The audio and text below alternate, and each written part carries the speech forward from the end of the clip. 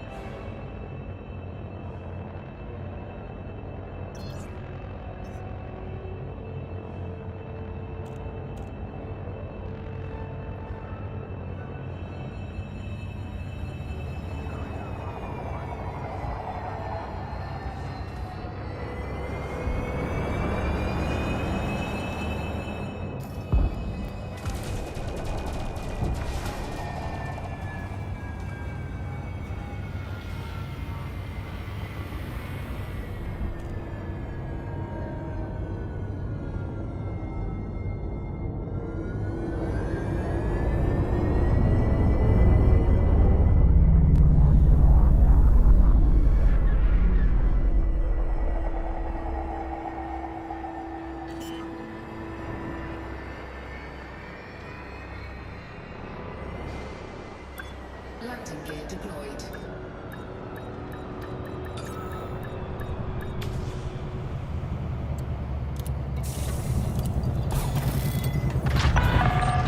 Touchdown. Engines disengaged.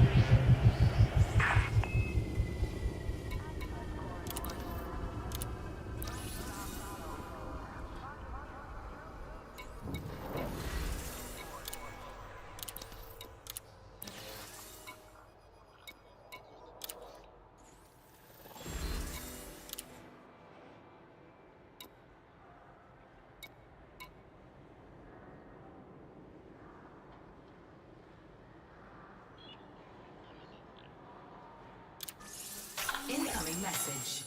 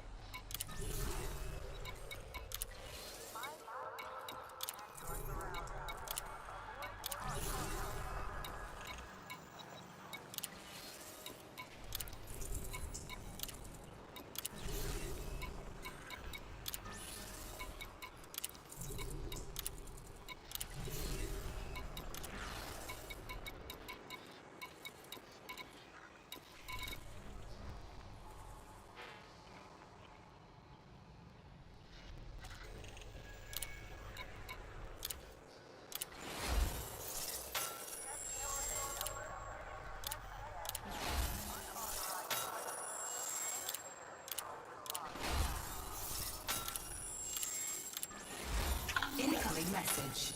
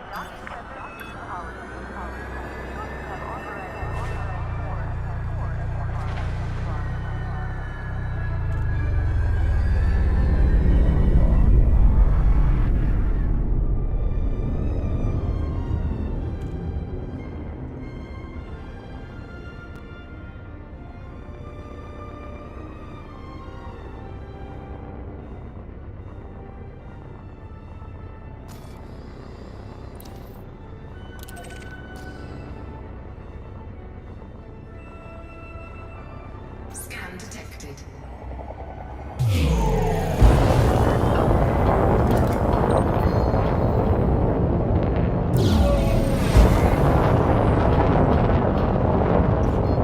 Frameshift drive charging. 4, 3, 2, 1, engage.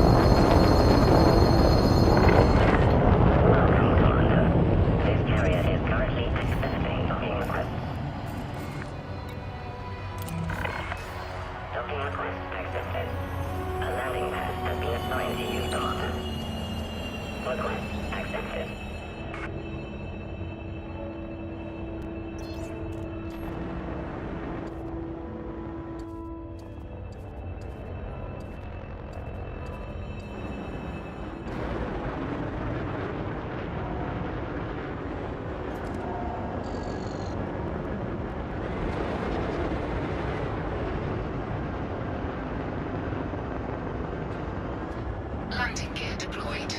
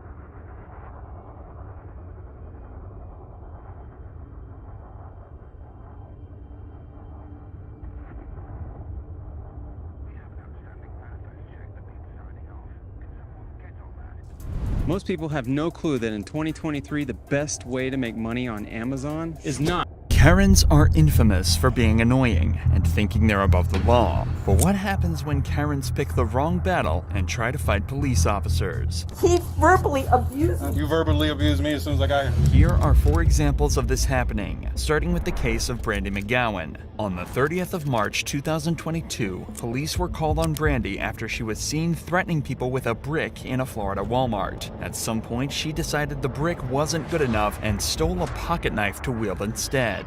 When an officer arrived, he found Brandy holding the knife. The cop was armed with his service weapon, but Brandy refused to drop hers. Drop the knife now! Drop it. Drop the knife. Drop the knife. Drop it now. Brandy seemed blissfully unaware that the officer is pointing a gun directly at her and has a taser in broad view on his utility belt. In these circumstances, he is well within his rights to use it to subdue and disarm her if he feels as though she's a danger to him and the civilians around him. Clearly, she doesn't understand that, as she stands her ground and continues to threaten people with her weapon. Put it down. Drop it. Drop the knife. Put it down. Put the knife down. Put the knife down. At this point, backup arrives on the scene and takes the attention off the first cop for a moment, giving him the opportunity to holster his weapon and switch to the taser. In this situation, it's obviously much more preferable for the cop to use non-lethal force, but it's dangerous to lower his weapon while in a one-on-one standoff. The arrival of the other officers gives the perfect relief for him to switch to and deploy the taser. Drop the knife now.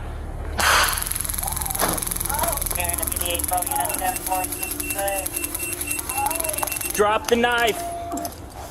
God damn it! So you're all kidnapping me? You got it? The taser does a perfect job of disarming Brandy and allowing the cops to put her in cuffs and detain her. After the Walmart interaction, she was taken to a local hospital for evaluation, where it was discovered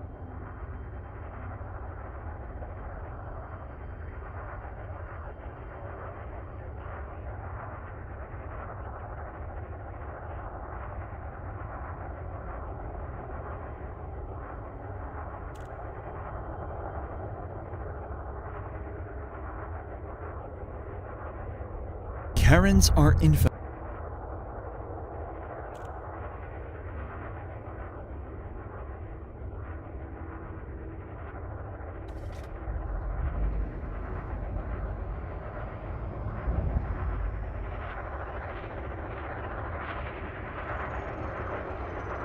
BlizzCon for Diablo 4 has mixed reviews from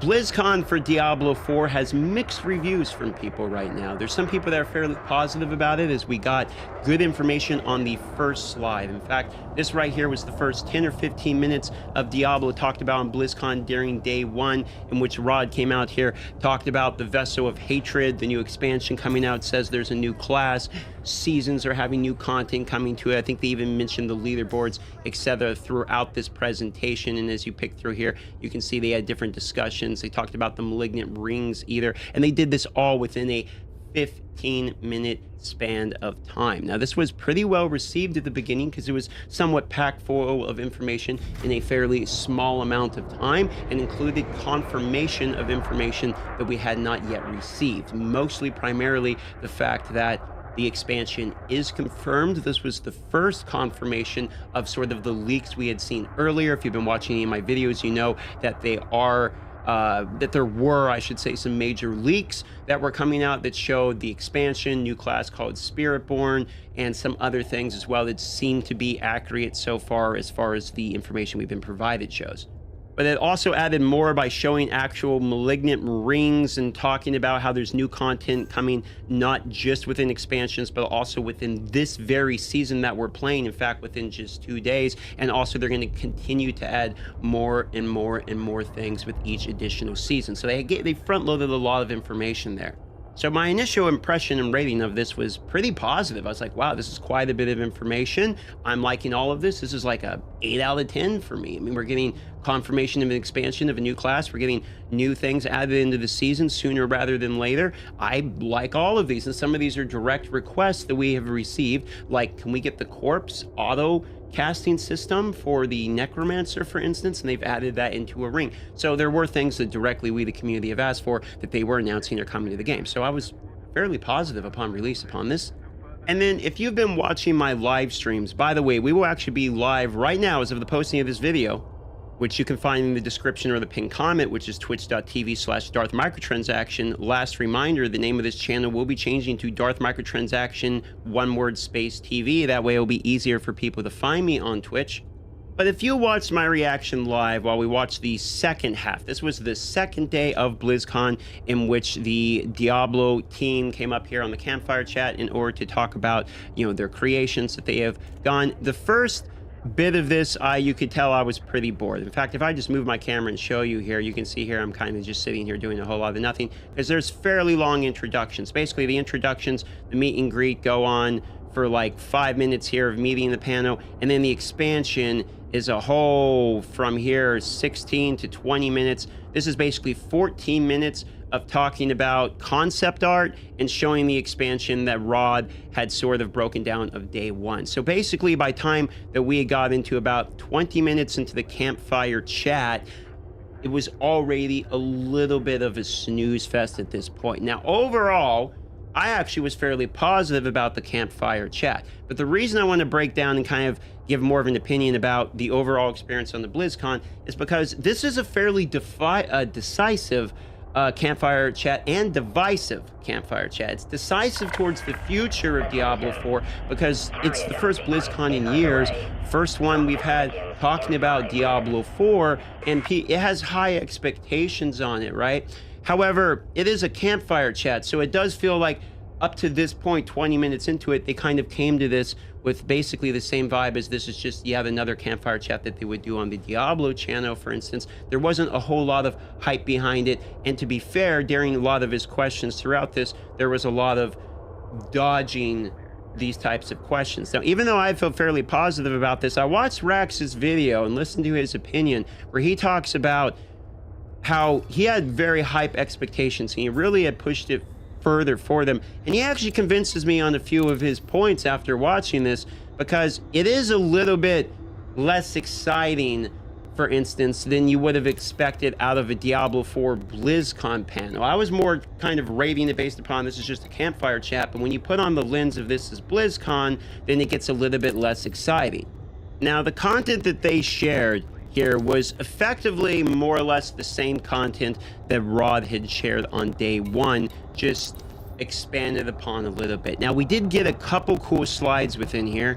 Primarily this slide, which shows the way the new Bloodforged sigils will work. That you have this new in-game cycle of upgrading your Bloodforged sigil to sort of do this new boss mechanic that's behind this new dungeon. You can do this and upgrade this sigil up to 25 times, which upgrades your new Paragon glyph you only get from this, which can be upgraded up to 200 times. And so we have sort of, I would call this like a Paragon level-esque from Diablo 3 way of continuing the grind. It's not infinite cap, but it's a new way that once you've completed basically everything that the game has to offer so far, you have further incentive to push your character farther and farther and farther and farther and farther. So I actually liked this part because out of everything, this part gave us the most new information. They also broke down the holiday event, gave us a little bit more information and videos on this. However, myself personally, I actually like holiday events. I don't know if you guys don't like these, do like these, what have you. I actually like holiday events that have cosmetics around it. That's just a subjective thing, but they're kind of fun. I don't think it's game changing. It's a temporary event that is only just for a temporary fun during Christmas season. It's not really a big deal. It doesn't really change the game any. However, what does change the game a little bit would be the season leaderboards, and the season leaderboards, personally for me, were better than I was expecting. I had pretty low expectations, and maybe this is why I'm, not so upset about this one, but I actually thought the leaderboards looked pretty cool. I like the gauntlet system. I like this part right here, where you can have these different rankings depending upon how far you actually got into this. You could have different rankings until you're into the top 1,000, etc. But this is where we start to get into the parts that I think was a big miss, and I would be more harsher with my opinion on, which is the Q&A portion of this was fairly missed. They asked about the armory system, and during the armory system in particular, they ho-hummed and then said, like, maybe soon.tm. Itemization, the answer is we're not ready to talk about that yet. So I'm probably of the opinion this is BlizzCon and you're trying to hype it up.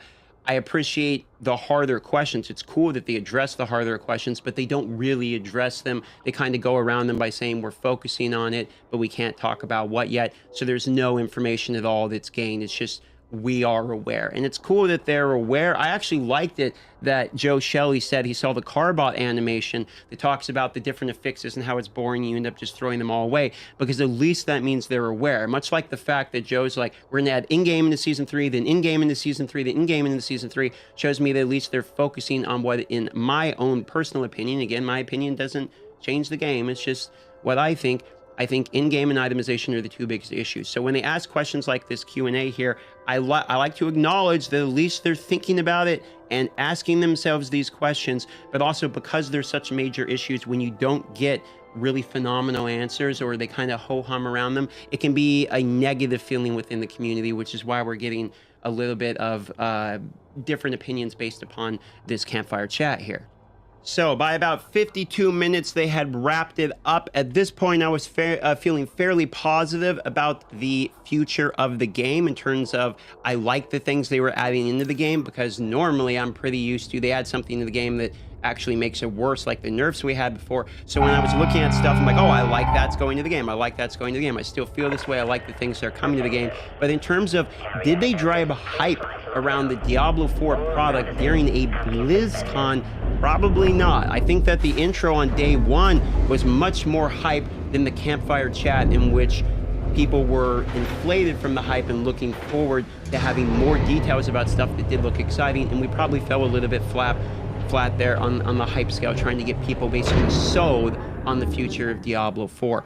And I think this kind of comes from, we have 5 people there on the panel, and they have some questions they can't really answer that they ask themselves anyway, which probably wasn't the smartest move, like the armory and the itemization. If you don't have answers for that, try to pick questions hopefully at least you do have answers for. But again, I appreciate them addressing the itemization at least in the little bit manner that they did, but also by the fact that, you know, not everyone's a good salesman, is the way I would put it. You know, when Chris Metzen went on the stage for World of Warcraft, I don't actually like WoW Retail. I like WoW Classic, but I'm not really a big WoW Retail fan anymore.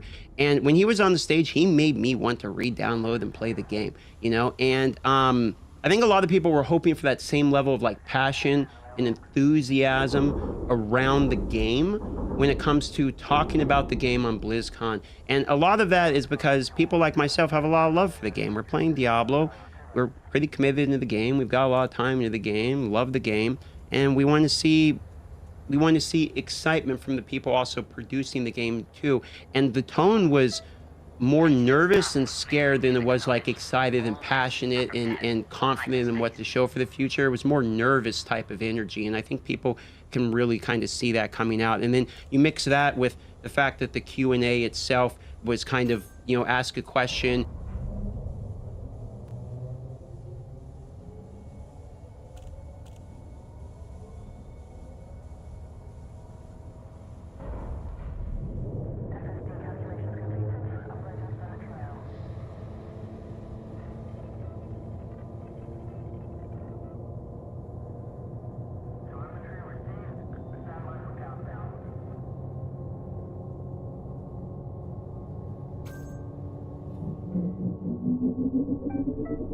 Attention, all carrier crew. Frameshift drive engaged.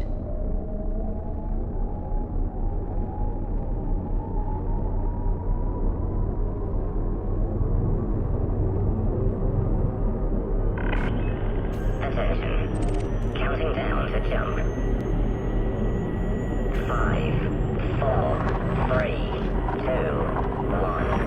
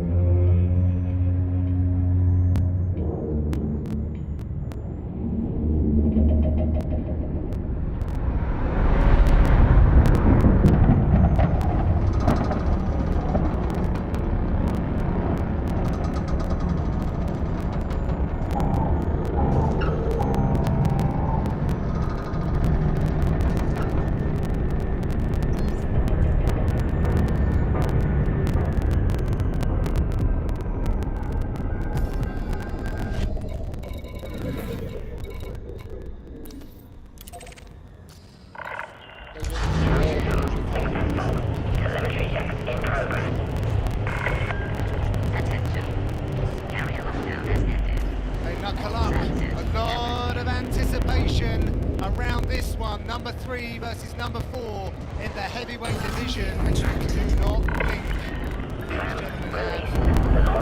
A tendency to get their work done fast and early. Curtis razor blades. Sergey Pavlovich. There's attention in the air here at UFC Apex.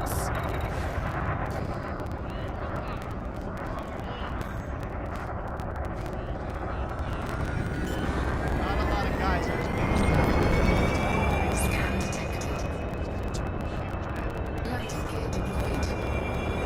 tiny octopus.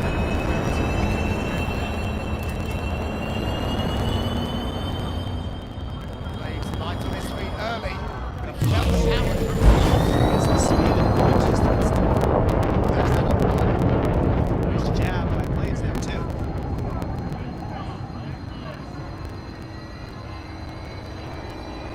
Pavlovich says once I start hitting his chest and punching him, he won't be shooting. Nice jab. Oh, tagged by Blades. We got a fight on our hands. Oh boy. Yeah, me too. Blades is connecting with Pavlovich. No doubt he's getting through. Yeah, both guys are landing. Both guys so far eating each other's power and no problem. No wobbling of the legs yet, which has got to be a confidence booster for both men. But especially Curtis Blades, knowing that, okay, if I can stay in here long enough to exchange, maybe then I can level change and bait him into thinking I want to have a stand-up battle. Yeah, Pavlovich has the #1 active knockout streak in the UFC. I mean, what a credential to have. Well, no doubt at this level, if you can't let your hands go and get your opponent to fear your striking, it's really hard to set up your wrestling because these guys are talking about a title shot next. They have to be able to mix everything together. That kick there for Blades. Watch those uppercuts. That uppercut of Pavlovich is so close. Oh, that floored him. Blades to not just touch him and stay Nice there. He's jab. got to move his feet afterwards. That jab of Blades is a huge weapon, and he hasn't thrown one calf kick yet, but it is there. Blades has felt the power of Pavlovich early. Of course, Pavlovich is at his most dangerous in the first 5 minutes. There's one. Oh, that jab is strong. Oh, wow. He's on skates. He Blades buzzed is him on with that skates. jab. Why is he not even trying to shoot? That's what Blades needs to do here. I can't believe he's just standing and exchanging with Pavlovich. Pavlovich seemingly There. freezing Blades. First shot denied. That work in American top team being put to use for Pavlovich.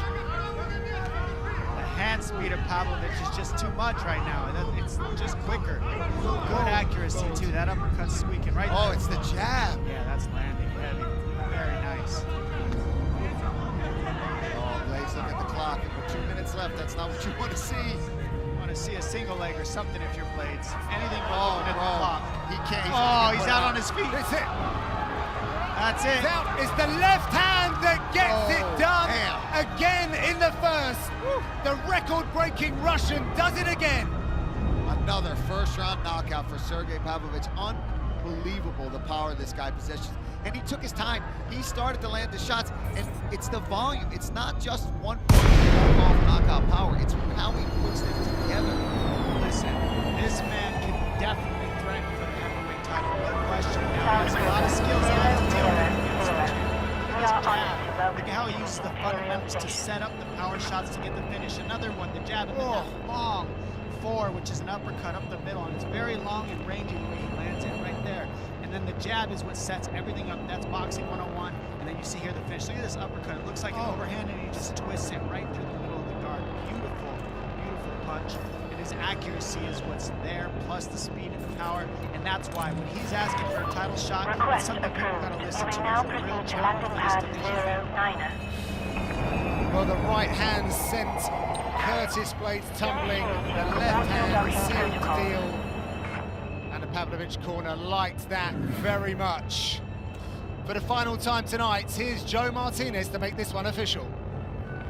Ladies and gentlemen, the end comes to the official time. 3 minutes, 8 seconds. Round number 1. Referee Mark Goddard puts a halt to this fight. Your winner by TKO, Sergey Pavlovich!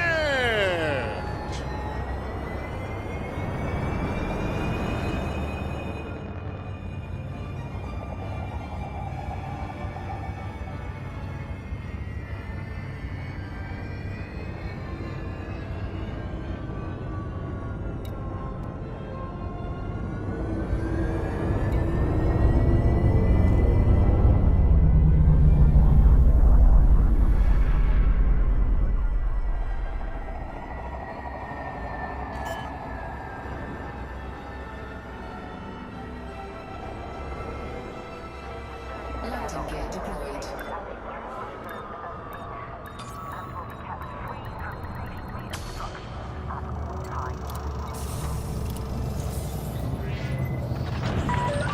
Landing successful. Disembark when ready.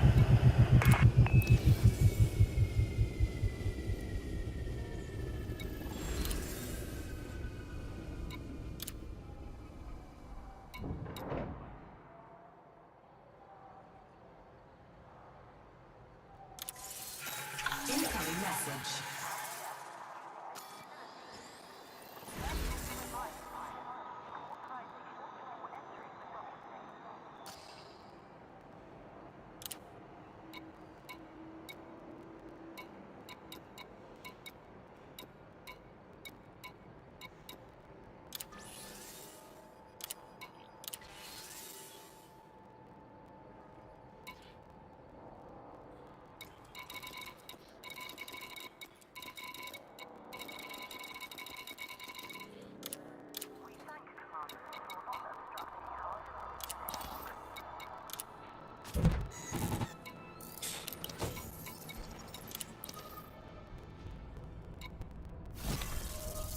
Incoming message.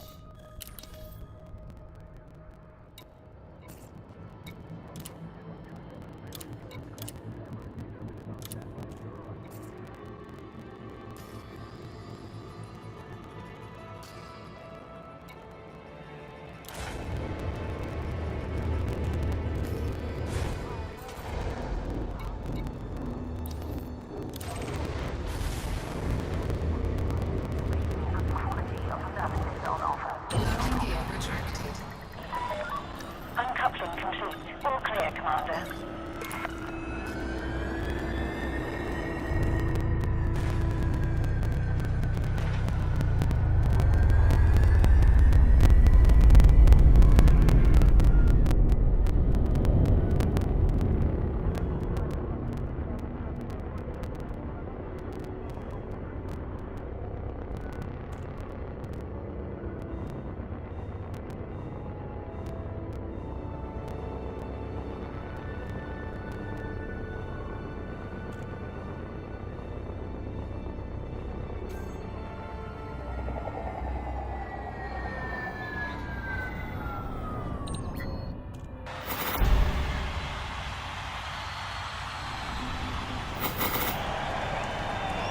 Gentlemen, went over the rules in the back. Protect yourself at all times. Obey my commands at all times. If you want to touch gloves, touch them now. Step back. Good luck with John Jones and Alexander Gustafsson for the UFC Light Heavyweight Championship of the World. Big John McCarthy, our referee.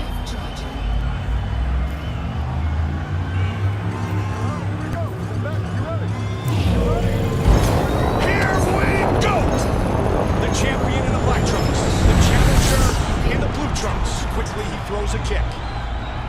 Nice inside leg kick to start off by Gustafsson. Gustafsson has a lot of power in his right hand. Right away, it's already interesting seeing the distance. Seeing that Gustafsson can close the distance in a way that we've never seen in a John Jones fight before.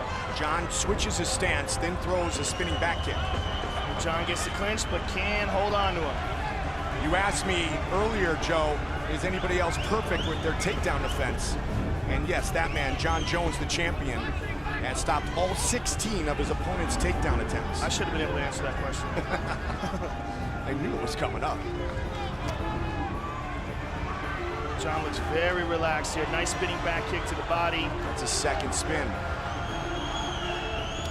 Nice kick there, the elliptical kick to the thigh, and the front leg side kick to the thigh as well. John is really starting to incorporate that a lot into his game. And it's a very frustrating kick to deal with, but Gustafsson answers with some kicks of his own. It stops you in your tracks, literally. Yeah. Really torque your knee. Both the front leg side kick and the elliptical are very controversial because they hyperextend the knee if they land correctly, but so does a leg lock. You know, I mean, the idea that those should be illegal, I think, is pretty silly. Jones, as you have said many times, uses them better than anybody. Yes, and there's a nice inside leg kick in return by Gustafsson. The wild card is nice the wrestling jab by Gustafsson. Of John Jones. So far, they have kept it on the feet, which is what Gustafsson wants. He feels he can outstrike the champion, who is in the southpaw stance again. Nice kick to the body by John.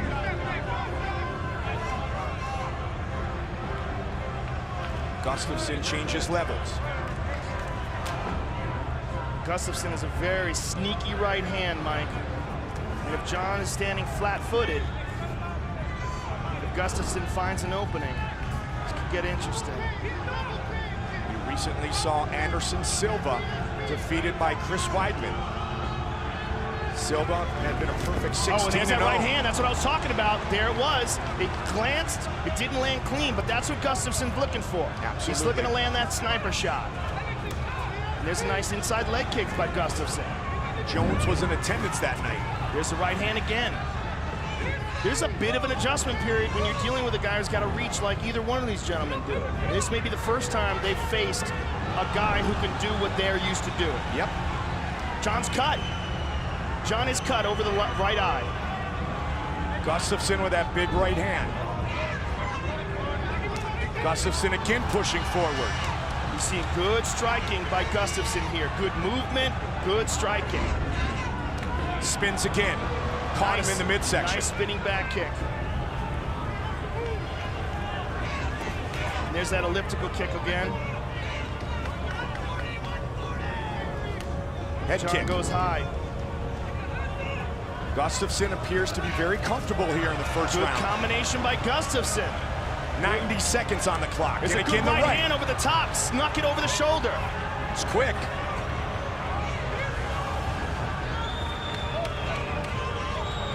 Nice leg kick by John and a return by Gustafsson. Gustafsson said he would have the speed advantage.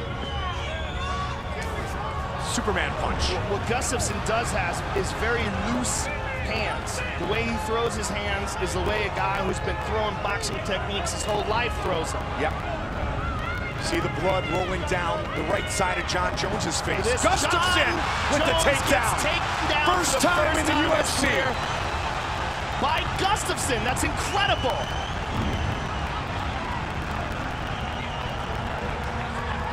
Right back up. That's all that time spent with Phil Davis and the members of Alliance MMA.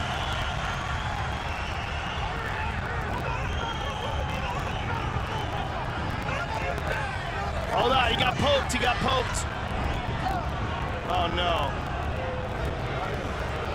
We can only hope this is nothing. Jones gets taken down for the first time in his UFC career. Both of you are sticking your fingers out, like I told you, okay? How do you look? Let's take a look at the replay here. Yep, one finger grazed the eye. It doesn't look too bad, though. It doesn't look too bad. That didn't go in that deep. And Gustafsson is kind of blinking a little bit, but not too bad. I think it's going to keep going. Here we go. And Big John said to both fighters, Joe, you're both sticking your fingers out. Let's keep an eye on it. Let's watch it. Well, they're both used to using that excellent reach advantage and holding guys off. Yep. Spinning elbow by John. John's really starting to get aggressive now. Kick to the body. Now Jones looks for the takedown.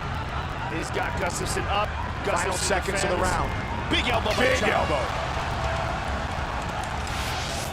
The champion is cut. The challenger is set for round 2. The light heavyweight belt is on the line.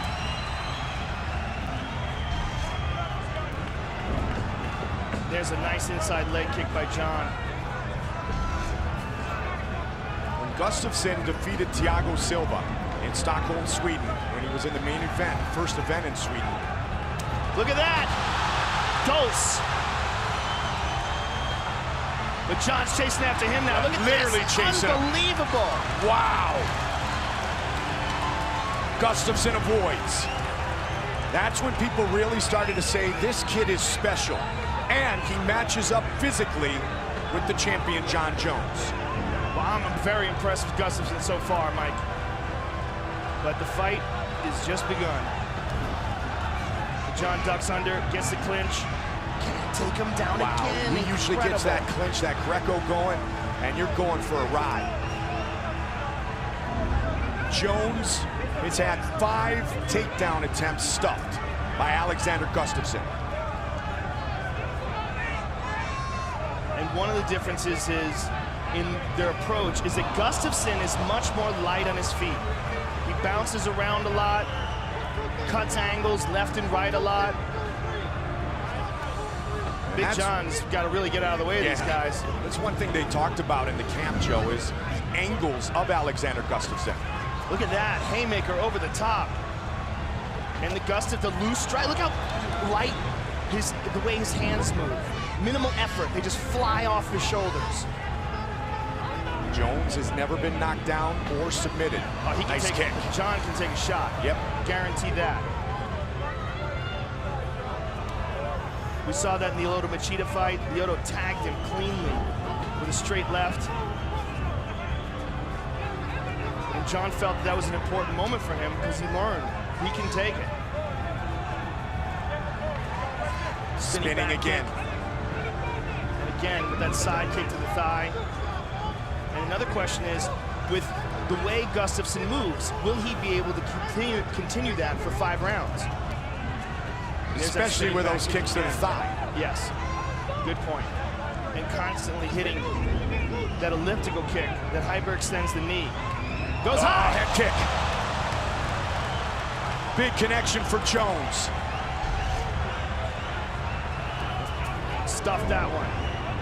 Now John knows that Gustafsson is thinking of taking him down.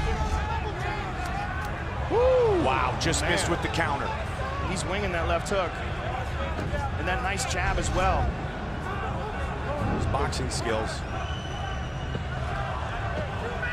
Over the top. 2 minutes on the clock here in the second. Gustafsson does have an amateur boxing background, defeated the Swedish national boxing champion.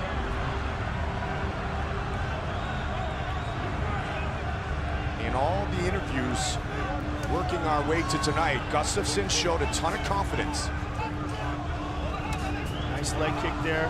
Said quite simply, I can beat Jon Jones any day. So far, he is right in this fight. Jones misses with the right. Again with the head kick. But look at this, caught the leg. John rolls under, tries to get a hold of him. Now he's got a clinch, he's got the hands behind the hips. How about the takedown defense of Gustafsson? Amazing. That's what you get when you train with Phil Davis. Yep, 6 for 6. Incredible, absolutely incredible. That's a huge story in this fight. It really is.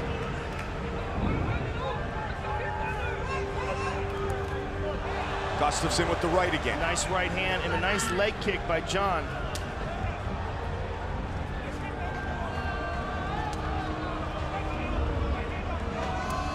Again with that inside leg kick. Stats are very even thus far in the striking department.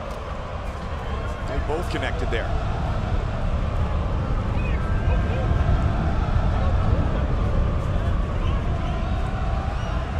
Oh, going high.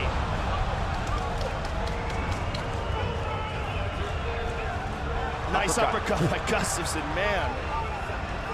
Gustafsson seems to have the advantage with the hand techniques, Mike. John has been throwing some really nice kicks. That one checked. But Gustafsson seems to have the hand speed advantage here. Final seconds of the round. 9-fight winning streak for Jon Jones, the longest active at 205. 5-0 versus current or former champions. Taken down for the first time inside the octagon earlier tonight. He's still having a bit of a problem with that right eye. The cut above it. From a very early punch from Gustafsson. Proceed at your earliest convenience to pad 17. There's that kick again. We have engaged. As John continues to land these hard leg kicks. Oh, big combination by Gustafsson. A right over the top and a right uppercut. What I was saying is that those kicks are going to take away some of the movement, and some of the movement is what has been a key to the success of Gustafsson. And as John continues to pick away at that leg, we see him being a little bit less nimble every time those kicks land. Checked. Gustafsson remains engaged. A lot of kicks and good success with the kicks for Jon Jones. Went with the spinning back kick to the head, Penn and Morale style. Look at They clinch up for a second. Takedown defense by Gustafsson. Really impressed with that aspect of his game, and that is, look at that, jab to the body and then up high. And that's something that he really realized he needed to work on, his grappling, and that's why he came to Alliance. Right hand over the top. After the Phil Davis fight, he knew that he had a hole in his game, and he knew if he wanted to compete with the best fighters in the world, he had to make the move to America, go with the top kick. And not much better than Phil Davis to work on your wrestling. Oh, high kick! Again. Uppercut, level changes by Gustafsson. Third round. This has been, in John's side, the most he's ever been hit inside the octagon by strikes. And the most he's ever been hit cleanly. But he keeps on coming. Nice kick to the body there by John. And a return by Gustafsson. Inside leg kick by the Swede. And then the real question becomes, what happens as this gets into the championship rounds? Is Gustafsson prepared for that? He's never been there before. Good uppercut and a good right hand behind it by Gustafsson. Big jab now to the body. Mixing things up nicely with the hands. Gustafsson Another again right connects. Just High past kick. the midway point of this championship fight. The key to John's attack has really been the kicks in this fight. That's where he's been the most successful. Nice elliptical kick again, hyperextended the knee.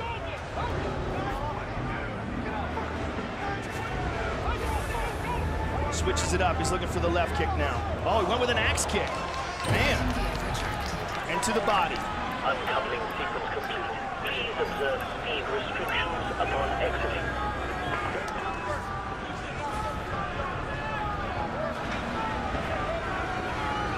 Kicks to the body, hard kick, and a left hand behind nice it. left. That kick was hard, Mike.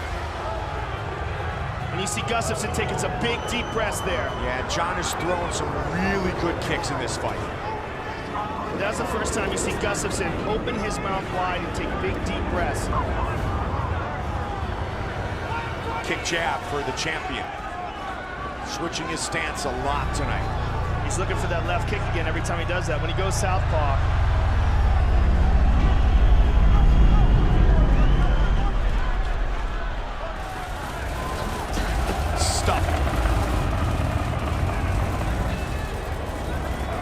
Gustafsson, 1 of 3 with his takedown attempts. Good hands again, he's finding Jon Jones's face. 45 seconds. look at that. Both men. Gustafsson retreats, gets back to the center of the octagon. Excellent footwork by Gustafsson. Look at that combination. And a jab and an elbow. John's looking for that spin. Yep, there's the elbow. Look at that, Gustafsson grabs a hold of him. Can he get another one? Nope. Amazing that the takedowns in this fight have been Gustafsson. 5 seconds of the third. Check We are headed to the championship round. Jones went 5 rounds in his defense in Atlanta against Rashad Evans. He went into the 4th round with Rampage and into the 4th round with Vitor Belfort. But those were very different fights. There was a very different feel to those fights. This is a very competitive fight. And there's a nice left by John. This is the first time Gustafsson has gone into the championship rounds, and there's that big right hand again. It's a very different fight than those fights because John was in complete control of the Rashad Evans fight by the time it got into the championship rounds.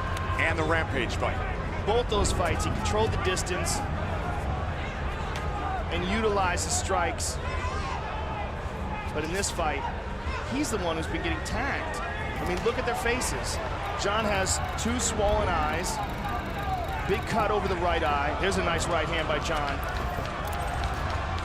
And he can't get a hold of Gustafsson, which is really crazy to see. And there's another thing to consider, and that is the toe of John Jones that was badly injured in the Chael Sonnen fight. I know he had a lot of time to recover, but how much of that injury is still lingering?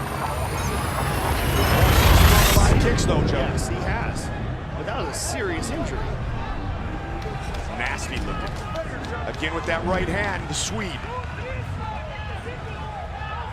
You know, when you see fighters enter the octagon, you never know what kind of injuries they're carrying with them, and almost all of them have something wrong with them come fight time. There's a nice jab by John. You said physically that Gustafsson matches up better than anyone who has ever fought John Jones before. And the combinations he's throwing, just so loose, right to the body, left up top. But we wondered, could he handle the brilliance of the champion? And thus far, the answer is yes. And then something. Statistically, he has the lead. Nice leg kick by John. I would imagine that John has the leg kick advantage or the kicking advantage. Is that correct? Yes. But in overall strikes, it's Gustafsson. Nice straight jab by Gustafsson. There's a nice inside leg kick by John. And another. But, you know, we're in the 4th round now. I mean, something's got to happen here. Yep, over 120 significant strikes landed by the challenger. Oh, again, beautiful left. The most impressive thing has not just been the striking of Gustafsson, but his ability to stuff the takedown. Yep, in that slip and counter Look at that a moment left. ago. And a Again, right hand. teeing off. John's got the clinch here. Let's see what he can do with it. A lot of time to work. He drops down. He's got his hands clasped together. Let's see the defense of Gustafsson. Can he spread those legs? Can he get that base wide? He got him. Amazing. Wow. Amazing. And that cut is leaking into his eye badly. Not only does he avoid the takedown, but those vicious elbows in the ground and pound of John Jones. Look at the cut over the eye of John Jones. And that punch landed early, Joe, in the 1st round of the fight. And that's got to be impairing his vision. A nice left hook and a jab. Smooth boxing by Gustafsson. And still moving very lightly on his feet. And again with the right hand. Here's the takedown attempt again. Stuffed one more time. Wow. Despite the fact that he took all those leg kicks, he's still moving very well. 9 for 9. And another one, he goes up high. Takedown defense has been perfect for Gustafsson. He has stuffed all 9 of Jones's takedown attempts. Oh, nice left by the champion. Gustafsson takes it well, he steps in with an elbow. 45 seconds left in round 4. John looks for the spin. Again. There's a nice elbow. Caught him. Oh, that might have hurt him. Yeah, that did. Jones with a big vicious knee and a vicious elbow. 30 seconds left in the round. Gustafsson trying to escape. And Gustafsson stuffs the takedown even while hurt. Amazing. 20 seconds. And stays and busy. again with a big elbow. Watch the clock closely. Gustafsson is hurt. And he looks for the spin again. Gustafsson's busted up now. Final seconds of the round. Flying knee. Gustafsson is going to survive. Incredible fight. Incredible fight. Who would have thought we'd be going into the 5th round and Jon Jones might have to take Gustafsson out to retain his title. They are on their feet here inside Air Canada Center. Toronto, Ontario, Canada. 5th and final round. Wow. What a fight. Jones draws blood at the end of the 4th. And we have no idea if Gustafsson is fully recovered. Gustafsson was in some serious trouble towards the end of the 4th. He got that left to land early. Nice right hand and a left behind it by Gustafsson.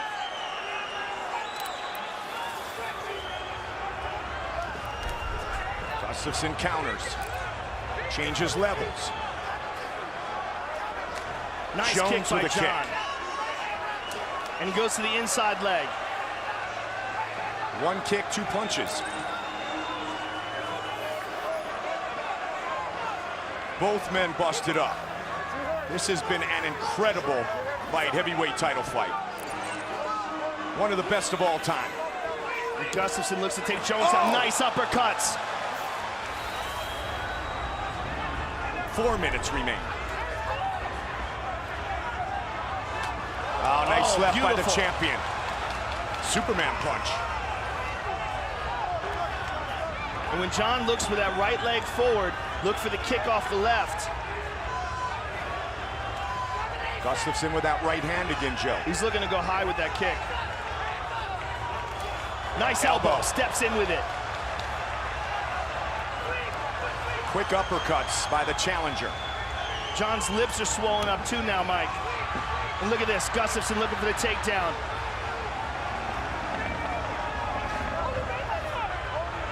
Those punches of Gustafsson are busting up the mouth of Jon Jones.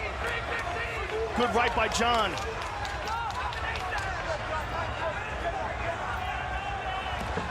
Can he get this one? Finally, on the 10th attempt, Jones gets the takedown. But he's exhausted, Mike, and he's got to pass this guard to do some damage. And Gustafsson is scooting back to the cage. How much does Jon have in the tank now? Gustafsson right up to up. his feet, incredible. And Jon's taking some big, deep breaths here. As is Alexander Gustafsson. Jon spit some blood out of his mouth there, Mike. Midway point of the 5th and final round. The UFC light heavyweight title is on the line. Big head kick. And Gustafsson just ate it. Yep.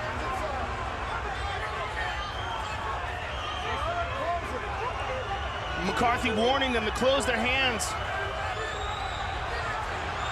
Gustafsson with a kick. Gustafsson just put his hands on his hips like he was exhausted. Another head kick. Gustafsson might be in trouble, Mike. 2 minutes on the clock.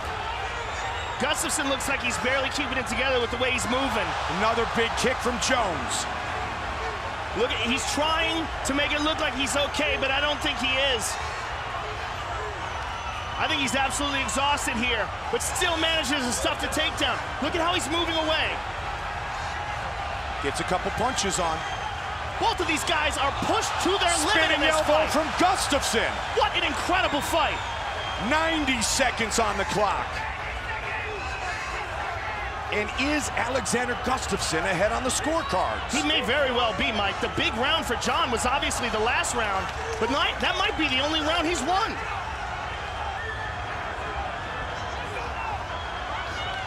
What an incredible title fight. And Jon may easily be winning this round, though, too, Mike. So all he would need was one of the previous, the first 3. 1 minute remains. Another head kick.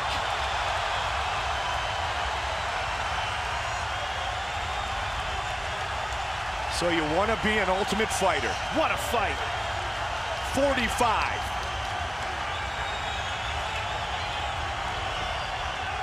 Let's see if Jones trying to make Gustafsson history tonight. can pull it off down the stretch. If he can really put something together to take this round. 30 seconds. There's that head kick again. Gustafsson missed with the uppercut. I'm amazed at Gustafsson's ability to absorb that head kick. And another again. one. Incredible. And an elbow. 15 seconds. Gustafsson's got a chin on him, man. 10 seconds. And Gustafsson with a trip.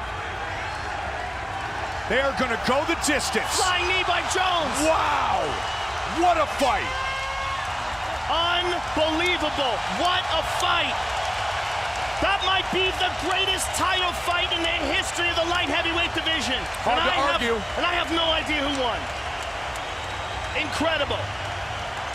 History on the line tonight.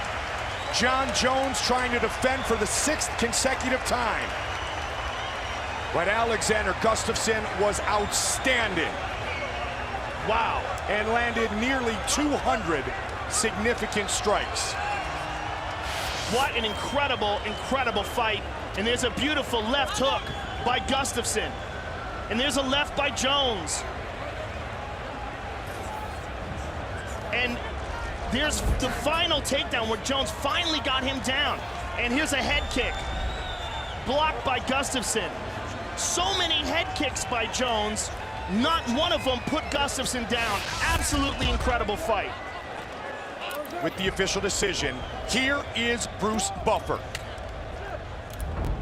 Ladies and gentlemen, after 5 rounds, we go to the judges' scorecards for decision.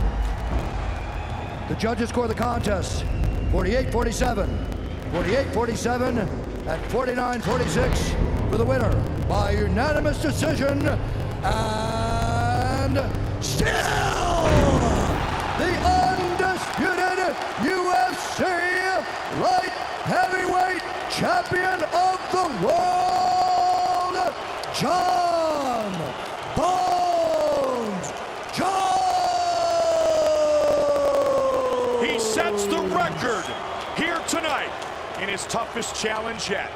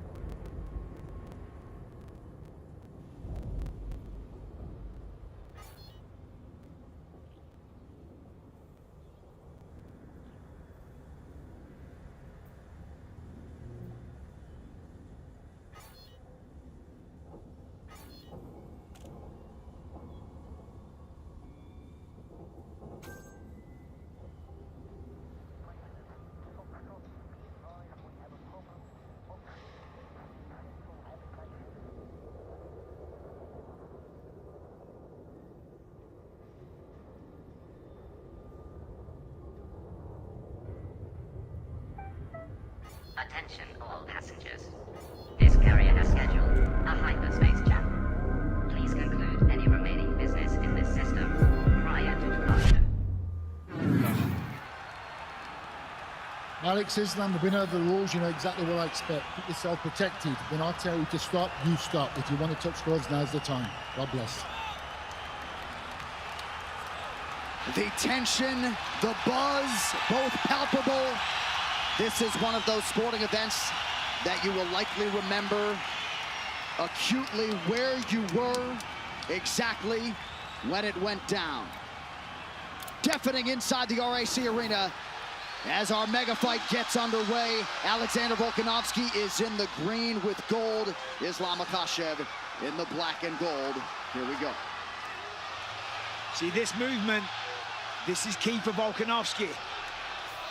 But can he continue doing it for 25 minutes without Islam forcing a clinch situation? The striking weapons I like for Islam from this stance are that back leg, that teep kick up the middle. We've seen that land on Volkanovski versus Ortega. Obviously, the left hand are two of the biggest weapons, the backhand and the back leg, but it's that teep kick up the middle and the knees, the tie clinch of Makhachev. That's what you got to keep a lookout. Those are big weapons for him against a shorter man in Volkanovski. Makhachev opens to the body and lands.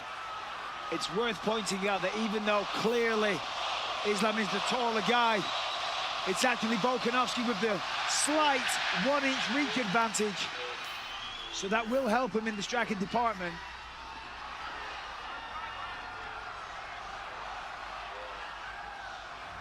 See how smoothly Volk switched to the stance there. And he believes that that's key. To overload the mind of Makhachev, to keep him guessing, to confuse him. There's set entries and set combinations when you're striking or you're taking somebody down based upon the way that they stand. Volkanovski believes if he continues to switch, it's going to confuse Makhachev. Pretty good entry there by Volkanovski. Oh! Big stick with a left hand by Volkanovski. We're going to start seeing some of those shots soon, I have a feeling. That's going to give Volk a lot of confidence. Oh, I think he verbalized "let's go" right after he landed. Let's go indeed. This crowd is ridiculous. Volk's got to be careful. He can't overcommit. He can't swing and get reckless. One of the things that Volkanovski said is that Makhachev won't take a lot of risks. He's going to be very safe, and we're seeing that early. Well, Makhachev's waiting. He can't wait too long.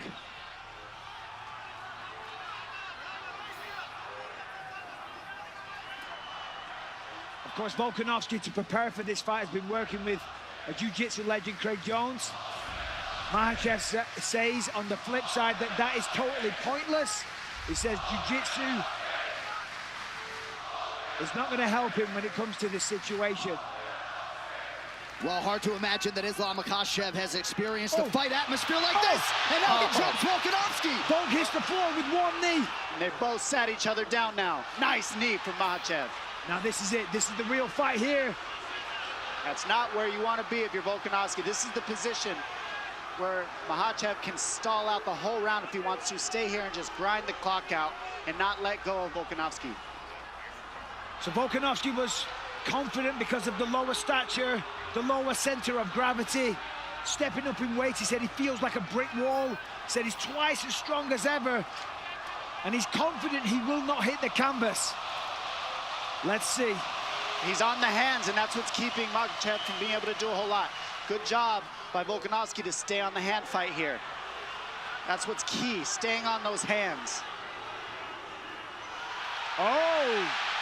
Beautiful takedown to the follow-up. Beautiful job. So Makhachev 1 for 1 as he is able to get Volkanovski down. And that is what makes Islam Makhachev Look how he squeezed in the back leg.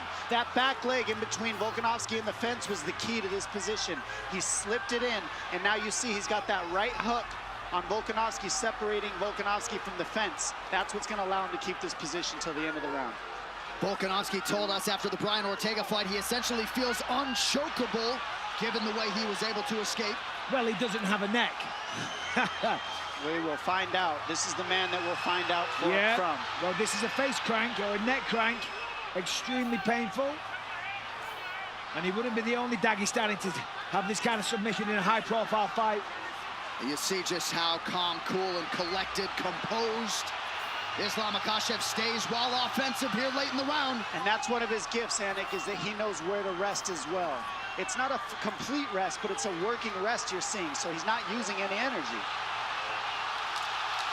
And for Volkanovski on the same thing, take your time. There's 5 seconds. Think he likes his job at all? What a way to start the mega fight. Now let's take a look. Right hand, left straight for Volk. Connected, kind of wobbled him. But Volkanovski, 8-1 here, went down to 1 knee, and of course Islam fires back straight away. There's a head kick, partly blocked by Volk, and this was the beginning of the takedown. Gets the rear body lock. Volkanovski tried to roll with it and get top position, but Islam, this is what he does. Show that right, Volk. Yes, buddy. Well, if you're looking to hear that corner audio, tonight is probably not the night. Now, the key of why that left hand got in for Volkanovski is in the middle of being a conventional fighter, he switched stance to land the right hook left straight. That stance switch is hard to read in the pocket, and that's what Volkanovski does so well.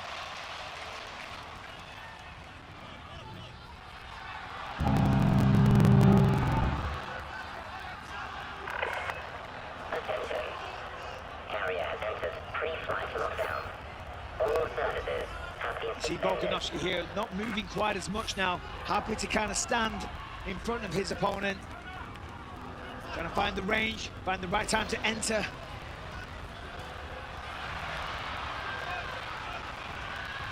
Volkanovski like a bat out of hell when he enters.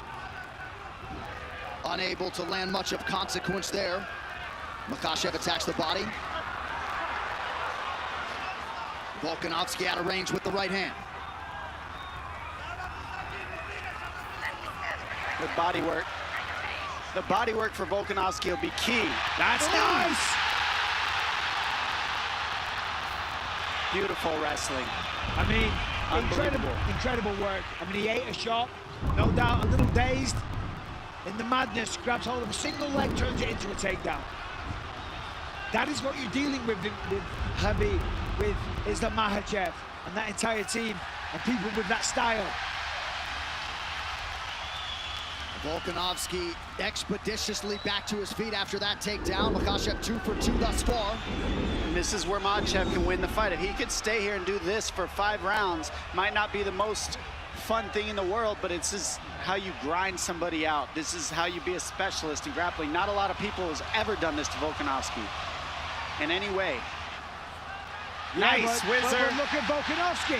Beautiful. Gets back to the feet and lands a huge knee. And this was the question.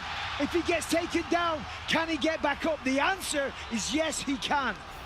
Looked like Makhachev landed a nice knee to the body a moment ago. Under 3 minutes now in round 2. And now it's Volkanovski forcing the takedown. And he's really showing just how strong he is. He really is. I mean, he's able to twist that position right up and turn it into a 50-50 position. Let's see if he gets his arms out of there. Yep, and gets to space. Well, he's fighting fire with fire. You've got to be offensive. Is that okay? 2 can play that game, my friend.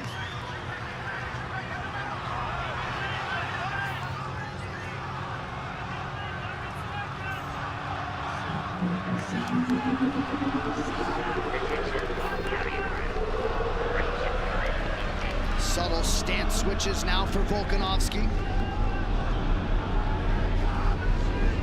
He's got to be aware that the fence is right behind him. Pushing forward, that's nice. Takes the center of the octagon, just out of range. 5, 4, 3, 2. Under 2 minutes here to go in what has been a competitive round 2. Incredibly competitive. Volkanovski getting the better of these exchanges.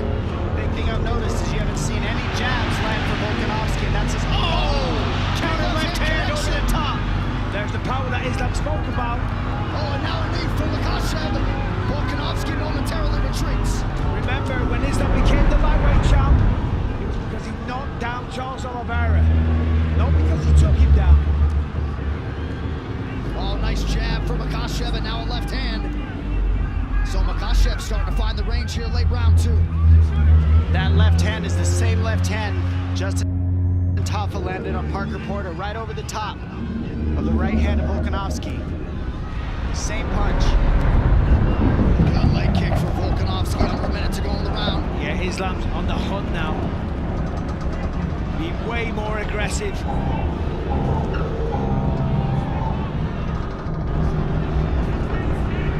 And that's 2 drops to 1 for Makhachev so far in the stand-up round. Well, and you felt like he had a point to prove in that department. Not that he was going to strictly fight there, but And this is where he's so strong in this tie clinch as well. Volkanovski working through it, getting in the hand fighting, Look at doing this. the right things. It's Volk going for the takedown there. He thought about a single leg, thought about a double. He's got to get on the legs in order to stop that tie clinch, because you can't let Makhachev have his hips back to throw those knees. So you see him getting in on the groin, grabbing that high crotch area of Makhachev so he can keep his hips on the fence. You're seeing just how strong he is. This is a very competitive fight. As advertised, through 10 minutes.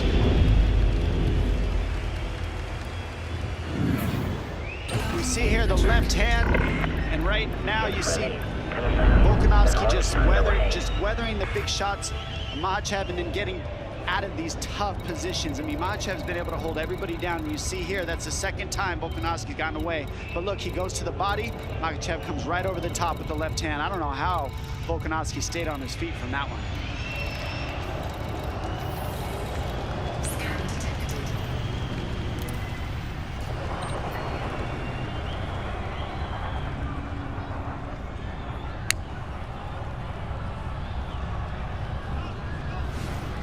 Third round of a possible 5. Volkanovski's in the green. Islam Makhachev in black. You might have caught Eugene Hammond telling Volk, can't give him any control time. And Volkanovski saying that he didn't feel strong. He asked him several times, Eugene said to Volk, is he strong? He's like, no, he's not strong. Very interesting.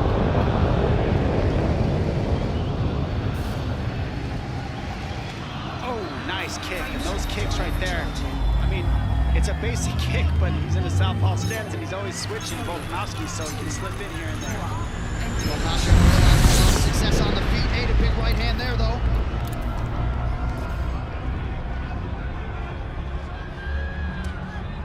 You have to wonder about the mindset of both men. I think coming into this one, Volkanovski, without question, realized he had a very tough opponent, that this was going to be an insanely hard night at the office.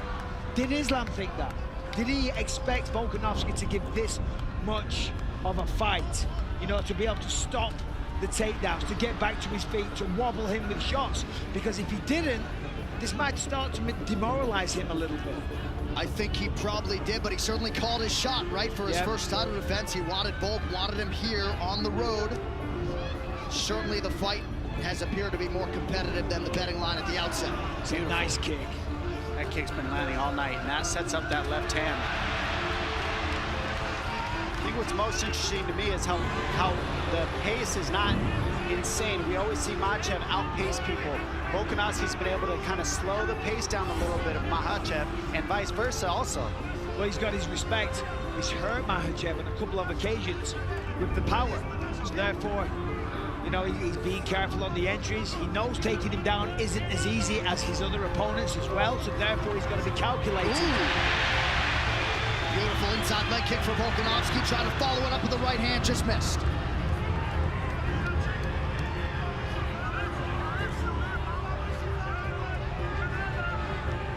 But you are right in terms of the energy expenditure, the risk reward for Makhachev. It's usually a much higher pace from both these guys. They have really stifled each other's pace. And I said this leading into this fight. If it becomes a fight like this, where they're clearly very evenly matched, it comes down to who's in the better shape. You know, obviously we can see here, they're very evenly matched on the feet. Volkanovski has the antidote to the wrestling and the submission attacks. But who's going to tire first? Because when somebody starts to tire, the other man will take over and ultimately win the fight. Listen to this crowd.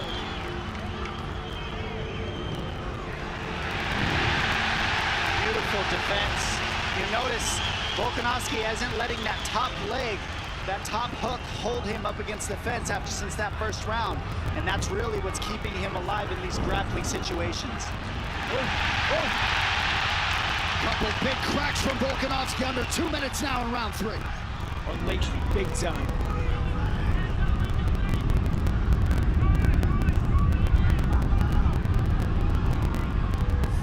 Makhachev has landed 54% of his significant strike attempts, 39% for Volkanovski. Slightly more volume from the challenger.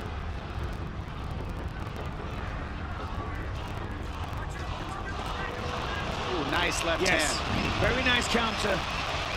Makhachev has been sharper in the striking in this fight so far, 100%. Without question, Dom, he's definitely found the range. He's definitely landing on the chin when he sees an opening. One shot gets it done. And on the other end, Volkanovski's grappling defense has been very, very good. That's why we're still seeing a stand-up fight here. And we haven't seen anybody challenge Makhachev, make him stand up, and now we're seeing it. No.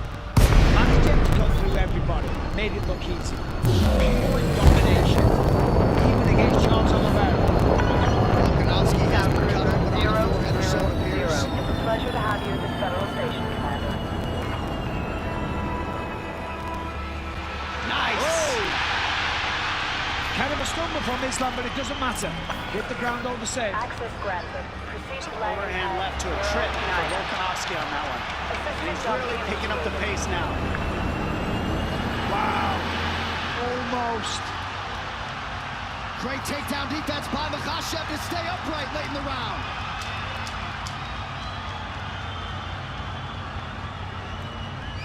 Waning seconds of round 3 of a possible 5. Have you ever heard a crowd like this? What a fight. Incredible. Championship rounds coming up. Here we see, some back and forth exchanges. Beautiful body kick by Islam. He's been throwing that all night. Again, Volk goes low, rips that lead leg away from Islam. Here's a wild exchange. Nice elbow gets through for Makhachev. Incredibly close round. Both men fighting tooth and nail.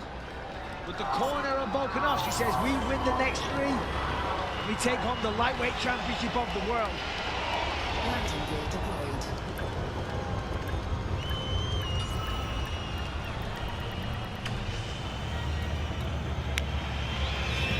The biggest weapon of Volkanovski is his output and his energy and his cardio. It really is. He's outworking everybody that he's fought, and right now that's what's keeping him in this fight, is his energy levels have not gone down. He's keeping the pace. 6th consecutive fight in which Volkanovski has fought at least into a 4th round. Only once before against Thiago Moises has Makhachev fought into a 4th round. He has never hit a 5th round in his MMA career. And I think the southpaw stance and the length, Makhachev is really causing a problem for Volkanovski in the stand-up for sure. It's just hard for him to land his jab. That's generally how he gets off, and he hasn't been able to land his jab in this fight. Of course, because it's dangerous getting in the pocket against Islam, but Islam connected there. I gotta say, we're in round 4. Islam, if he wants to hang on to that belt, he needs to step on the gas.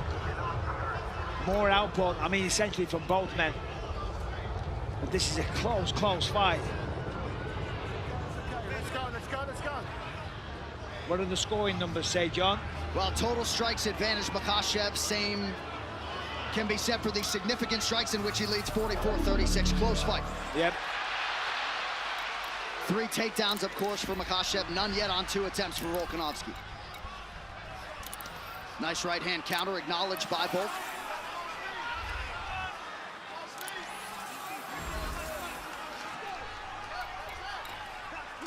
Oh, that's how you time a takedown. Beautiful. Amazing work. And not against the fence, and I can't stress enough what an advantage that is for Islam. And you see, look, Bolt straight away going for it. And look at the way he took the back. Come on, you have to appreciate that. That was like a ninja, like a python wrapping itself, coiling around this victim. And it did look like perhaps a momentary loss of discipline for Volkanovski, maybe engaging in some verbal stuff with the Makhachev corner. And now Islam has control of the body.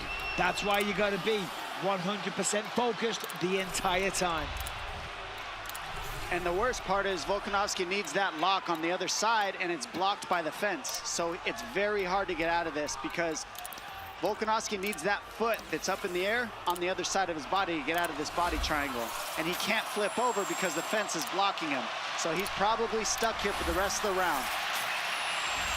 More than likely, Dom. I'd agree with that. Now, Volkanovski's smiling and grinning. He's playing up to the cameras and whatnot. But he's in a losing position right now. And honestly, he would have a better chance if the lock wasn't up against the fence like that. But being there is perfect. And that's what Makhachev does so differently, is he cuts you off from the fence so you can't use it to stand up, because they're so good at the wall walking stuff. And they're so good at using the fence offensively and defensively. They have so many reps that they know how to keep you from using it.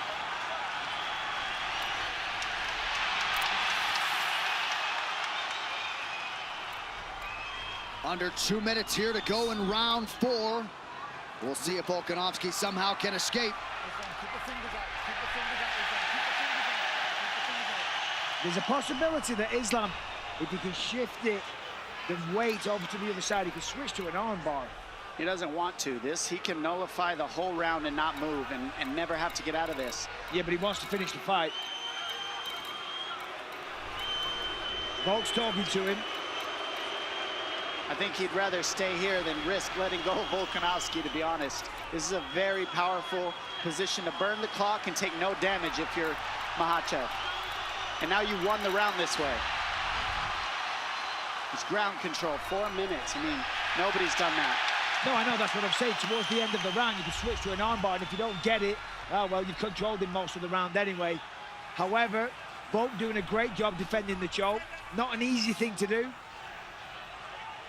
I mean, on paper, yes, control the hands, fight the wrist, etc., etc. But against somebody like Islam Makhachev, not easy at all. Well, none of the hand fighting works unless you deal with that body triangle. And the body triangle can't be dealt with until that lock is on the floor. So the #1 problem is stopped by the fence. You can't get the lock where he needs it because of the fence. And that's why Volkanovski's so frustrated. I was just about to say, he can't allow himself to get frustrated or to let this thunderous crowd influence his movements, because one little mistake and he loses this fight. But look at that. Amazing. Even if this fight doesn't get finished, I think we're going to see it again for some reason. This is definitely going to happen again. Look at this.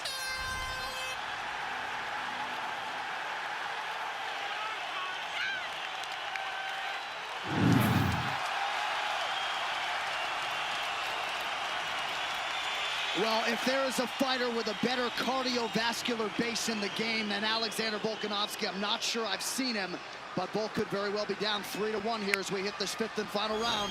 Yes, there's a very good chance of that. However, they are close rounds. Volk is in the fight, and to your point, the cardio is ridiculous. At the end of that round, he was in Islam's face. Not sure what he said, but we got one more round, and it's still anybody's fight. First time Islam Makhachev has realized the 5th round in his mixed martial arts career. Beautiful connection with the left hand for the champ. And that's the timing that we spoke of before. And those are huge shots. I mean, they might not seem like much, but that's what's keeping Volkanovski in check. Those shots that land, because they're hard and powerful. Nice low leg kick for Volkanovski. You know he's going to go for it here in this 5th and final round. Ooh, nice knee. And now a left hand. The knees and the teep kicks were going to be key. He walked right onto that knee, but I tell you what, Volkanovski took it well. Only took a step backwards. But again, the timing of Islam. You know, we talk about his wrestling all the time. The striking tonight has been phenomenal. It's clean. Well, the efficiency in every realm of the game, Michael, is exceptional, right? Correct. 53% of his significant strikes have landed. Under 4 now to go. Ooh, oh, those knees. So smart. Cut him on that one. And that's what wins fights, are cuts. We know that because damage is how you win the decisions, according to the judges. Damaging moments, to be sure. And that's a pretty significant cut now to the left of the left eye of Volkanovski.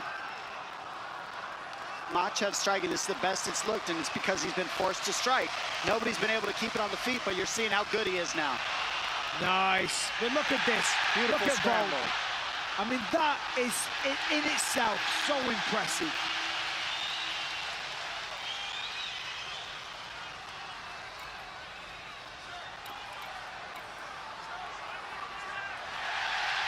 Three minutes to decide the UFC Lightweight Championship. Volkanovski breaks the clinch and immediately goes on the attack. But as we said, the timing, it is sniper-like for Makhachev.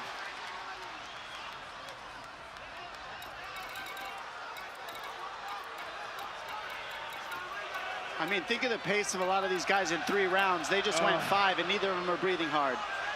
Again, the entry was perfect, but the counter grappling from Volkanovski. He's got to step over that back ankle. See that? The left ankle of Makhachev, he needs to step on that in order to turn the corner. And Makhachev knows that, Exactly. so they're in the battle. But we've got to see Volkanovski get around that back foot that he's grabbing. See how he stepped over it? Now that he stepped over it, he's good. Volkanovski's over that back foot, now he's okay. There we go, and that pushed him to the single. Great job by Volkanovski, perfect defense. Crowd pops as Volk gets back to his feet. 2 minutes to go.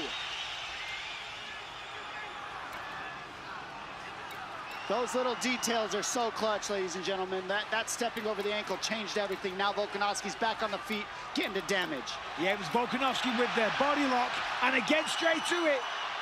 Cannot take him down. Wow. But he's trying, eating shots, getting kneed in the face, not taking a backward step, pushing the pace the entire time, meeting Islam head on, and there, almost. What a response defensively by Makhachev, and we better laud his cardio too, right? Yes. And we're seeing Makhachev check the clock.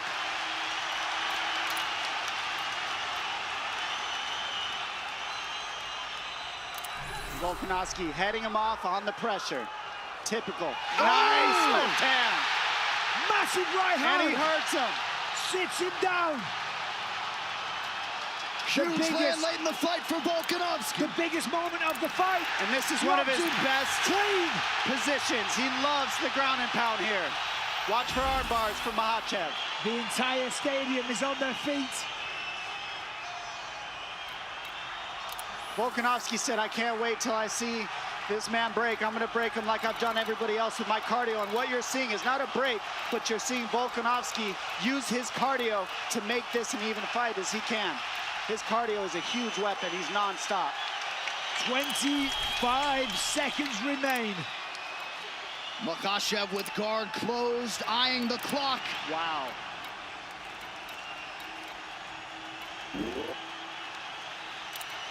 Last attempt from Volkanovski, trying to steal the victory, trying to seal the deal, become a 2-weight division champion. Whoa. Awesome Big ending crowd to a fight. strikes That's how late. you end a fight. What a fight! 25 minutes between Islam Makhachev and Alexander Volkanovski. A standing ovation from the capacity crowd in Perth, Western Australia.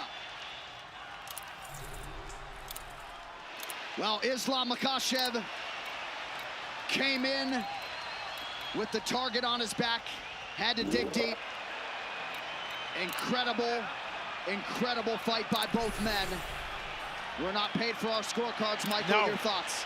Well, questions were answered. Could Islam take him down? Yeah.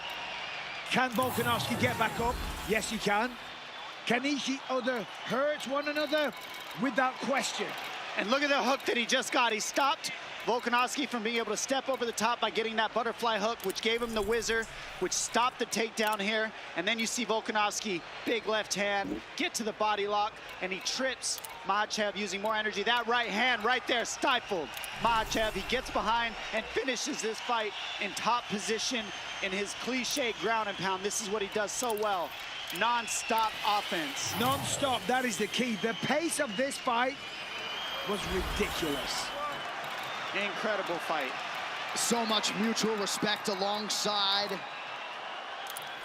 both sides of this rivalry. Nice embrace for Alexander Volkanovski with his chief corner, Joe Lopez. Seemingly, Makhachev had the lead going into that 5th round. Volkanovski had a huge moment there, but you just never know. Makhachev 4 for 9 on his takedowns. Striking numbers fairly even. All right, one final time tonight. Here's Bruce Buffer. Ladies and gentlemen, after 5 rounds, we go to the judges' scorecards for decision. The judges score the contest 48-47, 48-47, and 49-46 for the winner by unanimous decision, and still the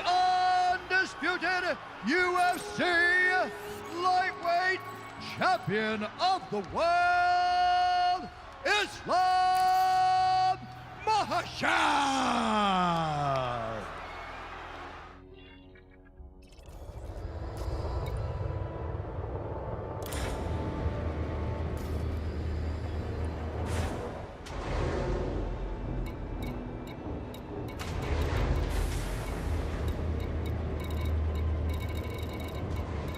Landing gear retracted. Docking coupler disengaged. Depart when ready, Commander.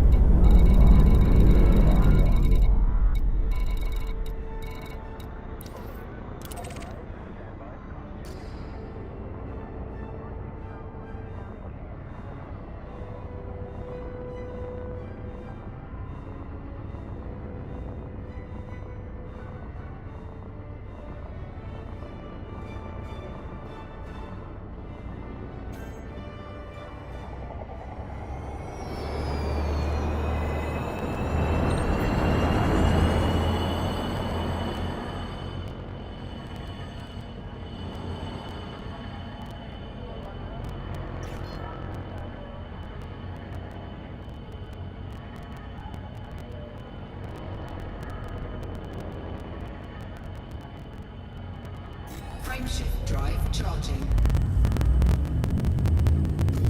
4, 3, 2, 1.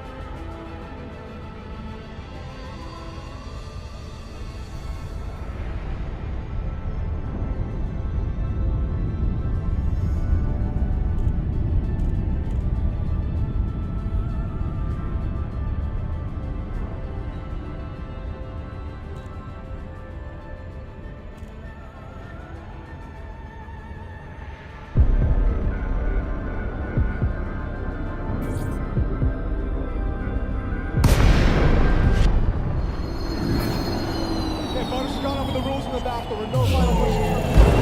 No final questions from you. You want to touch gloves come out now? Mixed martial arts at its finest. Two of the best in a division ubiquitously regarded as the best in the sport. Islam Makhachev, the -195 betting favorite to become a first-time UFC champion against the credentialed Charles "Do Bronx" Oliveira, who is +165. Oliveira in yellow, Makhachev in red. Whoa! Expect Oliveira to go forward. Islam with a big left hand early. It looked like he hurt him. Nothing we haven't seen before, though. No, you know Charles will get stunned, but keep fighting.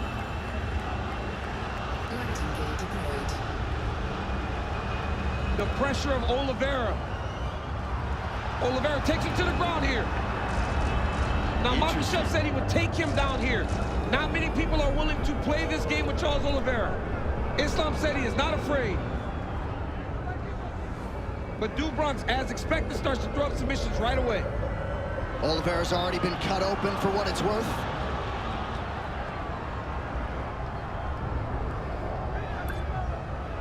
Islam really trying to make sure he gets either both arms in or out here. Nice job.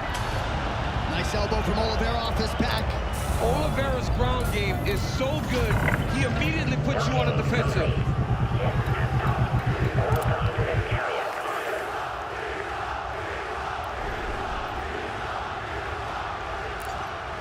Makhachev working inside that tight closed guard of Oliveira. And it's not just the submissions, Paul, when we talk about that active guard of Charles Oliveira. He will elbow you down there. He will elbow you. He will just keep swiveling those hips. He will threaten submissions and try to do damage from the bottom. But Islam already avoided that first triangle attempt, landed a big left hand to start things off. Makhachev, this is where he wants to be. Charles invited him down. Yeah, he did. Oliveira put himself in a position that Makhachev said he wanted to be. But as you see there, Oliveira with the active guard. Makhachev passes to half guard. Charles is going deep half sweep here. Trying to get up. Nice job there from Oliveira. Look for the knees of Oliveira in the clinch. Very dangerous. Great job there by Do Bronx. There's Getting back shot. to his feet, using that leg lock attempt to get himself back up. Now he's got Makhachev pressed against the side of the octagon. Right in the corner of Makhachev.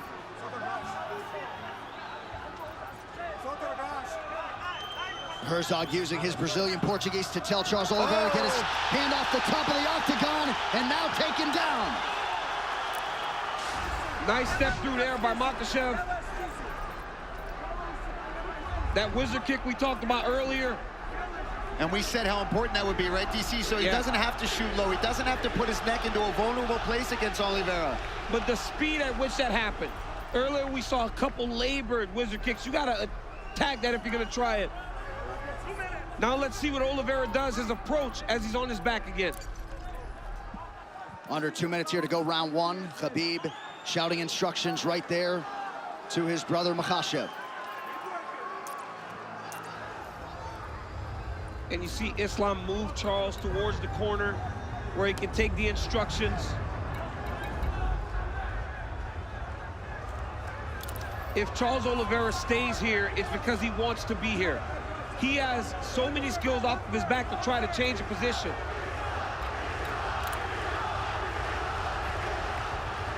Islam stacking him. Got to make sure the hips are covered. You cannot allow someone as good as Do Bronx to get his hips off to his side. You got to keep him square. And pushing him up against the cage is a smart approach. Because there, he can't move as much. He's got his head pressed in there. He can feel every motion coming from those hips. He knows what's happening. He knows if he's trying to swivel for an armbar or a submission attempt at all. And this doesn't deter Charles Oliveira. If you remember, Kevin Lee had a lot of success in round one on the ground against Do Bronx. So he will make the same attacks as the fight goes on. Strong example right there coming down the stretch of round one. Jason Herzog, you can assure, will give them plenty of time to work here in these situations. Yeah, these guys wanted to be down here. Charles invited him down, and Islam gracefully came down with him. Oh, big shots. That's something you don't want. You don't want to just continuously be stuck under Islam Makhachev. He's too good here. His base is so strong.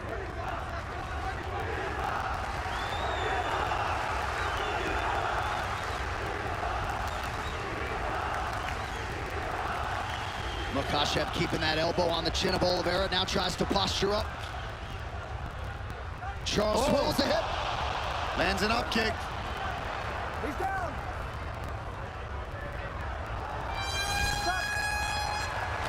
Round one done. All right, look, this is that big left hand. Nice straight left. Right off the bat. Look at this. We talk a whole lot about Charles Oliveira's striking, and Islam comes out with a nice strike. Harry gets a nice takedown, ends up right in half guard, right on top, and pressing Oliveira up against the fence, right in his own corner. Front kick to the face, okay? You got him in the end. He's faulted, okay? What he wants is that game. When he's on top of you, don't get him come to you, okay? You're hurting him. Don't get him get close to you. Listen, you need to come off after him. Don't pressure point. Listen, you need to be more active. Do not let him be active. Okay, get it. Watch out on the ground. Okay, watch out. All right, back to the live action. Round two of a possible 5. Charles Oliveira's corner looking for more output here at the outset of round 2. Kind of feels like Khabib wants this one even more than his own championship wins. Investment doesn't even begin to describe it when it comes to Makhachev's career and his involvement. Oh, another nice stick there by Makhachev early round 2. Oliveira right back under pressure. Oliveira's corner said they want him to go front kick to the face. Don't allow Makhachev to get close. Oh, Charles trying to get his own takedown.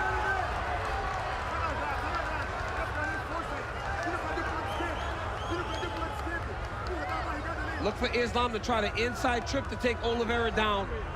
As he's in close, he will take that left leg inside to try to sweep him to his back.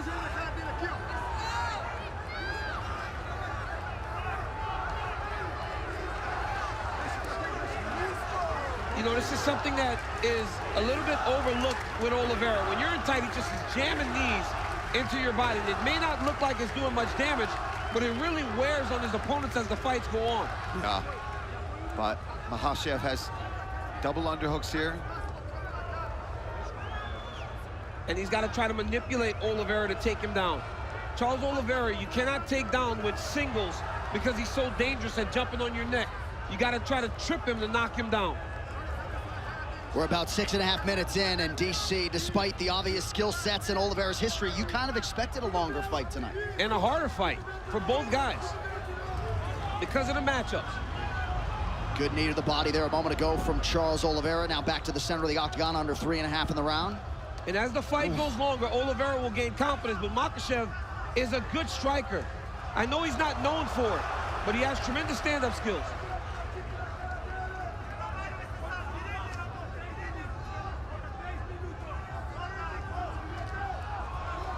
Islam doing just fine on his feet, though, so far in this fight. Yeah, but the longer he does that, the more Charles Oliveira feels good. Defending takedowns. And in that action there against the side of the octagon, you saw that Dubronx recognize this. Maybe this is not a fight that I want to be taking guard, right? He's defended and stayed upright, opposed to going to his back. Pretty good combination by Makhachev there, partially blocked by Oliveira. Head kick for Makhachev. Yep. Again, the guard raised for Oliveira, but still a rattle. You can see Oliveira just slightly hesitant now, knowing that Makhachev is always going to try to close that distance if we stand too long, and he doesn't like what he's seeing. Charles is just not as reckless as he normally is when he's chasing guys down. Yeah. I think he's just aware of the takedowns coming in his direction. I think Oliveira would do good. Knockdown from Makhachev. Right into the arm triangle. He's got to watch the arm triangle here. If Makhachev can pass the guard, he's got the arm triangle. Oh, this is tight. Islam Makhachev submits Charles Oliveira to win the title. Wow! What a way to step the world. Makhachev submits, the greatest finisher in UFC history. The belt en route to Dagestan. Wow. And new undisputed UFC lightweight champion, Islam Makhachev. So much pressure that the moment he cleared the leg, he was able to get the submission. That's how much pressure Makhachev was able to get from that top position. Unbelievable. So Islam Makhachev, as we have said repeatedly, would be favored to beat any lightweight in the world, and in under 2 rounds, he stops Charles Oliveira's winning streak at 11 and gains the lightweight throne. What a moment. You know, unreal the way that Makhachev was able to hurt Oliveira so many times on the feet. We talked all about his wrestling, the sambo, the jiu-jitsu, but it was the strikes that led to all of this. He was able to knock Oliveira down, and then once he had him hurt and had him just questioning himself for a second, he locks up this arm triangle, and like DC talked about, as soon as he even clears the leg, look, Oliveira's already tapping. That's the squeeze and the pressure that Islam Makhachev has. And you know what's funny, too? You could see Khabib could barely contain the smile, even for the walkout for Islam. Amazing moment. And of course, the late Abdulmanap Nurmagomedov, not at all far from the minds of that team and fight fans around the world. He said famously before he passed, when Khabib leaves, Islam will arrive. The arrival is here in earnest. Islam Makhachev, now the hunted, at 155 pounds. Pretty incredible. He started 1-1 in the UFC back in 2015, and again had a lot of expectations even then, and then was able to methodically reel off 10 in a row to set up this title fight, and he did not miss when the stakes were raised. One final time tonight, the veteran voice, Bruce Buffer. Ladies and gentlemen, referee Jason Herzog has called a stop to this contest at 3 minutes, 16 seconds of the second round, declaring the winner by submission due to a head and arm choke, and new undisputed UFC lightweight champion of the world, Islam Makhachev.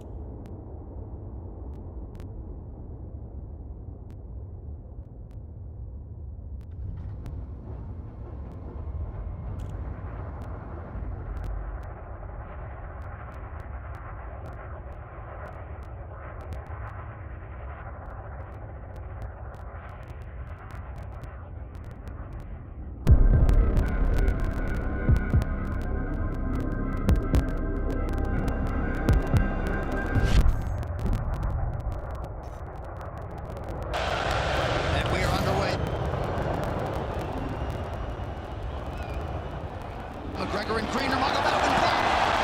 McGregor lands her. Pressure right off the bat by Conor. He's trying to force the shot out of Khabib with pressure, instead of waiting for Khabib to come at him.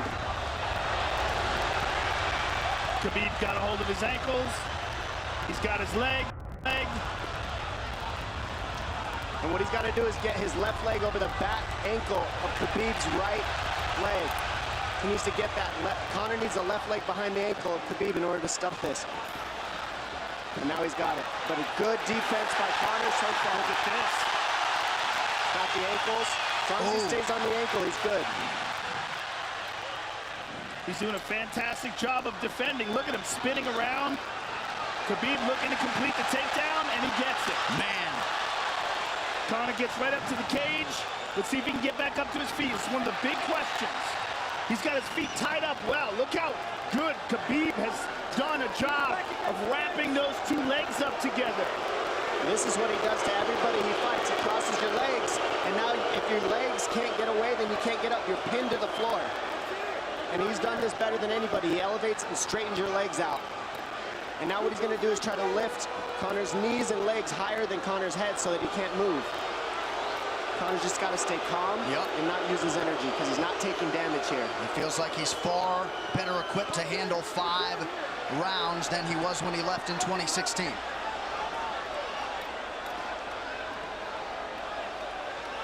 Khabib does such a good job of wrapping those legs up, extending them and wrapping them up so you can't get them out from under you.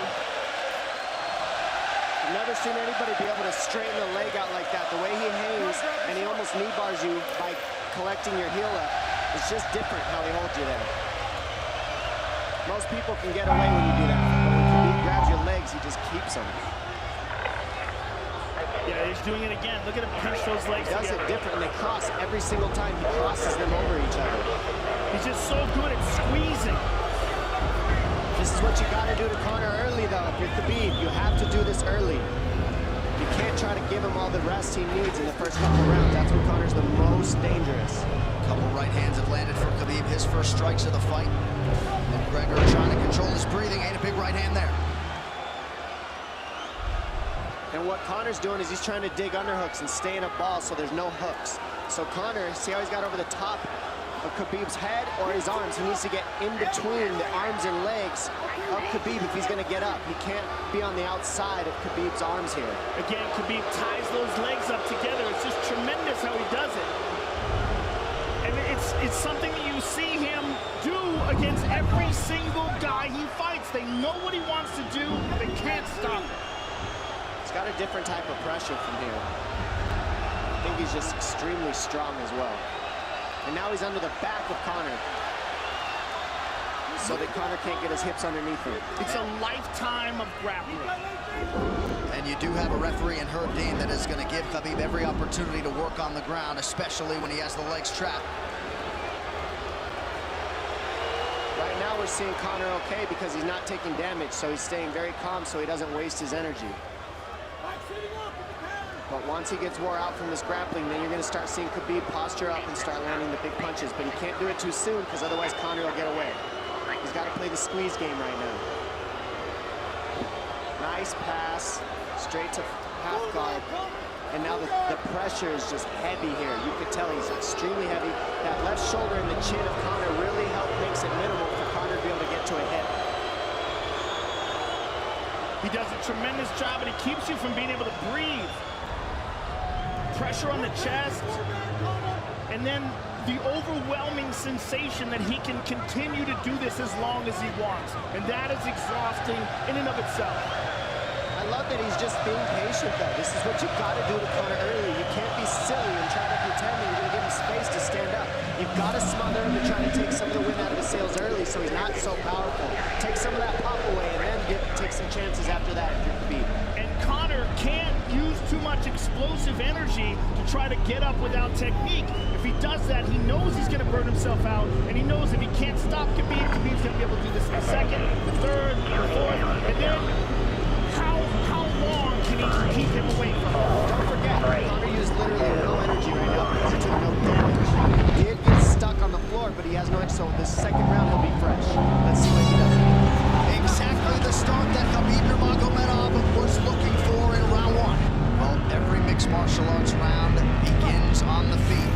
Let's see how it goes here early round 2. Conor knows he can land that left whenever he wants, so that's what he's waiting for. He's waiting for that counter. He's waiting to force Khabib to take a bad shot and then make him pay for it. That's what we're seeing here. McGregor fires the knee, appeared to just miss. Massive right from Nurmagomedov! And a knee from McGregor now! Right hand. Wow! And that's the problem with takedowns, is they gain the respect of the striker. You're striking. Exactly the start that Khabib Nurmagomedov was looking for in round 1. Well, every mixed martial arts round begins on the feet. Let's see how it goes here early round 2. Conor knows he can can land that left whenever he wants, so that's what he's waiting for. He's waiting for that counter. He's waiting to force Khabib to take a bad shot and then make him pay for it. That's what we're seeing here. McGregor fires the knee, appeared to just miss. Massive right from Nurmagomedov! And a knee from McGregor now! Nasty right hand. Wow! And that's the problem with takedowns is they gain the respect of the striking. Your striking gets better if you force takedowns because you're thinking about the shot. And now the shot's set up from the overhand. It goes back and forth, and that's what's made Nurmagomedov the best. What an entry by Nurmagomedov, and now he has McGregor up against the fence. 4+ minutes with which to work. And this is what Khabib has done to everybody. If you stop his wrestling, then he's going to punch you. Once you start getting punched, his wrestling opens back up. And that's why you need a threat of grappling and striking mixed together. But realistically, the sharpness goes to counter the striking, but the grappling is just so one-dimensional and so over. He's working an arm triangle here. He's got it up. He's on top of him, full mount.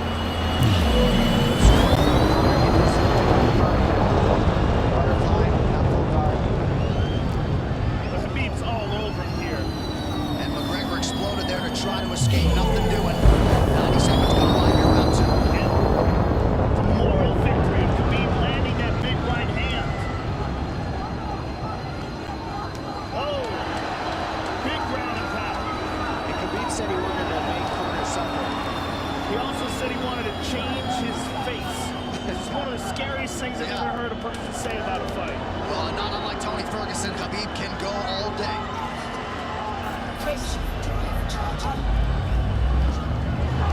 Oh, big right hands landing from Nurmagomedov, who came into this fight unquestionably in the shape of his life. Conor's talking to him. I can't hear what he's saying, but he's getting tagged. That's Khabib talking, and he's not saying nice things. Big elbow from Nurmagomedov did not appear to cut McGregor open. The power he generates from this ground and pound is just interesting. I don't understand, because you can hear it landing over and over. It's just ferocious. I mean, he's the best ground and pound artist in the sport. Oh, he's getting lit up.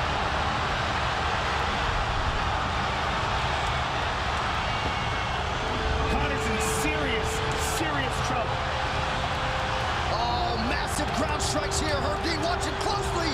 Khabib is trying to smash his face. McGregor forced to just cover up. How many shots can one man take? 2 minutes to go in the round. And he's trying to gas Khabib out because he's taking shots, but they're not the worst shots you can take. He's covered up. It just doesn't look good. I don't think he's trying to gas Khabib out. I think he's getting smashed. I think it's a mixture of everything. I don't think he has a choice here. I don't think he's trying to gas him out. I think he's getting smashed. I agree, but you have no choice either. Illegal knee on the ground by Conor. A knee to the head of a downed opponent. Can't interlock the toes in the fence. McGregor got away with that one, still doing it. Herb Dean should be warning him there. He's going for a Kimura here. That is tight. That looks like it's going to get finished here, ladies and gentlemen. That's tight.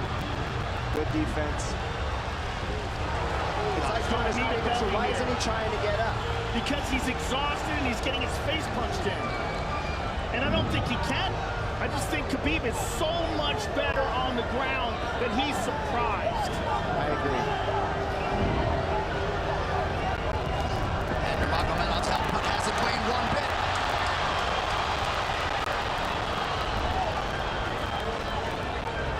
Now remember, we're dealing with the old rules here, so Khabib has to wait until he's fully up to hit him with knees. Crowd goes bananas as McGregor gets upright, but for how long? And he's taking some big, deep breaths. 30 seconds here in round 2.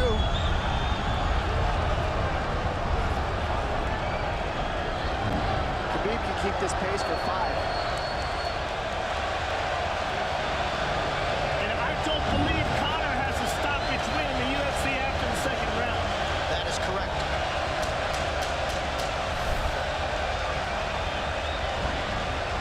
Conor hasn't had an answer at all for the grappling Khabib in one bit.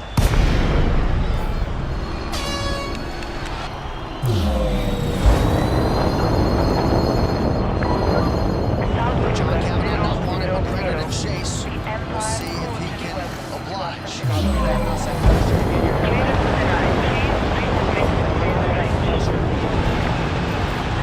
tired too, don't forget that. The striking, he's full of blood. That's McGregor sensing that now. McGregor looking for that big left hand. Khabib used tons of energy on that ground and pound, Joe. Tons. That was a crazy pace in that last round. We did see him slow down considerably against Al Iaquinta in the later rounds. And now you're seeing Conor go at the body. That's the same thing he did to Mendez. He waited 2 rounds and started teeping at the body. Then starts going up high. There it is. There's the teep to the body. He's just trying to take the air out of Khabib, letting Khabib wrestle himself out. Because you gotta, it can go both ways. Well, you hate to read too much into the body language, but this is as fatigued as I've seen Khabib Nurmagomedov in that octagon. I don't know if he looks fatigued to me. It doesn't look like he's breathing heavy. It looks like he's trying to find his moments, but he's getting outboxed. Yeah, I don't think he's tired. I think he's just a little heavy from the grappling past round. He's tired, per se. Muscles are full of blood, so it's a little slow. You are strongly advised to exit this area at once. That's what this coach is talking about. Stop that one. Oh, elbow by Conor. That's what Kavanaugh was talking about. Said the first couple shots are going to come heavy. Later on, it won't be so heavy. Big right hand by Khabib. Just over 3 minutes here in this third round. Please refrain from reckless flight, Commander. Level change from Khabib. He stuffed that as well. Look at this. This is where it's getting interesting. Now, the real question is, how much endurance does Conor have now? How much has he worked on his conditioning?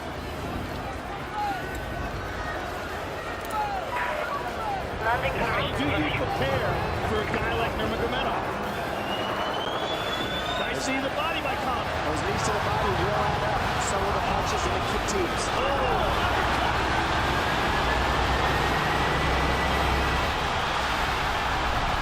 McGregor feints. These guys are staring each other in the face right at time. No range at all. They're just sitting there punching, exchanging. McGregor continues to make that body work. See Khabib standing right in front of Conor. Resume speed to 100 meters per second. You are in defiance of Imperial law. Slapped him. Slapped him on that one. Front kick to the body by Conor. He's pawing with that punch. Having a hard time getting that snap back. And Khabib standing right in front of perhaps the best striker in UFC history. McGregor to the body again. Good left hand to the body there by Conor. Another good knee.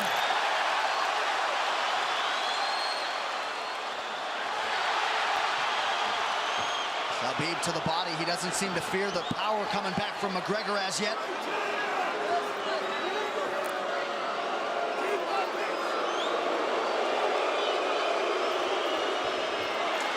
Trip by Nurmagomedov gets McGregor down briefly.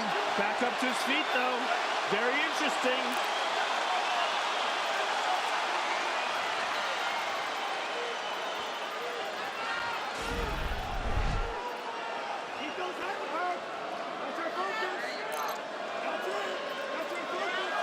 Slight edge in terms of these significant strikes in round 3 for Conor. Less than a minute to go in the round.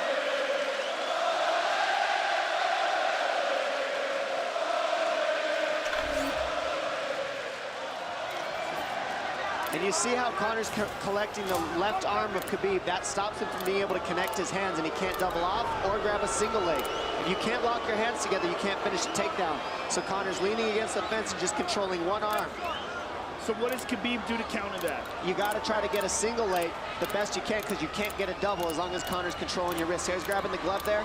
You can't clasp your hands together. The only thing you can do is keep the pressure like he's doing, so you're not getting picked apart. But you got, see, he's got his glove. He's got his glove underneath it. Keep fighting, keep fighting.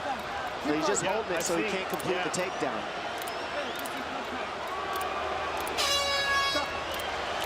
15 minutes in the books. We head to the championship rounds. Round 4. Watch the counter left hand of Conor. It's what he's been setting up. He's waiting for the right hand of Khabib. Oh, Conor looks very good coming out for this 4th round. I swear, I think this is when he was looking to try to get him, wait for Khabib to get a little tired on the takedowns and look to knock him out later. You would think it'd be the other way around, though. Second time for both of these fighters to have seen a 4th round in their careers. That jabbing front kick to the body. He used that fantastically against Chad Mendes, and he's using it here again tonight. There it is again. He's so worried about the power in his hands that sometimes you forget about his legs.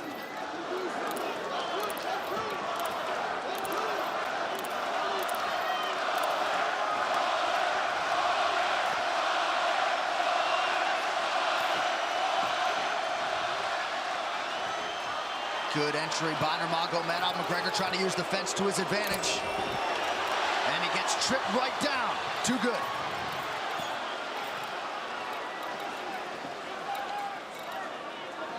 He does such a good job of using his legs to wrap up your legs. But Conor's back up to his feet almost. And this is where Khabib really starts to get ahead from this position. Once he gets here, he doesn't let go of that grip. And he goes back and forth between the double, and he wears you out by putting all that pressure on your arms like that. It makes you carry his weight up against the fence.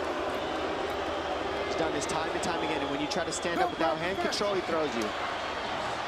Another warning from Herb Dean for a fence grab there. His grappling is just one step ahead. Just tremendous control on the ground. 4 of 7 on the takedowns for Nurmagomedov. But it's what he does with them. 2 minutes have gone by here in round 4. Got an arm triangle almost, but Conor got weaseled his other arm in there. It's in there, but it's still, the fact that he can pin the head against the arm is just, it's a big part of securing that. If he can control that, now he stepped the arm over, but now Conor regained that arm. The one thing Conor has done is stayed pretty safe. He just getting controlled very badly is the only difference. Good hip escape there by Conor. Needs to keep going if he has the energy. But again, Khabib uses those legs to tie his legs up. I mean, it's a big part of his grappling. It's not just grappling with his arms, but utilizing his legs for control. Big left hands from Nurmagomedov. Again, full mount, back mount. There's the choke. He's got it, it's under the neck. There it is. Nope, it's on the chin. There's the tap. Still undisputed. Khabib Nurmagomedov has finished Conor McGregor tonight. Look at him. Look at him screaming at the corner. He's screaming at Dylan Dennis, Conor McGregor's jiu-jitsu coach. Ladies and gentlemen, referee Herb Dean has called a stop to this contest at 3 minutes, 3 seconds of the 4th round. Declaring the winner by submission due to a rear naked choke, and still the undisputed UFC lightweight champion of the world, Khabib the Eagle Nurmagomedov.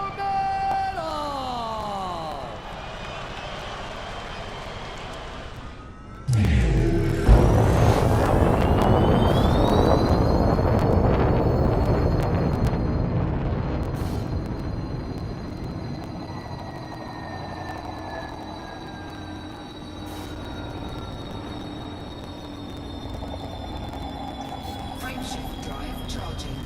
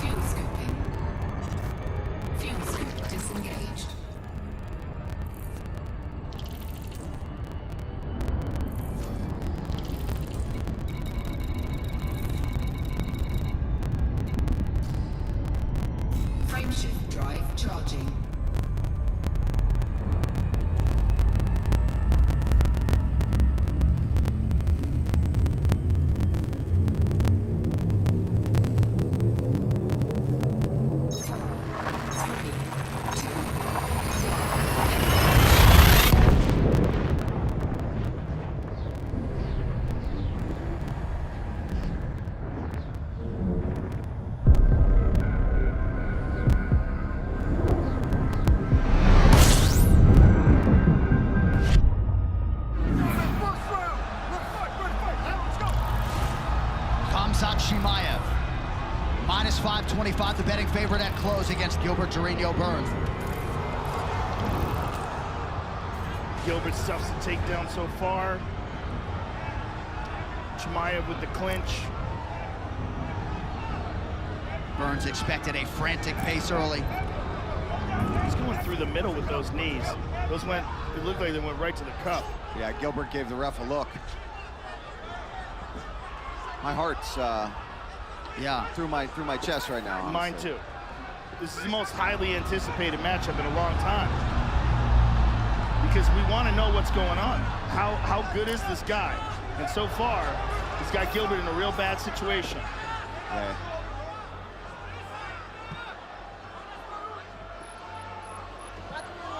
Khamzat is an elite wrestler. Man, he's just dragging him around. One of the things that's so shocking about him is how big he is. He's a big welterweight, no doubt about it. Gilbert, who's fought at 155 pounds. And of course, Khamzat has fought as high as 185 pounds. Gilbert's gonna roll. Butterflies in full guard. Gilbert does have an outstanding ground game though. 4-time World Brazilian Jiu-Jitsu champion.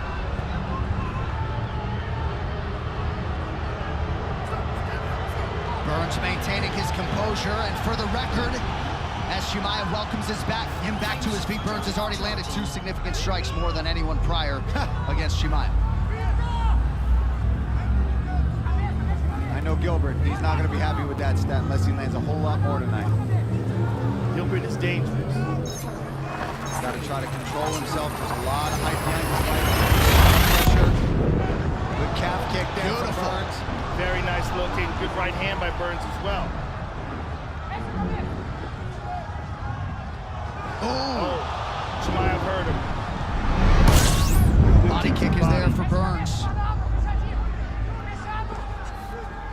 Nice job by Khamzat to raise the guard. Good right hand by Gilbert. Gilbert's got a jab now from Burns. Very nice jab. If you're Gilbert Burns, you take this start all day. 2.5 minutes gone by. Gilbert's got to settle in, get his rhythm. Yes. Could have just caught him with a left hook. That's a big weapon for Gilbert. A sweeping left hook.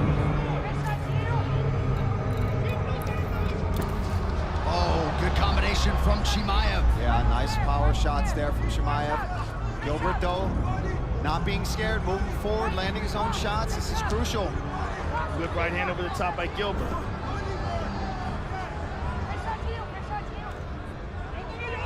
We're already seeing Chimaev tested far more than any other fight so far in his UFC career. This is good. We got a fight right now. Yeah, I mean, this is a giant step up to go all the way to the #2 guy. Good left hook again. And then the head movement on the back end for Burns. See if Chimaev tries to go back to his wrestling. Power shots, but nice right hand there. Good defense by Burns. See the power in those hands though from Chimaev. He's cracked them hard. Khamzat has left himself open to a couple counters. Under 90 seconds to go in the round. Is that a slip or did he get hit with a shot? I don't know. Oh, got nice He was low off kick by balance. Chimaev.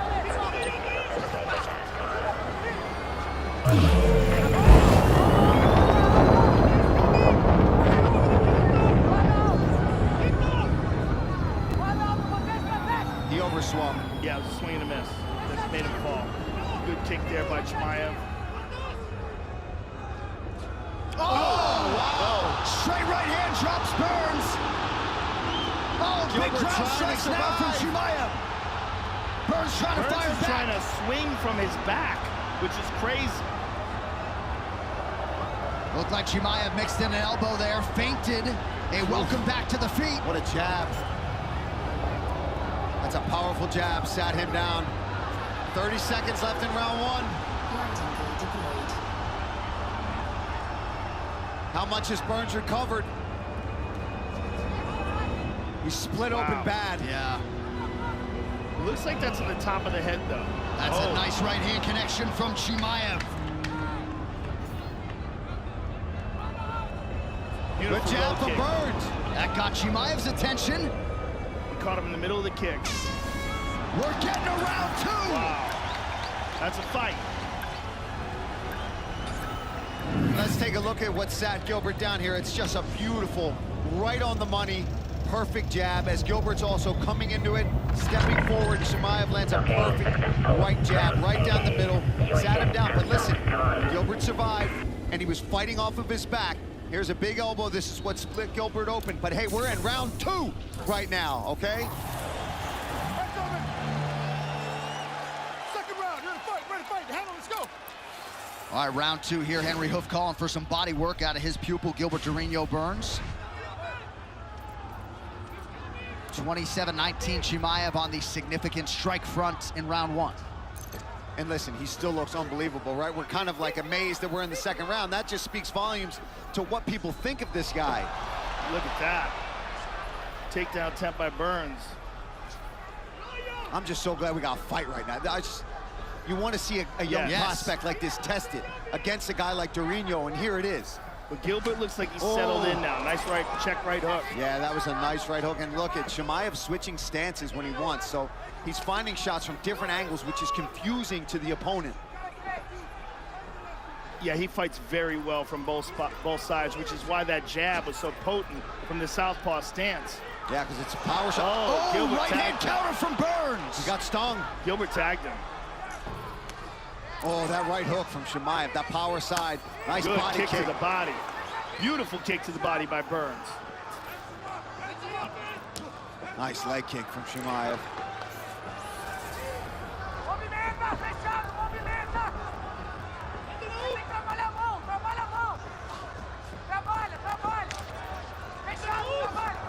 Man, just missed.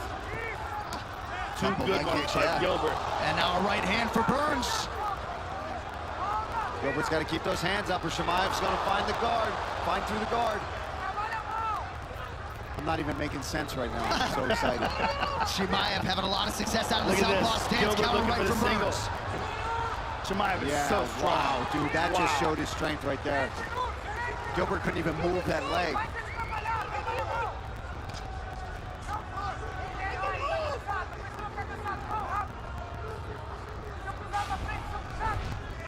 Oh, Gilbert clipped him with a left. Oh, and an uppercut for Burns. Chimaev backs up. Oh, he tagged him again.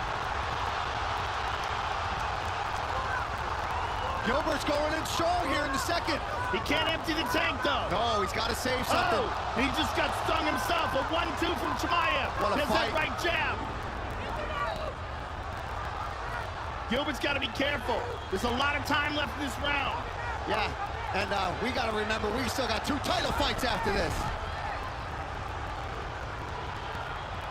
We have crossed the midpoint of round 2. John, I need a Modelo. Lower leg kick is there for Chimaev. If you had over a round and a half, those tickets will cash tonight. Wow. Oh, boy. Chimaev is slowing. But as is Gilbert. Gilbert's got his mouth wide open. Yeah, I mean, these guys are battling right now. Oh my goodness. Oh, that hurt him. Jab for Burns gets through and a big right Gilbert hand. landed. I don't think we're questioning either guy's toughness at this point. Nice Great sprawl from Chimaev. Gilbert off his back. Good hammer fist from Gilbert off his back. And pushes him up. Oh, Gilbert with a jab. Hamzat's nose is leaking. Hamzat said, hey, I want a war. I want to be tested. Well, guess what? Durinho's giving it to him right now. Listen to this crowd right now. Wow, it's deafening in here. This is madness, Joe. This is wild. Round by round numbers, Burns with a huge round 2. He has now outstruck Chimaev, at least statistically, as we come up on a minute to go in the round. Nice right hand over the top. Smoother now, John. He looks more relaxed. He's rolling with shots. It's still dangerous, but he's settled in. And he's clearly confident. This is where that body work that Henry Hooft wanted from his pupil would come in handy. Ooh, Burns dictating the pace of this fight right now. He's throwing that beautiful right hook. He's got to and watch he's that right rolling hand. away from punches, too. Look, his head movement's good now. But Chimaev's still super dangerous. Oh my God, he's still got power on those punches right now. And Gilbert has to stand with him because it's up to Chimaev where this fight goes. Yes. It's been clear that Gilbert can't take him down. You saw that leg barely even moved from Hamzat. Oh, geez. Good right hand by Chimaev.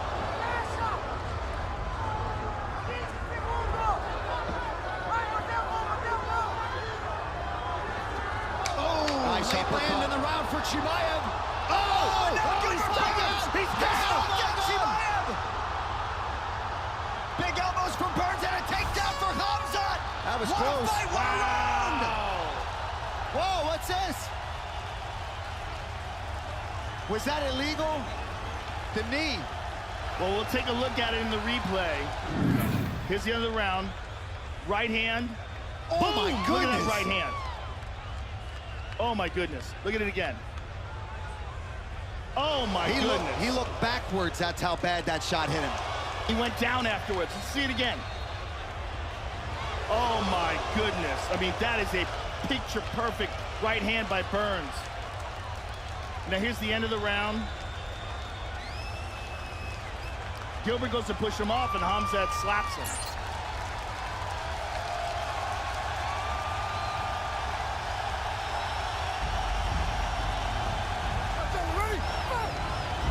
Unappreciative Jacksonville crowd getting a third round. Hamzat Chimaev and Gilbert Burns. That round easily could be Gilbert Burns. Oh, it is. I think. With that drop? With that drop, yeah. I think so.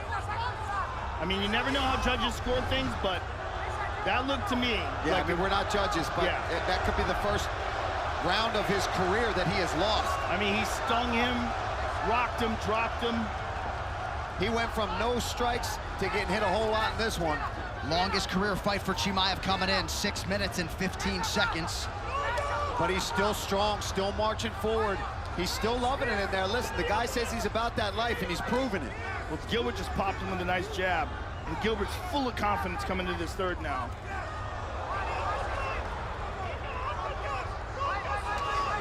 He's got to circle out. Yeah, he can't. He can't stay here against the fence with Chimaev. There he goes.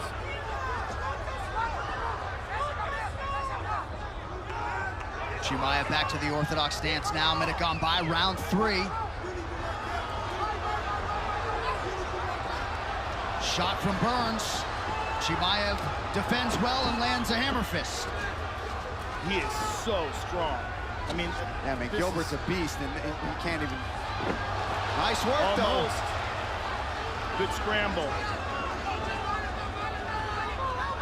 As intense as any non-title fight I can ever remember. 3.5 to go. And as consequential as any non-title fight. Oh, but Chimaev starting to tee off. Burns in a world of trouble, or so it would seem. Knee from Chimaev. Burns trying to fire back as best he can.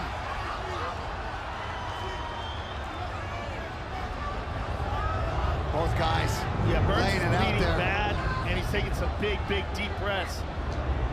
Yeah, I think he's gassed, Joe. But Chimaev just took a big, deep breath himself. I know, but there's a difference in their physique right now. But then he does that. And then you know he does what I mean? that, yeah. Another nice land with that lead hand for Chimaev. What a fight. Burns cracks with the jab. Gilbert still throwing. Anybody's fight, 2.5 to go. It really is. I mean, anything can happen. We're halfway through the third.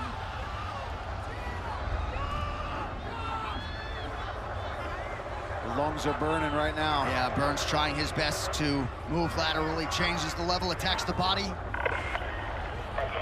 Oh, still clubbing with that right hand, boy. You gotta watch out when you're swinging like that.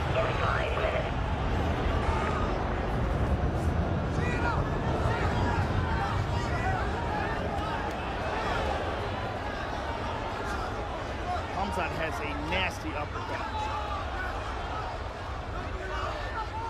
Oh my goodness, Gilbert Burns. Just when I think, all right, he's fading, he's out, comes forward, starts landing punches. Well, have you seen his grueling strength and conditioning routine that he does down here in South Florida? Yep. Oh yeah, he's big on that. Shout out to Oh my JC goodness. Santana He tagged him with Institute that of right Human hand. Performance. Oh, he almost tagged him with that second one. Oh, Hamzat tagged him. Pretty good counter right from Gilbert. This is the craziest fight that I have ever called. 100%. Burns still throwing fire. Blood in that right eye causing issues.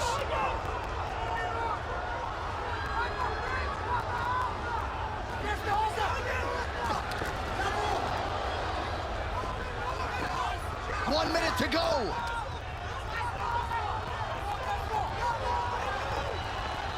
Look at Chimaev, though, still marching forward, looking for a finish even here at the end of this third round, and a grueling fight, man.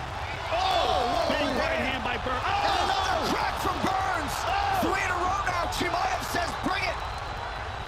Oh my goodness. Gilbert's just throwing Oh my everything he goodness, has in his Gilbert's soul throwing right hammers. now. Chimaev eats it, though, moves forward. Yo, listen. No matter what, this is what Chimaev wanted, and he's a contender no matter what happens tonight. Gilbert just took a look up at the clock. Oh, there's that uppercut. Oh my God! All heart down the stretch as Chimaev lands again. Body kick for Hamzat. What a fight! Hamzat Chimaev and Gilbert Burns go the full 15, and a nice display of sportsmanship. Wow. Their lives are linked forever now. What a fight. What a fight. Man, that's a close one. Chimaev extended by Gilbert Burns, and Burns, in terms of his star power and his status in this game, goes absolutely through the roof with that performance tonight. Let's take a look early. There's that nasty jab by Hamzat that dropped Gilbert from the southpaw stance. He switched back and forth throughout the fight. There's that big elbow that cut Gilbert open. Here's round 2. Boom, right hand by Burns. That was a big one. He landed several. This one grazed him, but there was a big one at the end of the round. And here's Gilbert fighting off of his back with hammer fists. Pushes him off with that side kick. Gets back to his feet, and here it comes. Boom! Right there. I mean, that is as hard a punch as you can land on a man and not have him go out. There we see Hamzat in round 3 popping the jab, lands the right hand. Oh, beautiful right hand, a left behind it. Burns with the right hand. Catches him behind the ear with that one. Another big right hand for Burns. I mean, what a fight. And for those wondering whether or not Hamzat Chimaev had the ticker to go with all of the dominating skills, he has that. And for Gilbert Durinho Burns, accepting this challenge, thriving in it, an incredible 15 minutes we'll be talking about for years to come. Now the official decision. Here's Bruce Buffer. Ladies and gentlemen, after 3 rounds, we go to the judges' scorecards for a decision. All 3 judges score this contest 29-28 for the winner by unanimous decision, and still undefeated, Hamzat Chimaev.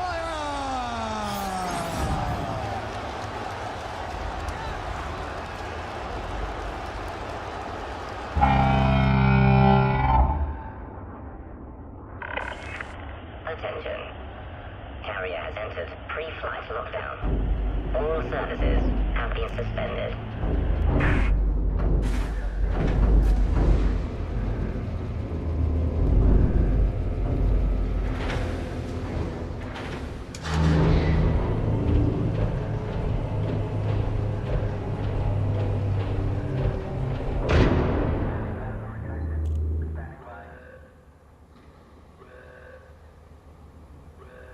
Okay, so I don't normally make videos like this, but I ordered food on the Burger King app at 7, 8 a.m., right? Opens at 6 a.m. I ordered it. The order went through. The money's there. And I get here to get my order, and it's a ghost town. There's no one here on a Sunday. There's no holiday. There's absolutely zero workers anywhere. I'm watching customers right now go around the building, and they don't even know what the hell's going on.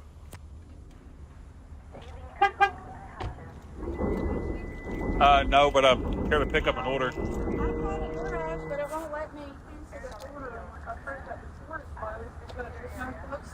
Yeah, it's one of the weirdest things. Like, literally, it's supposed to be open.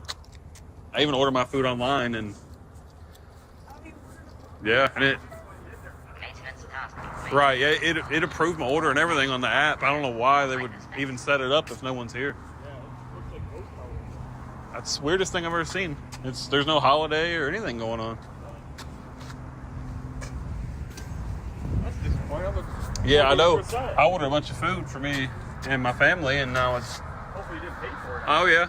Oh, no kidding. Yeah, it's already paid for. That's some horse shit. Oh, look, there's one person in there. Is the front door locked? I think so. Oh. That's bizarre. It's way past opening time too. Jeez, well, I guess. All the college kids must have had too much fun last night. You too, thanks. There's someone in there. One person, but they're in the back. I don't know what they're doing.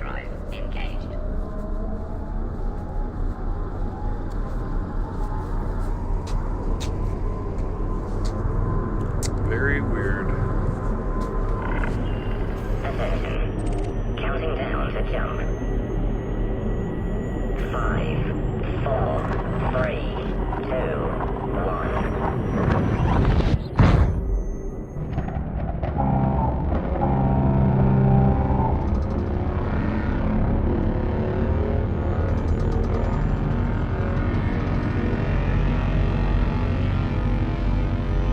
So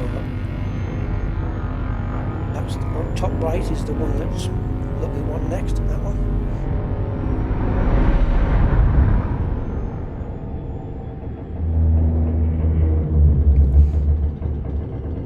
Oh, it's a 3080 Ti. No, I've got it in. It's all good. The card wasn't the issue, it was the cables. It didn't like the DisplayPort cables, so instead of DisplayPort out of the graphics card to DisplayPort into the monitor, I now have DisplayPort out of the graphics card to HDMI into the monitor. If I ever get 3 new monitors, I'll be able to go back to DisplayPort again. It just doesn't like these particular monitors, BenQ monitors, you know. So thank you very much. We're going down on that planet, guys. 4 probes. Can we get away with 1? Ooh. Body 5D. May host a marked biological. I've got a mouthful of biscuit. Alioida's there. That's a 7.2 million. Oh, we're going to find out. We're not leaving the world. Ah, thanks, Darren. Yeah, so am I. I'm waiting to see Cosmic Drifter now so I can send him my older one. So, we've got Alioida.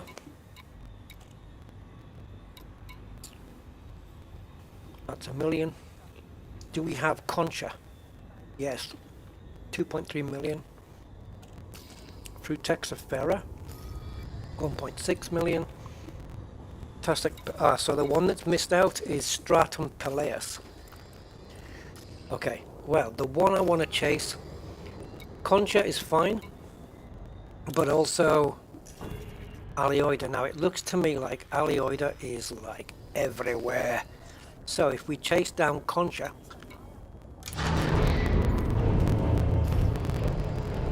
Alioida is sure to get.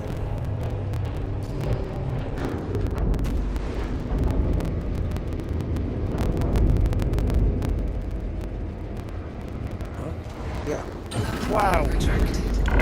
sports. Ship release confirmed. Ship departure confirmed. Is Contra the one that likes to be inside down in the rallies? Oh no. I'll bet you we don't get Alioida in there. Wait. Oh yeah. Well, maybe. It's kind of sorta. We may not be able to get it in the sun. So I guess we're landing in the blue zone.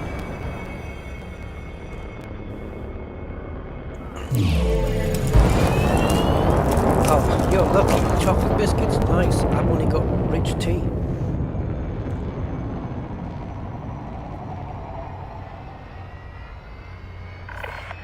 Frameshift drive charging. We hope to see you again, Commander. 4, 3, 2, 1.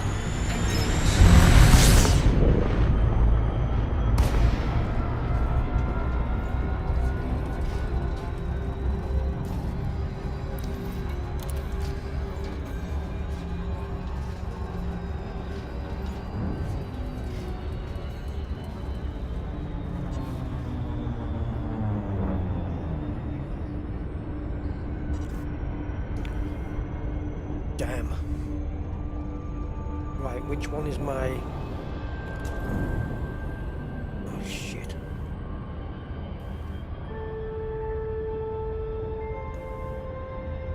I think we need to land up there and then jump down.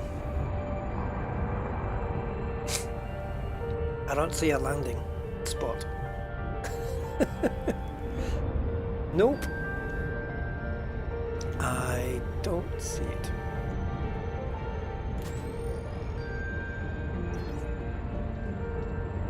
I mean... Oh, it's... Oh, Jesus. What the hell was that? Oh, maybe. Maybe. Stop jerking around. Is it? Oh, it's a bit slanty though, but...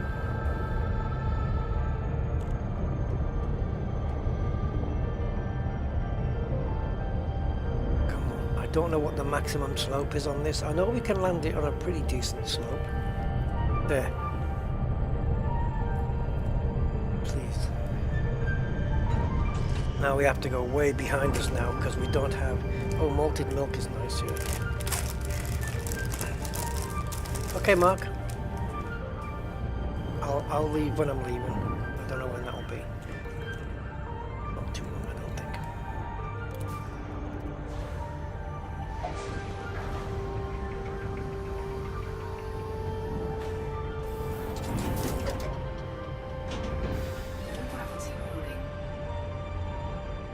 I just noticed on OBS, it's been recording the entire stream for the last 2 hours.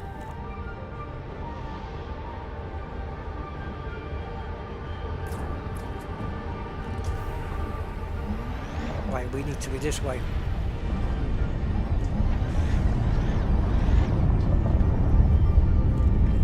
So we are looking for,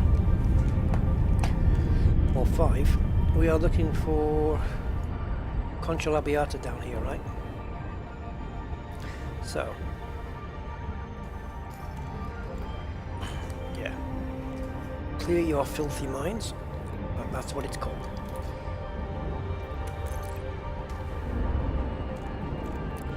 They've got 2 naughty sounding conchas. That one. You're looking for these. 0-0. The Federation welcomes you. Follow station protocols and enjoy your visit, Commander. Permission authorized. Vectoring for approach to landing look like pad Tower 0. Docking assist enabled. Approach is clear.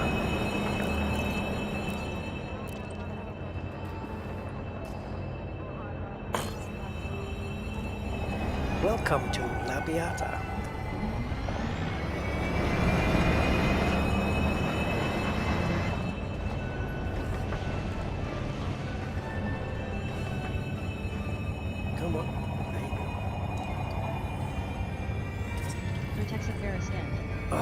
Crew Texas. 632,000. There's Conch. Sample distance 150 meters. Right? New codex entry. Crew Texafera, green. No, that's Conch. I don't want to start with Crew Texas though. Let me just go and see if this is Concha. Concha la Beata.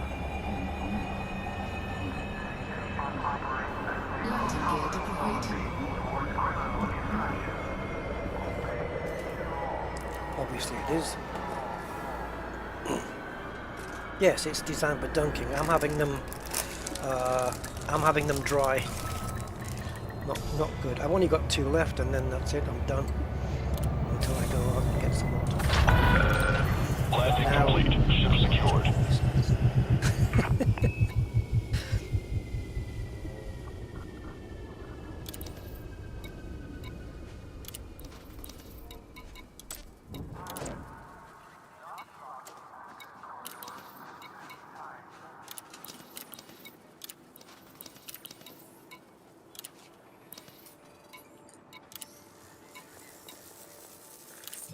Concha labiata scanned. Base value 2,352,400. Minimum sample distance 150 meters. New codex entry. Concha labiata, gray. First partial sample collected.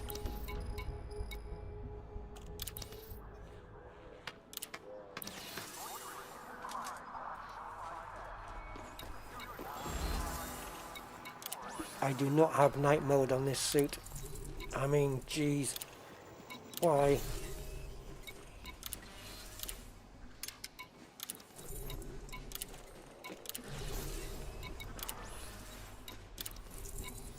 We'll have to use the SRV. I am unprepared. Concha la Beata. Okay, Commander Waylander. Have a good evening. And I'll catch you next time.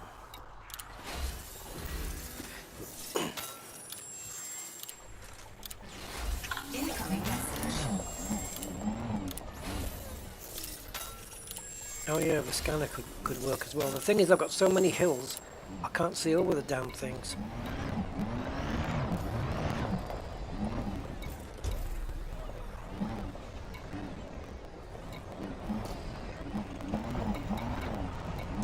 And they're kind of small as well, the conchas. Minimum distance reached. You've traveled over 150 meters from previous sample. Oh, that's not a good move. What if there's one behind you?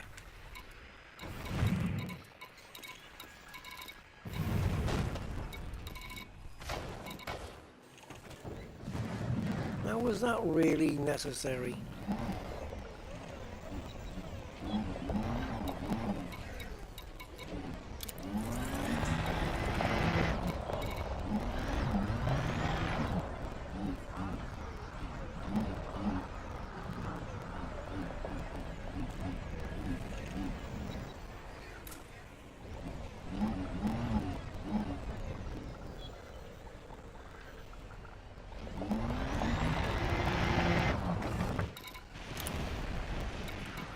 Hello?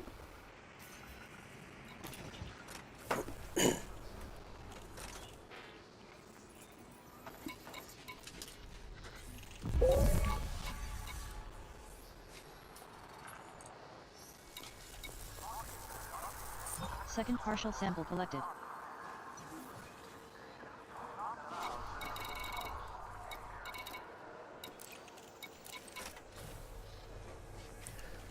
It's the next one I want to go for, the Alioida. That's a nice big payday and also good for their ranking.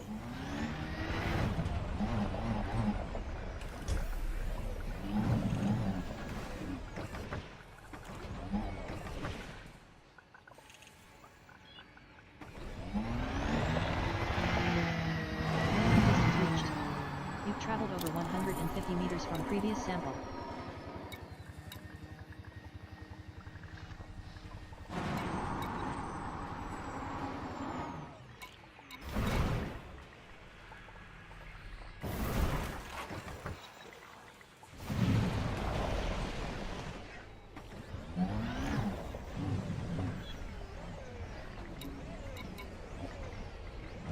can see you. I'm coming for you.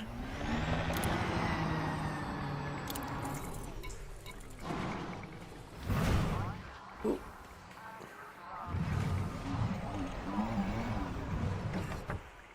Cosmic turnips.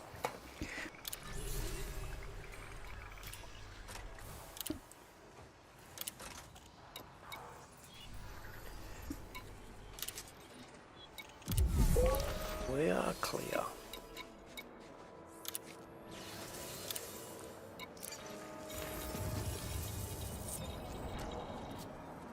Alright. I haven't seen any more Frutexa since, so I'm going to chase the Alioida down. I have a feeling that the Frutexa might be a bit more populous on the planet, and so we might be able to get it along with the thing. The Alioida. Okay.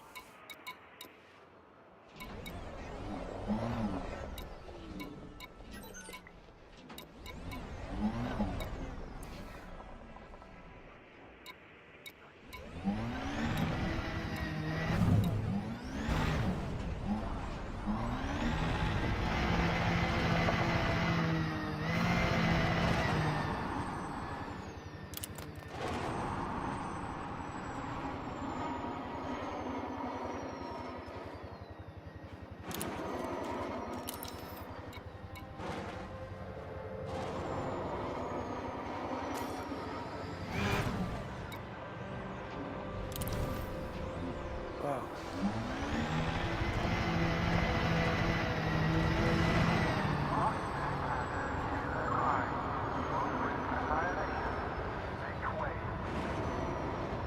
Come on.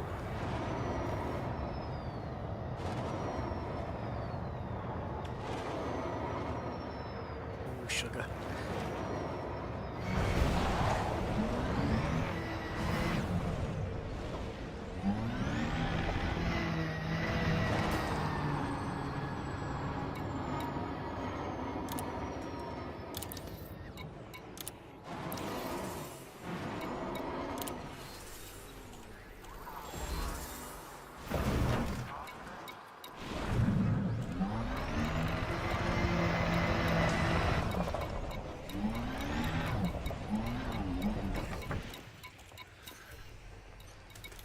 Cool.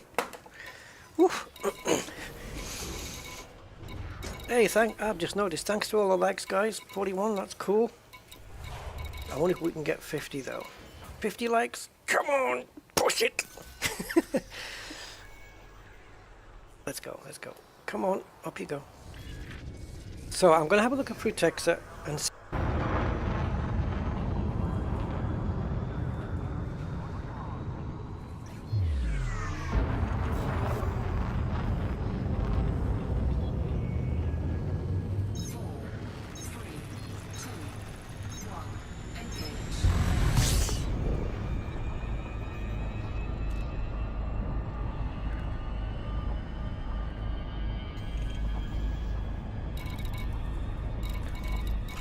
I notice now that the number on the likes thing is animated.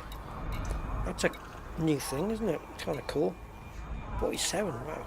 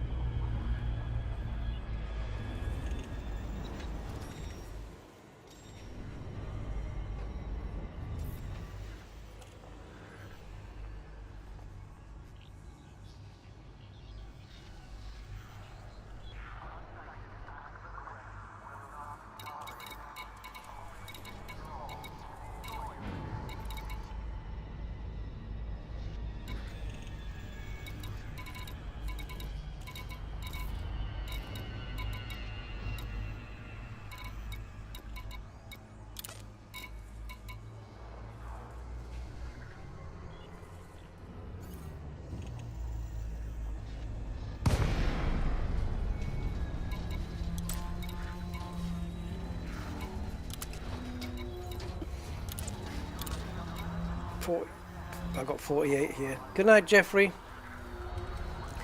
Yeah, it looks like we can get both here, but not Tussock. There was probably a place where they all converged, but I didn't get a... Yeah, I was too late with it.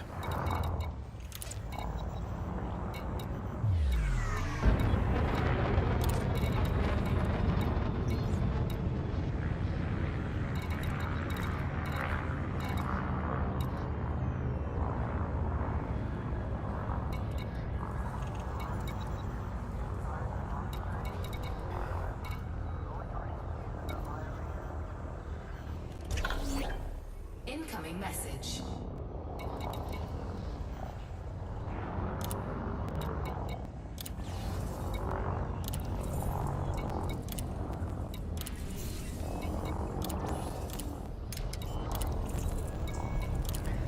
I don't know if landing here is going to be a thing.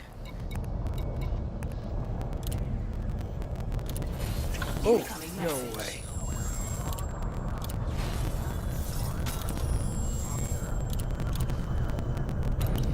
Wow! Totally impressed.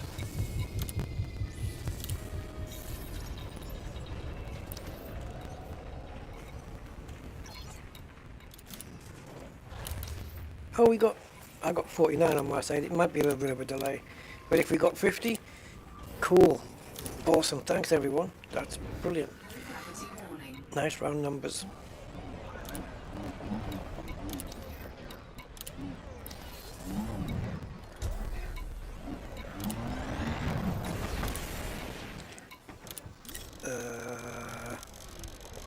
Okay. Is this for Texas?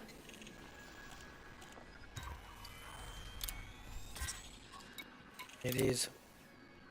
Oh well. So the other one that we're looking out for, which is Alioida Arcus, let's take a look at what it looks like so we know what we're looking for.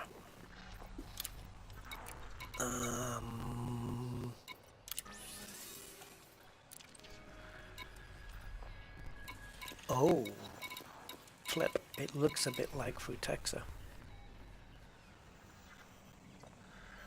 I wish we could have a better picture of it. But okay. So it's got, yeah, okay. Papery flowers on the top. That's it.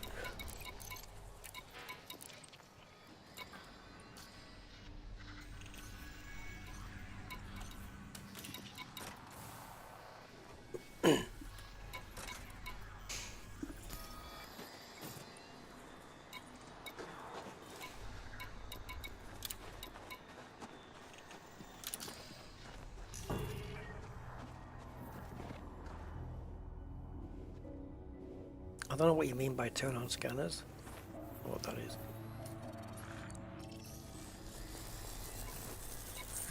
First partial sample collected. Now this is 150 meters. So this is, no, we're gonna have to wipe it because this is Alioida.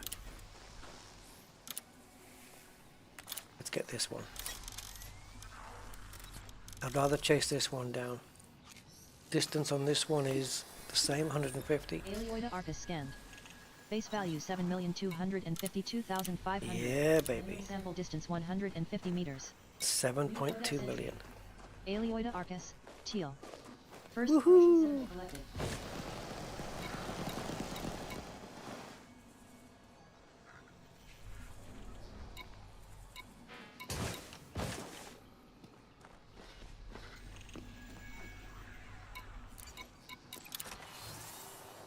You mean the comp scanner? Yeah, it's already there on the secondary. How do I use it though? There we go.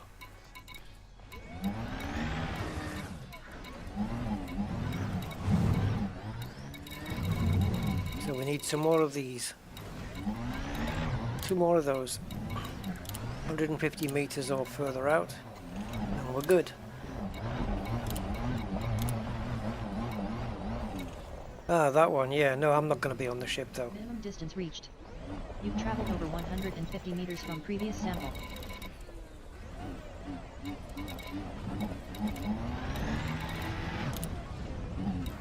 Oh, horrible terrain.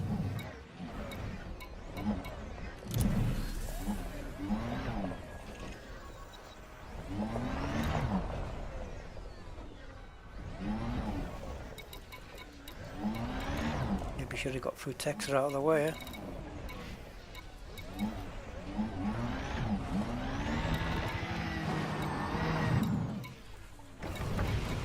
Yep, that's the third Frutex that I've come across.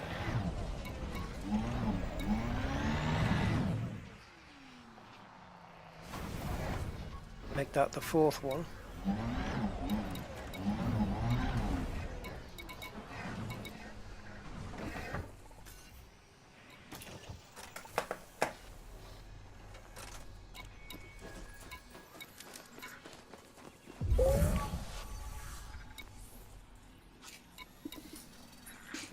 On the way back we can, yeah, exactly. On the way back. Second partial sample collected.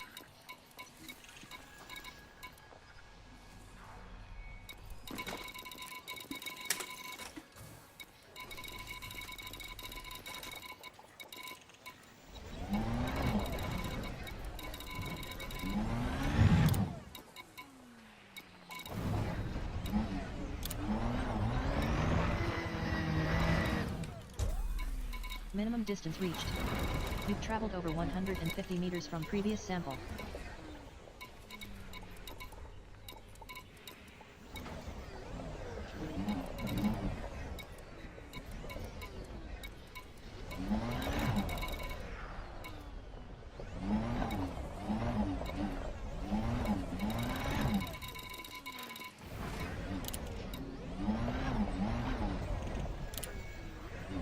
Funny how it's not just, it just says nothing found now.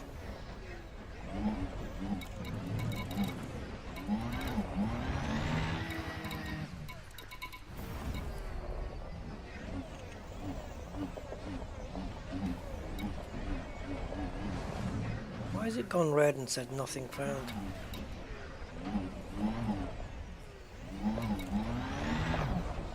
And I don't have the reticle on the screen.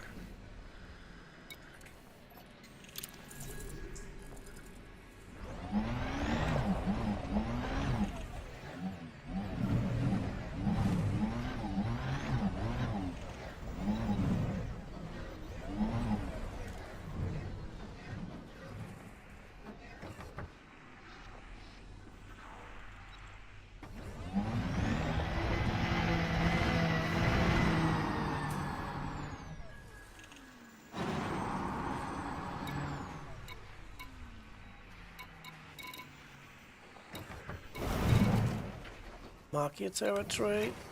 No, I'm going to lose my place.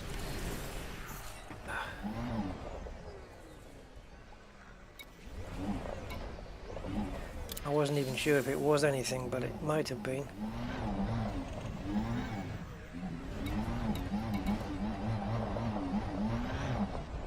Yeah, it was. Not the right thing, unfortunately. I just spotted it, and once I got tossed around there, I didn't know where the hell it was. But yeah, not what we want.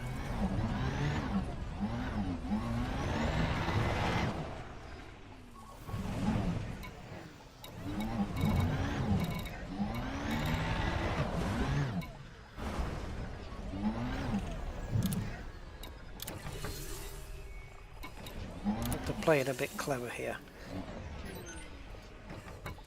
Alright, the ship is 1.29. If we go beyond 3 kilometers, the ship's going to take off.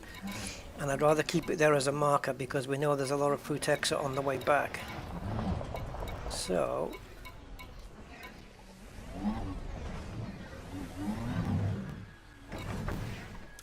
cool. We are good to go.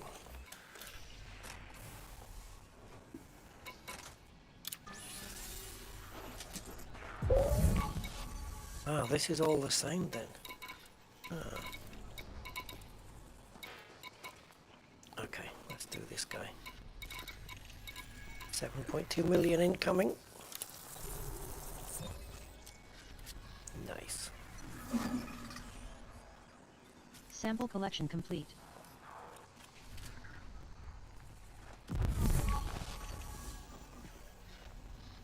Right. Let's go. Let's go back and get some fruit exa.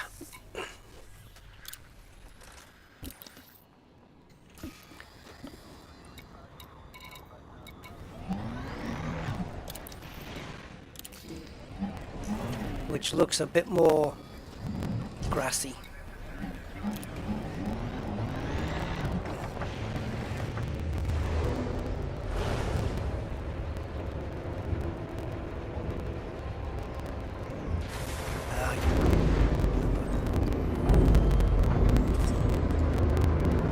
Did I do the other one?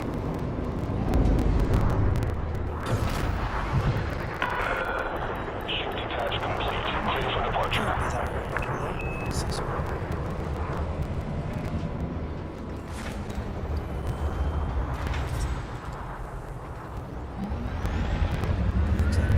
Okay. Landing gear retracted. So this is our first fruit texture.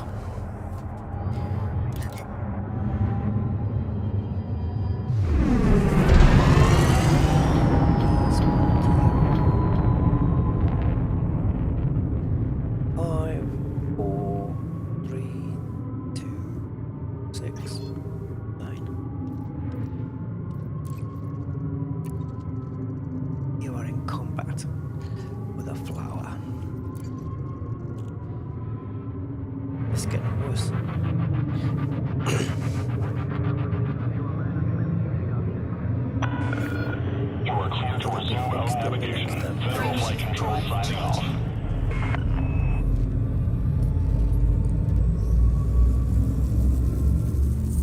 First partial sample collected. We've actually got some decent lighting here.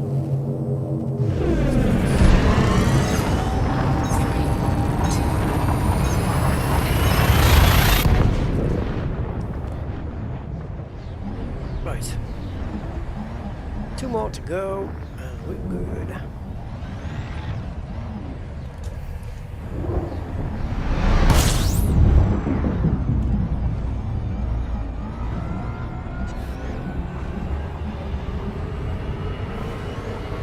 Minimum distance reached. You've traveled over 150 meters from previous sample.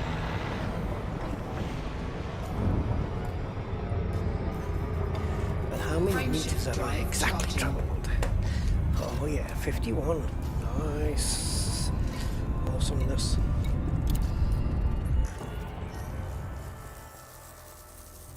Second partial sample collected. Uno más, and we're done.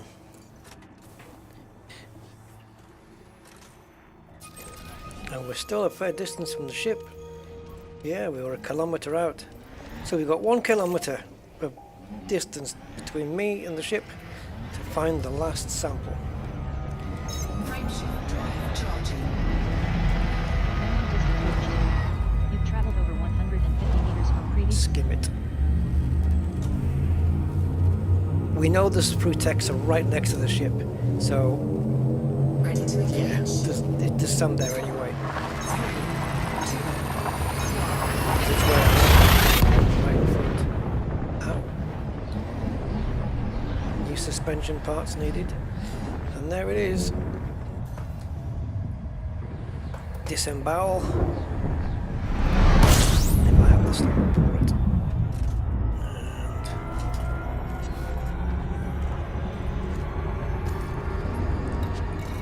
Pick. Right. Sample collection complete. Woohoo!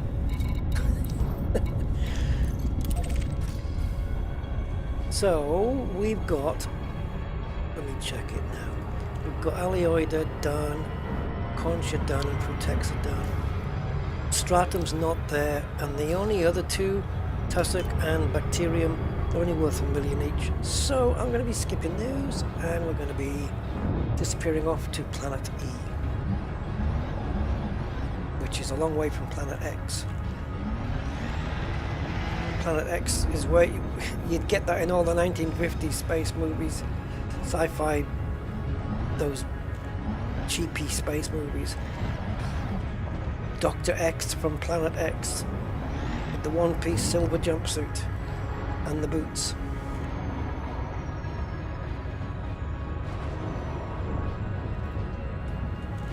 The thing from Planet X. Take your time. Thank you.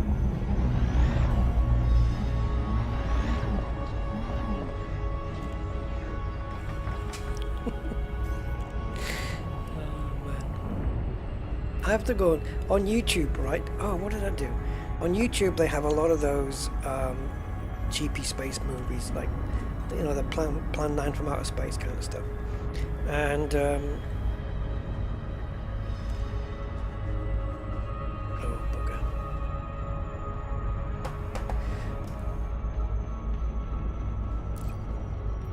Yeah, and it's really cool to just sit and watch them. They last about an hour or something like that.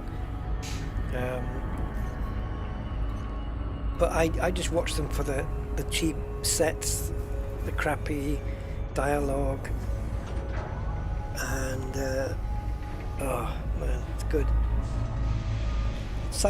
The horror ones as well, but the sci-fi ones are the best in terms of utter cheapness. So on the other planet that's got 7, we're not going to be chasing all of them down. 3, maybe 4 of them. Yeah, Alioida, Concha. Ah, now wait a minute. It's suggested 9. 1, 2, 3, 4, 5, 6. Yeah, 9 different items. If Concha is there, we've got a choice of 2 that can be there. One is worth 4.5 million. The other's only worth 2.3. Now let's go and see what is definitively there for sure. Is that our planet? I do. It could be. That could be where we're going. We'll find out. He's on the mobile. Does that mean you're walking around or you're on the phone?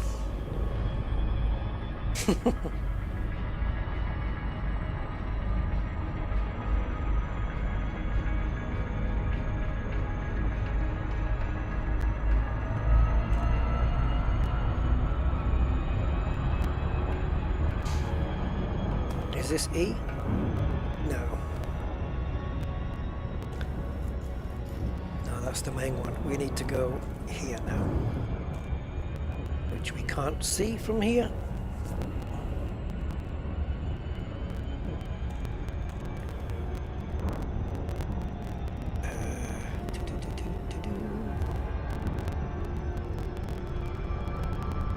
Oh, you guys are legends.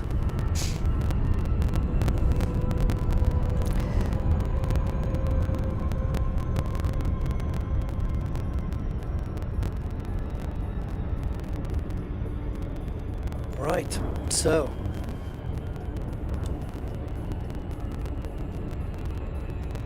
I won't list all the ones it says because it's just a mouthful to go through them. But the big one again is Alioida, but it's Coronimus. Happy Coronimus, which is what we had in 2020, in December.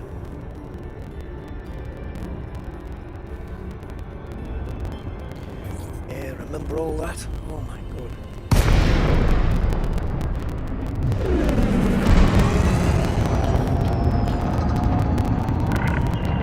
Welcome, Commander. I hope you are in good health. Docking request accepted. Maintain an appropriate speed during approach. Yeah, I've got a question. If I get like a load of pots and pans and stuff, make them into like a drum set thing,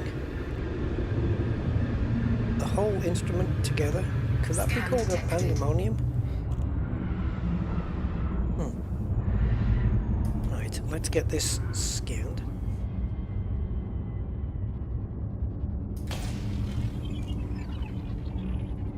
Try and do it with the one. Scan detected.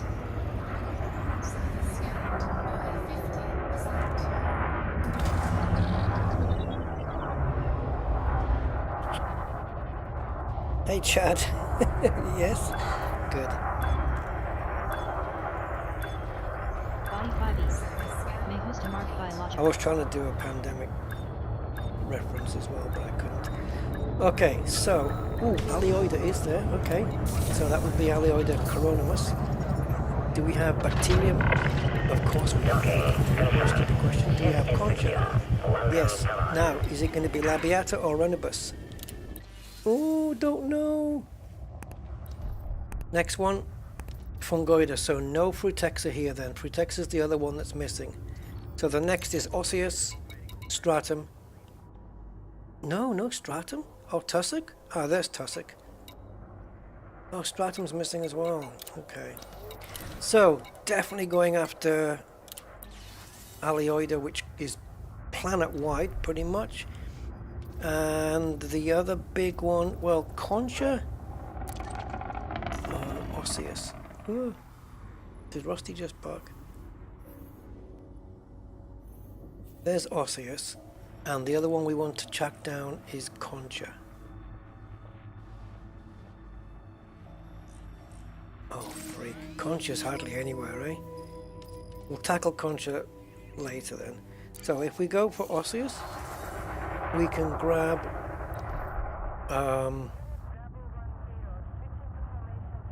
the Alioida at the same time. That's my plan.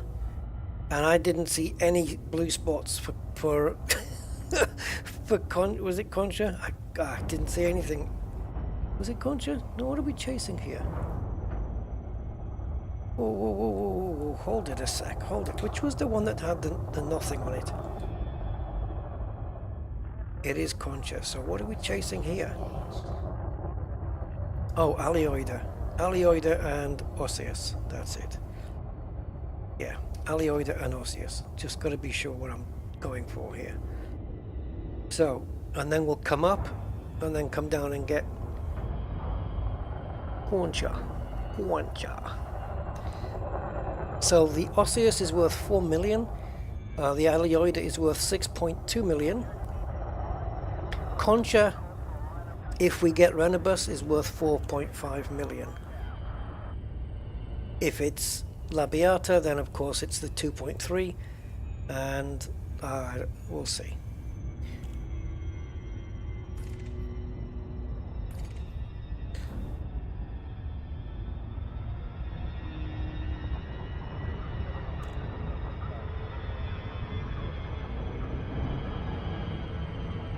Gravity 0.19, nice.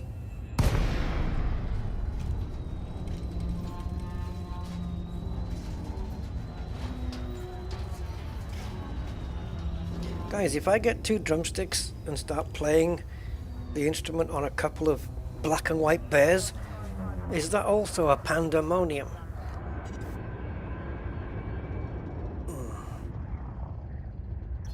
Maybe not. Okay, so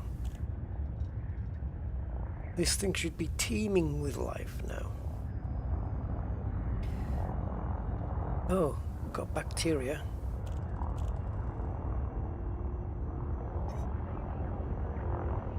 I saw you. Bunch of rocks. No.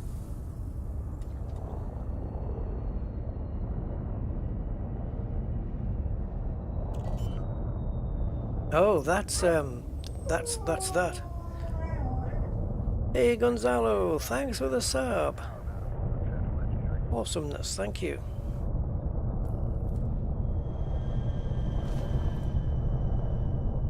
Yeah, well, if people start getting frustrated about my jokes, it would be a pandemonium. Oh, no. I promise I'll stop. It'll be a, oh yeah, that's it. If everybody caught a disease and they couldn't stop telling jokes, would that be a pandemic? I'm stopping. I promise I'll stop. As soon as we land. There we go.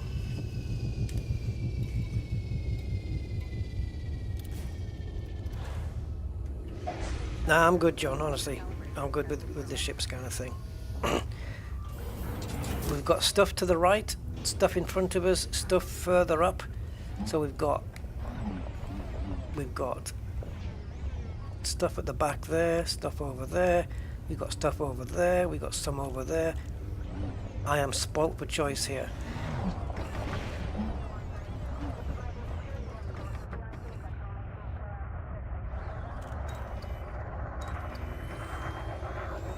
Alioniform stand. 6,284,600. Non-sample distance 150 meters. Alioida, okay. Alioidiformis. T. Alioida. Could be a name, couldn't it? Could be a name. Alioida. Dinner's ready. First footfall.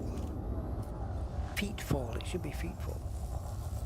Footfall if you have one leg. Collected.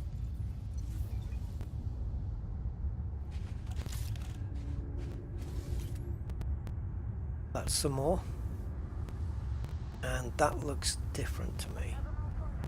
And that's some more over there. I can run 150 meters. Put the gun away then. There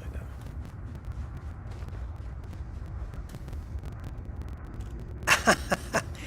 I just tried to boost like Starfield, where you boost forwards. No, that's not working here. And that's the wrong way.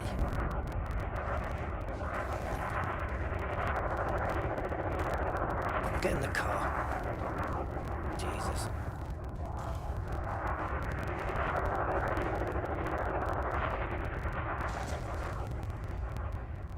Yeah. Up around.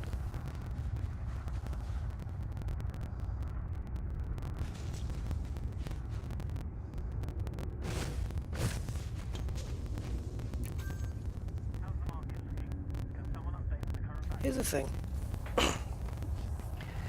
If you've got no arms, but you're carrying a gun, are you armed or unarmed? Or is it both? Asking for a friend.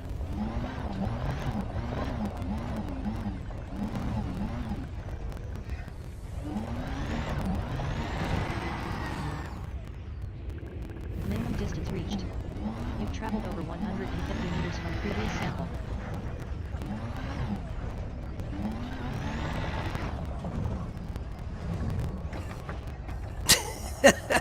Nice one, Alison. If you I have another question. This is all shit that's coming into my head as I'm playing. If you kick someone to death, or if you, actually no, if not necessarily to death, but if you kick somebody, you know, in a fight, is that unarmed combat? Second partial sample collected. It's worth thinking about, I'm sure.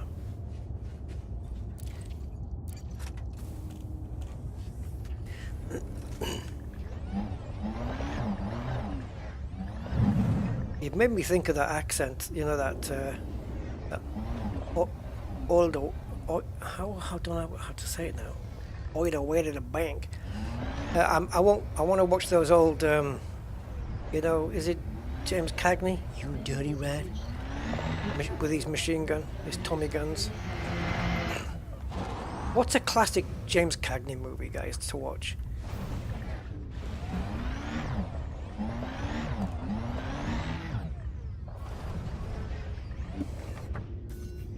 You know, the ones where it's like, it's got the police and he'll go, "You'll never take me alive, see? Because I'm going to go out of town, see?"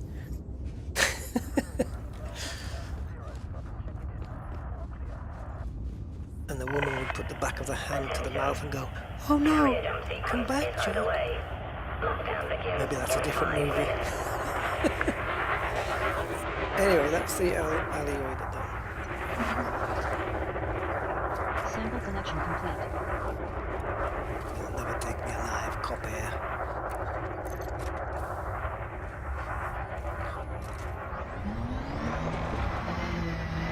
I know there is a classic Cagney movie, but I can't remember.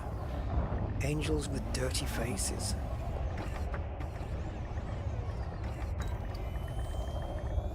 Tussock Pen ATIS scan. Did I do? 1 million. Minimum sample distance 200 meters. New codex entry. Tussock. Oh, I'm stuck on a rock. Yellow. And it was all yellow. Sorry.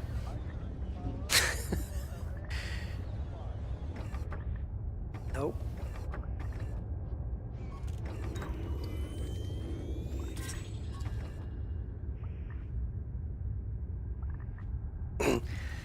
See, now I've even got stupid words in my head.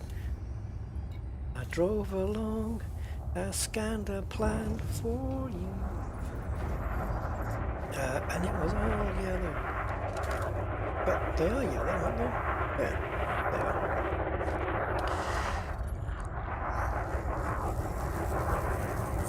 First partial sample collected.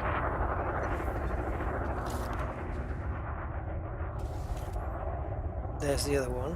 What's the distance? Oh, 200 meters. Well, there. 349, 48. Yeah. That's the heading.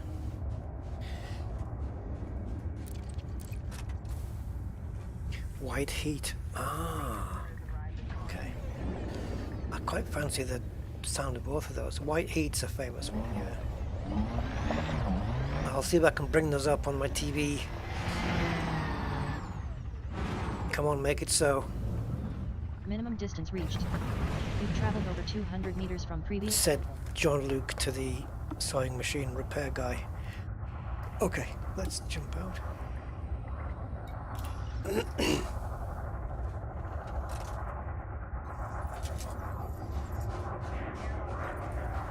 Hello, flower.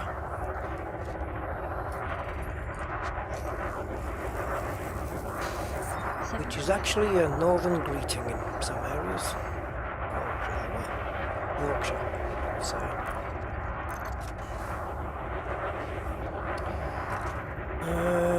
No then.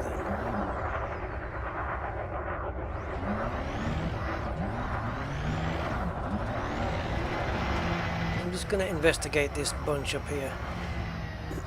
Minimum distance reached. You've traveled over 200 meters. We came, yeah, Osseous we still have to find. Okay, so it's Osseous Fractus is what we're looking for. Let's check it out. Alright, Bayek lad, and everybody's a pal in Yorkshire. Yeah, alright, pal. How you doing, pal?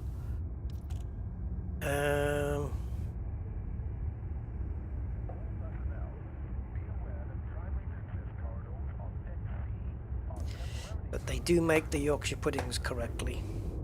Like, it's not bought from the shop. It's like all the ingredients to make it, and it's made. Right, Osseous Fractus is what we're looking for.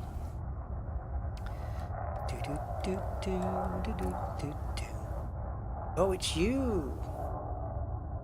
Right. Well, you are worth 4 million if I can find you. I might need my gun.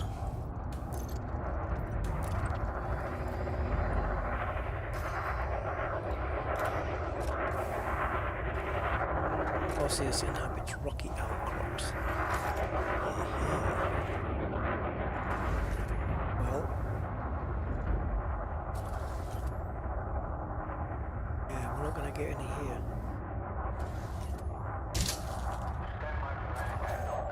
Wow, I nearly finished its shields off.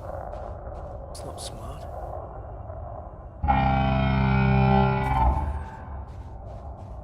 Maybe we need the ship for this one then.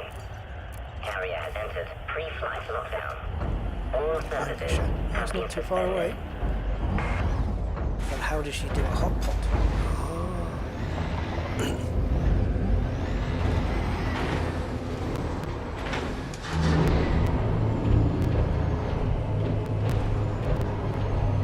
I made a hot pot yesterday.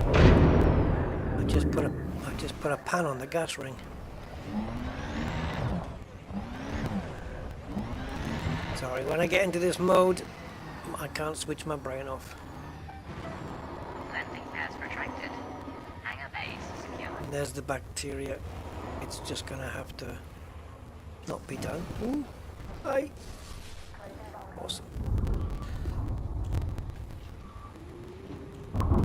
And of course I don't have any thrust because we're next to the ship. Can we roll it back? Yeah, we can. See? Tricks of the trade, guys. No boost. We can still do it. Experience. Actually, it's all luck. The correct side of the Pennines. Also, if you've not tried it, Cumberland sausage from Cumbria. Yes. Nowhere else to go. There used to be a butcher's that I used to go to get it, and I don't think it's there anymore. Or at least it's changed name now, which is a shame. Are prepared for hyperspace.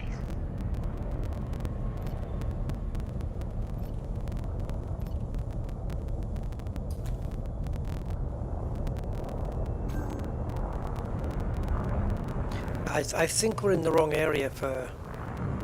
If it is the rocky stuff, then we're in the wrong place. For it.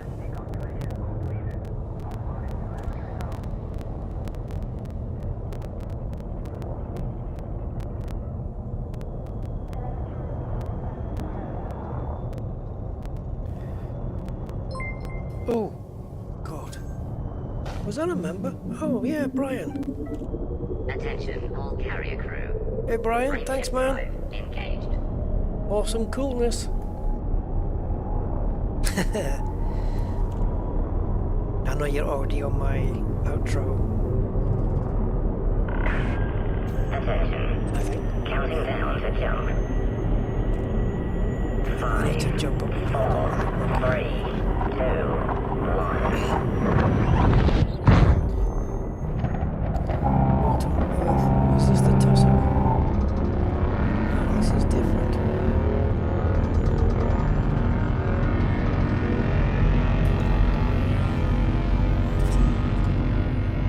What is tussock?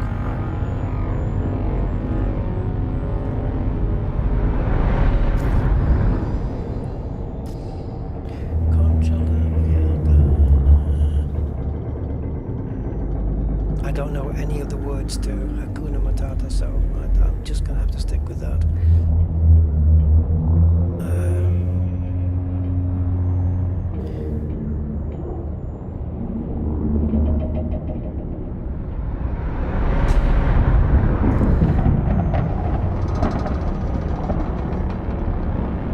Does a Scotsman know any of the words to the Lion King songs? No. Disney.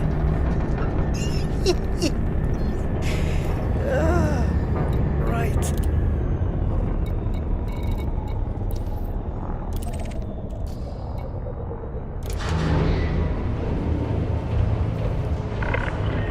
Carrier jump successful. Telemetry checks in progress.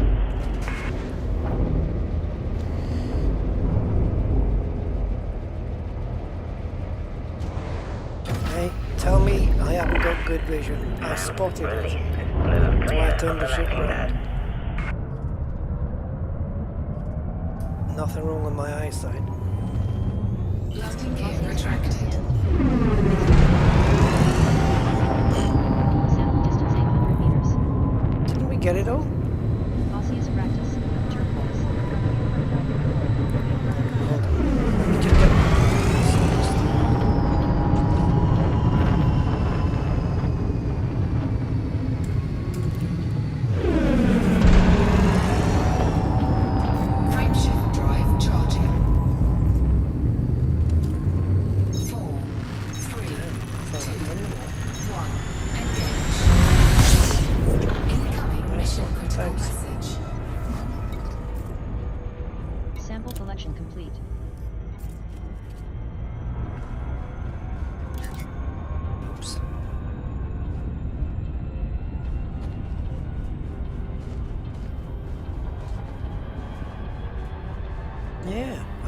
thought I had the 3.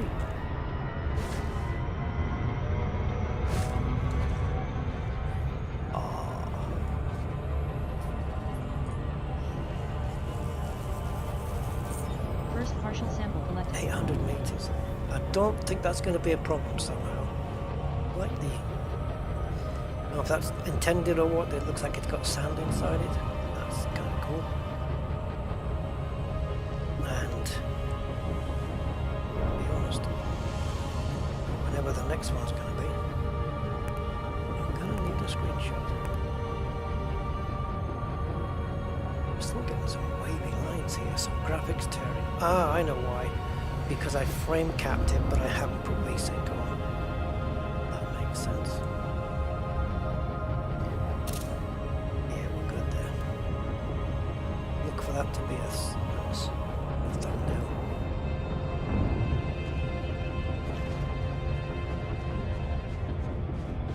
Now, can we track down 2 more? I don't think 800 meters is going to be an issue at all, because they are few and far between. And we found that one. Hold on. What's the gravity? 0.2. So if we look where that one is, yes, it's exactly where you get like this, the rocky outcrop things. Yeah, these. So I wonder. That's too close. That one.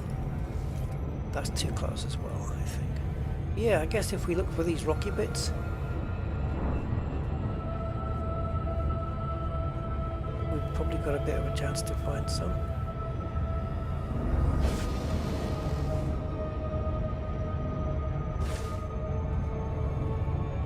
Maybe we can head in that direction. About 105 degrees.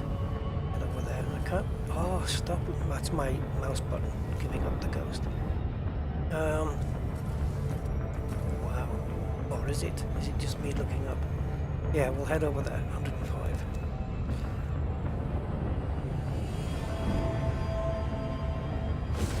Feeling alive at 105. Yeah, ads. Indeed. It's a new YouTube thing. They're kind of forcing it on us. On us wonderful content creators. They are forcing it in live streams now, which is, yeah. I hate that the internet just became one giant, you know, money grab for adverts. They should just restrict it to websites. You want to sell your stuff? You know, we'll go to your website. Oh, you need to advertise your website. Oh, hello. Are those? Oh, no, they're not baby ones.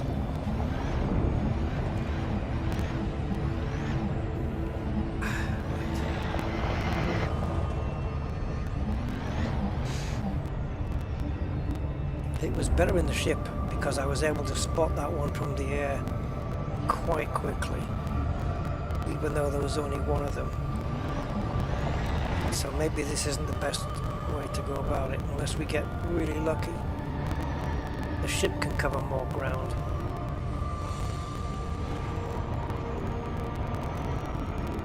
Minimum distance reached. You've traveled over 800 meters from previous sample.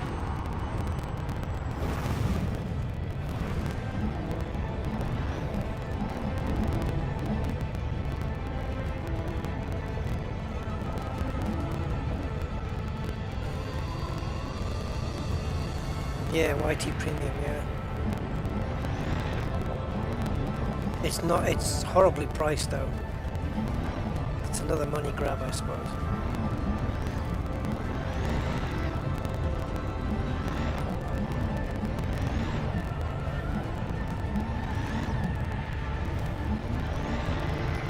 Yeah, pay us not to have adverts shoved in your face is what they're basically saying. Let's get back to the ship before we get too far away from it.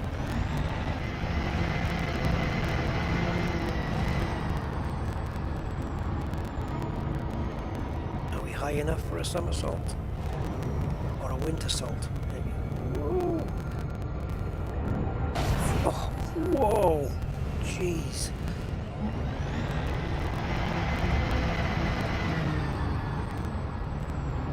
All the way to the ship, in the air.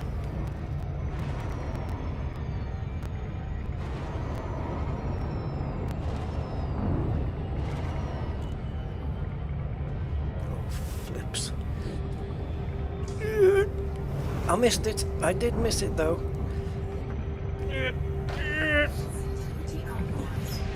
Don't blow up. You're my only SRV.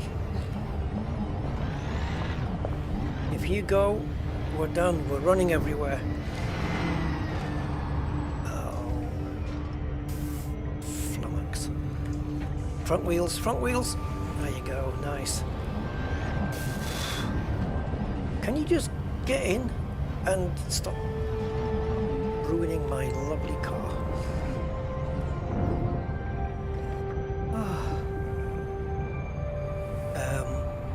Yeah.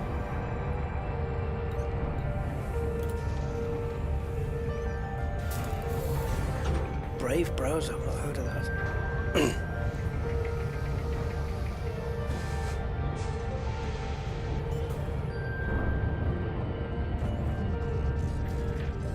Right, backwards then. And let's see if we can spot another one with my beady eyes. So we'll follow these clumpy rocky bits. Oh my insides.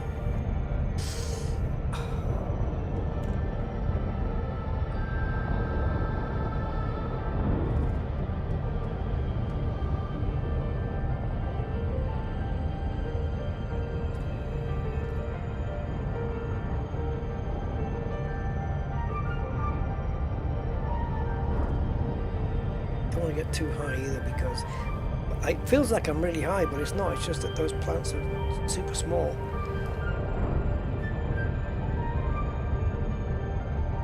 Well, they're about up to my waist, aren't they?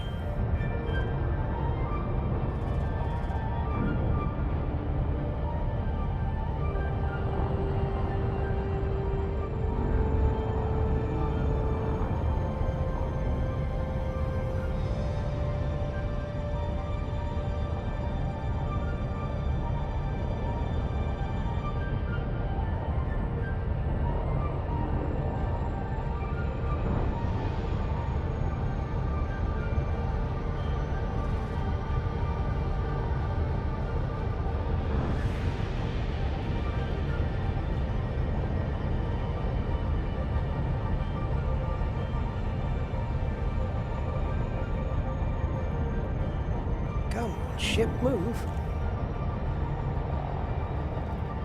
Sometimes the vertical thrusters need to be told twice.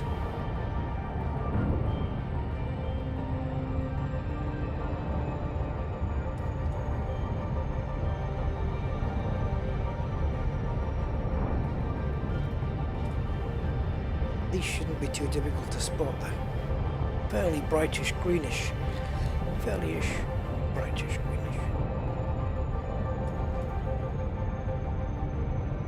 Not British greenish, but lighter than British greenish.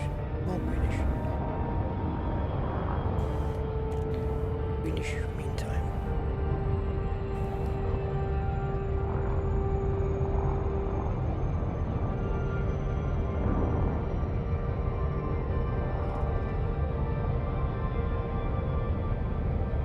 Get up there, what the hell? These vertical thrusters, man. Jeez. They do not like being given the up command.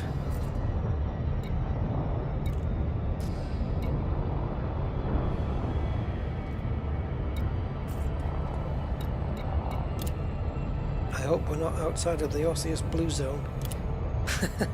Although it was fairly big, right? I mean, it covered...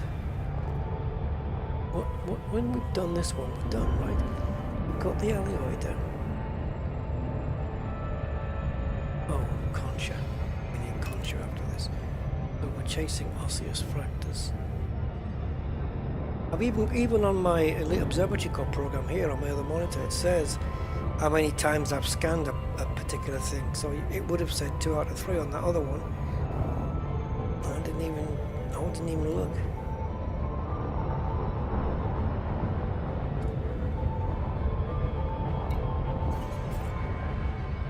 But it would have been fine, because when I went to scan the other one, it would have said about the species difference, so I would have realised.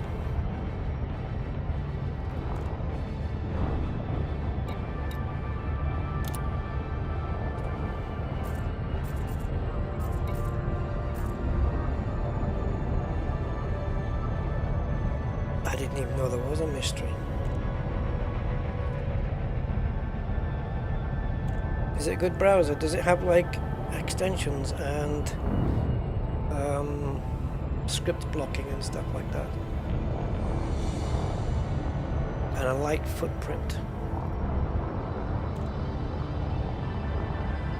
I've got 4 browsers, but I use Firefox mainly, but I also have Opera GX, which I only use for one specific website.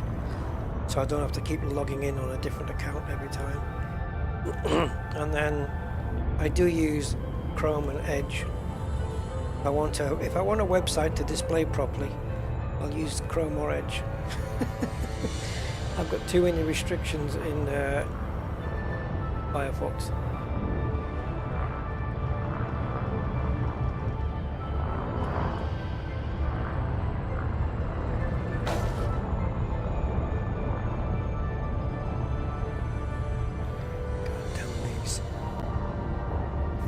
Thrusts.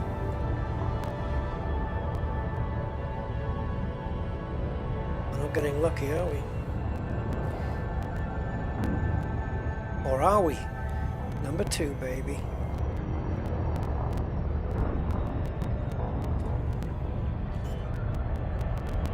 Dime que no. Tell me no.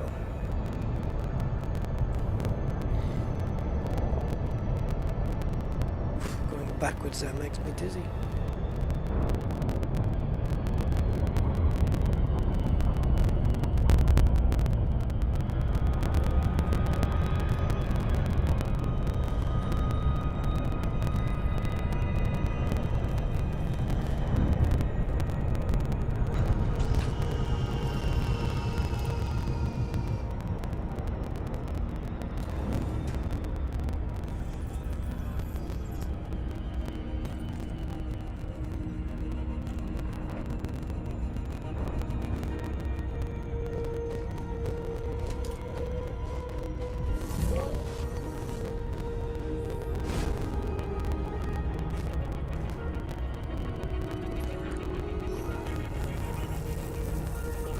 Second partial sample collected.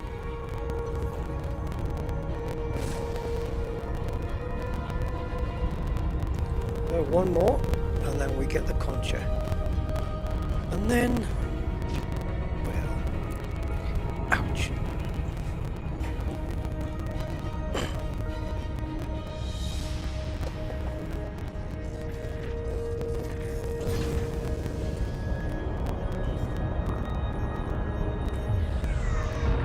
Concha chewy. Minimum distance reached. You've traveled over 800 meters from previous sample.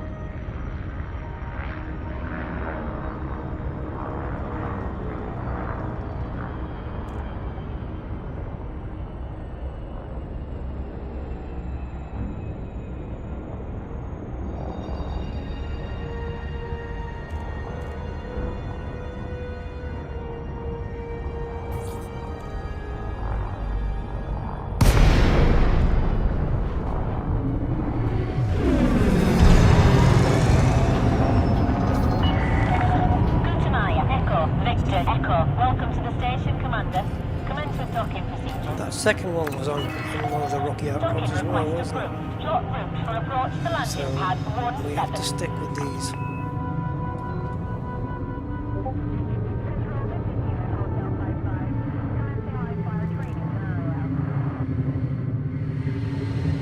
They told me it was rocky outcrops because saved me a lot of time here. I would have been searching all over the bloody place. Although I have found these things many times before. I just don't remember where they are. It probably says it. Reduce your speed immediately, Commander.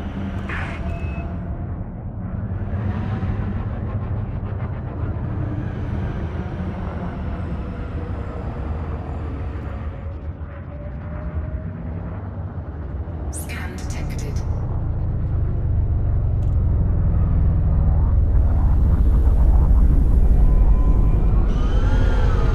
Where is number 3?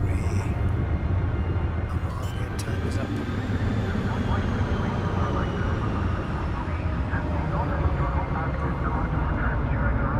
Landing gear deployed. Can we knock the rock over? Nope. We can't.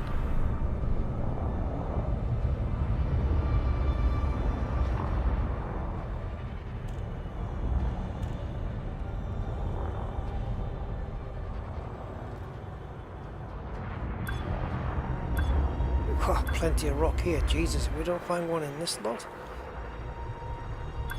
then we have to look somewhere else. Yeah. Surely we'll get one here.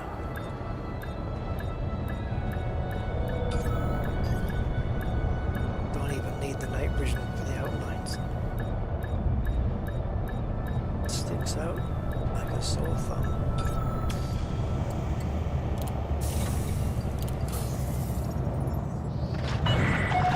Landing completed. Ground crew dispatched.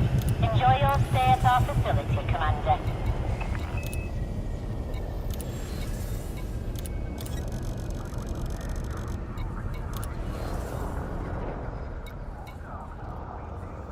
Something sparkled, but I don't think it was our man.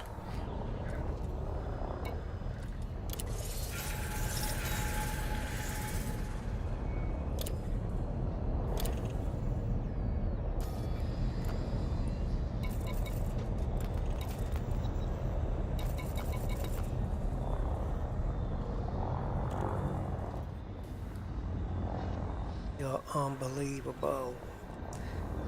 Amazing that there wasn't one there.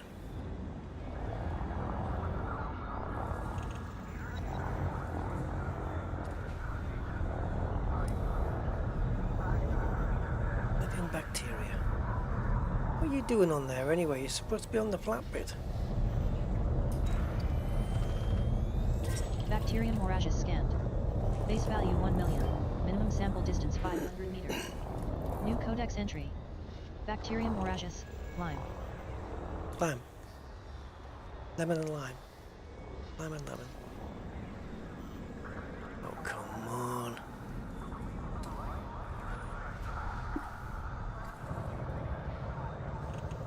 Dude, what the hell?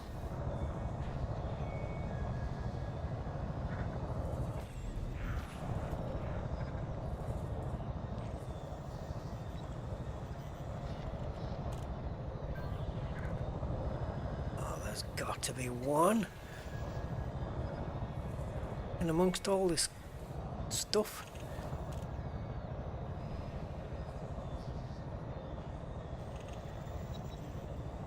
Don't tell me.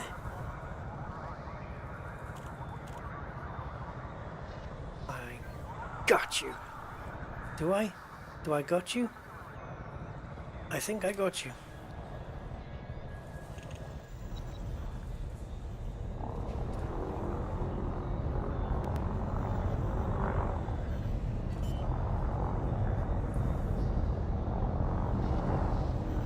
Hello. My name is Mr. Burns.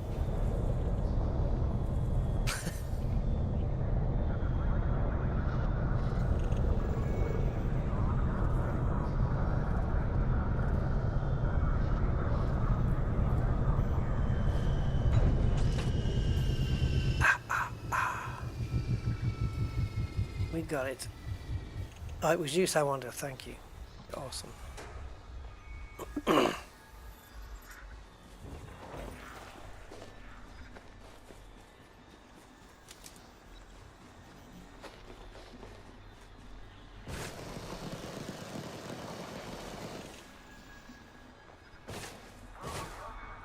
awesome.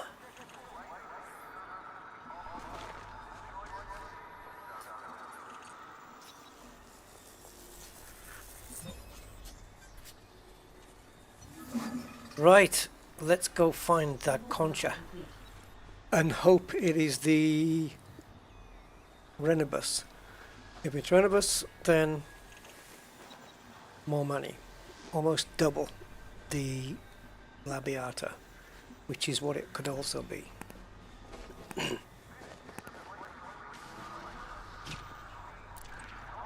Chicken Labiata, chicken lips.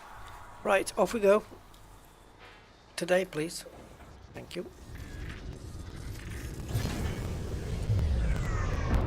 God, that light.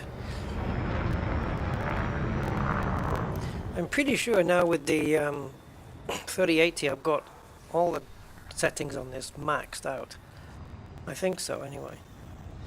I can double triple check, but I think I have my settings maxed.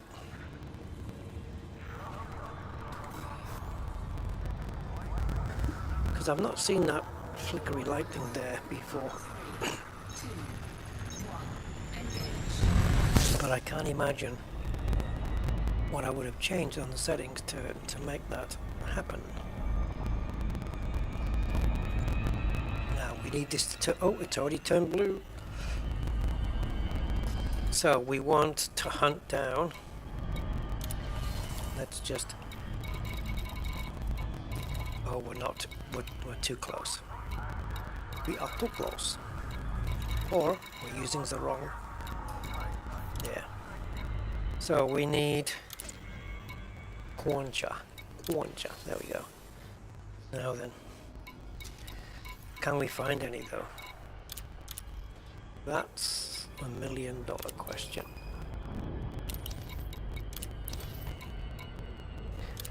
The answer's only worth $4.99, but the question's worth $1 million.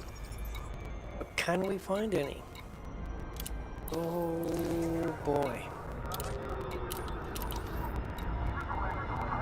So we're gonna have to do it upside down. And just... I think we're a bit too low though, but we're, okay, no, we're covering some decent ground here. But I'd rather be a bit higher, to be honest.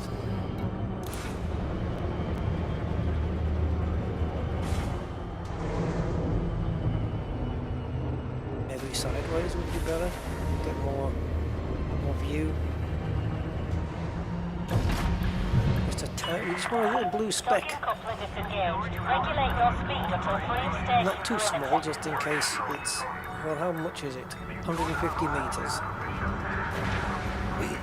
What if it's on the dark side? Ah, hello.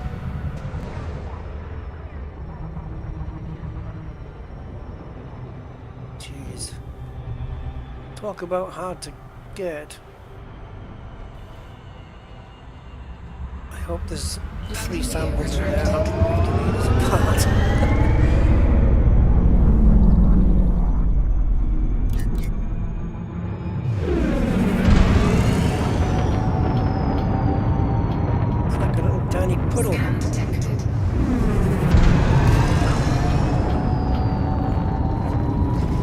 Ideally, I want to plant the ship right in the middle because I need to know where my boundaries are. This is going to be a strange glide then. I want to get it.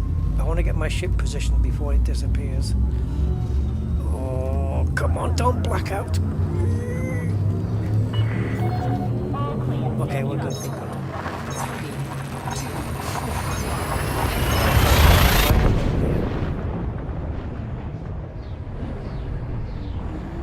Man, just in this tiny little area, which looks like melted cheese on toast.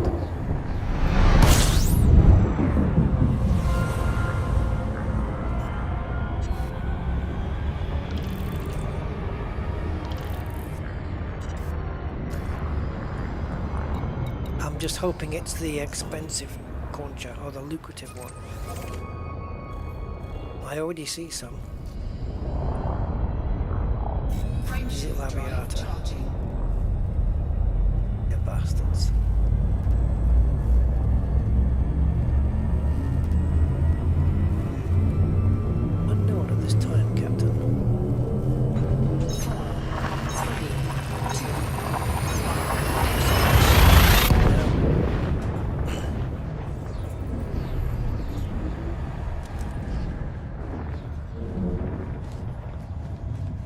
should have come out in the SRV, shouldn't I, to get the...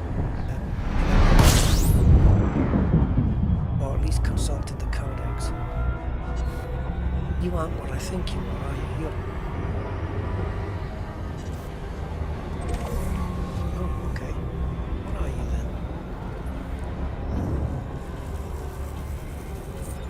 Vertex Affera scanned. Base value 1,632,500. Yeah, I don't think so, buddy. Sample distance 150 meters. First partial sample collected.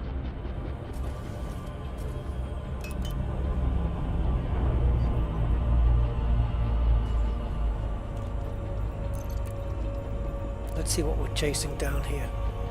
So we have Concha Labiata. We know what that looks like already, which is this, and the other one is right of us. Aha. That's the one I'd like it to be. That would be cool. But as the neighboring planet had Labiata on there, I have a feeling that it may not churn up any results. And what the hell is that meant to be?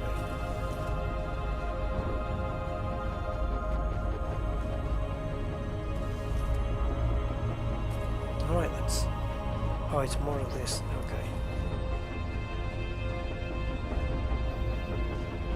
Well,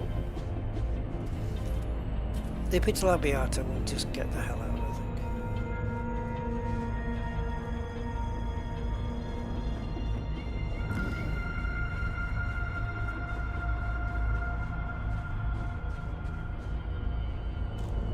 Actually, that wouldn't make too bad of a screenshot.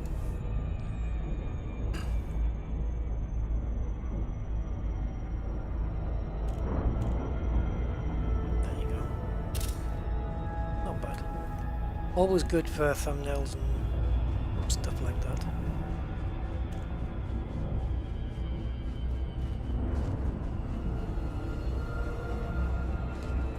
Sirius Scepter, hey.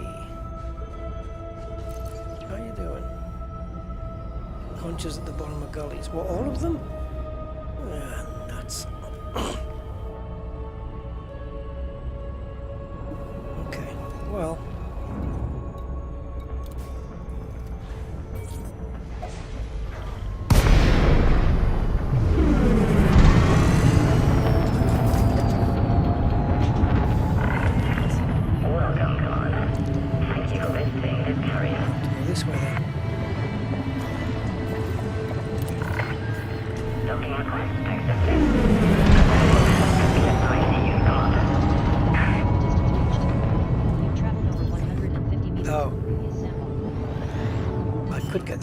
Couldn't I? I mean, by the time I found the other stuff, I suppose we could get it. Frutex is worth 1.6 million, so sure, why not?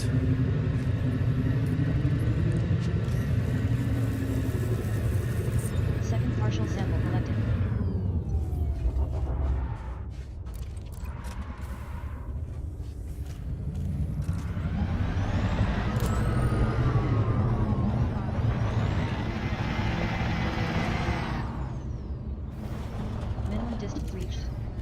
Traveled over 150 meters from previous sample. Is that a fact?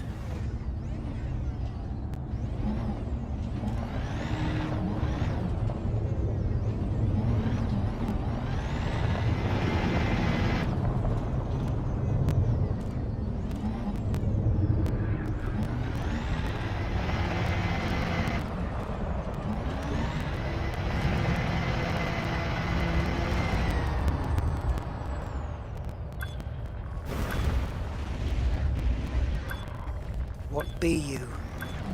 What be you? Huh?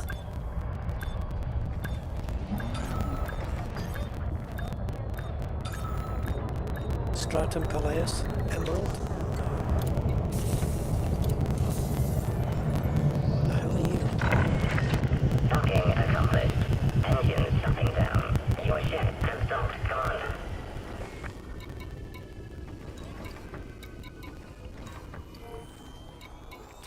Fungoida gelata scanned. Base value 3,300,300. Minimum sample distance 300 meters. 3.3 million? Codex entry. Fungoida gelata, mulberry. Gelata, ice cream. Schnitzels. Can we plant a flag?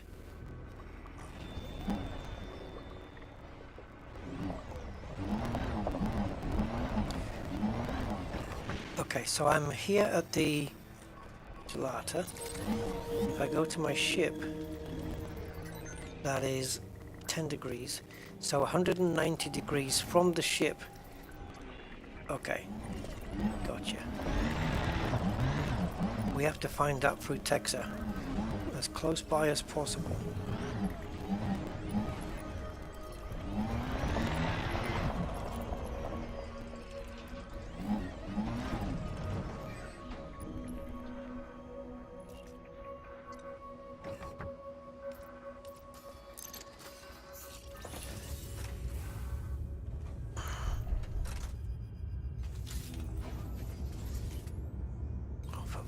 Sake.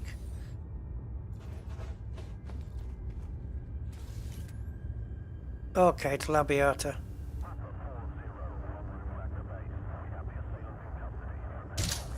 Basket. So, I need that Frutexa.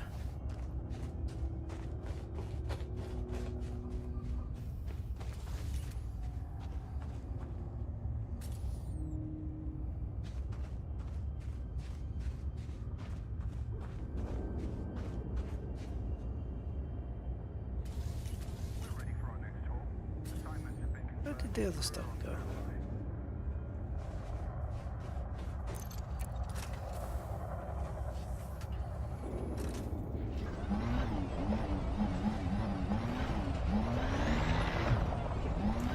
Right, this is worth, Gelata's worth 3.3, the Protector's only worth 1.6. Do we let it go, or do we find it?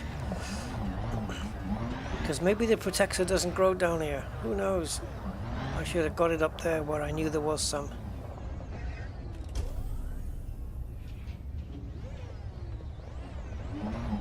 Dagnabbit.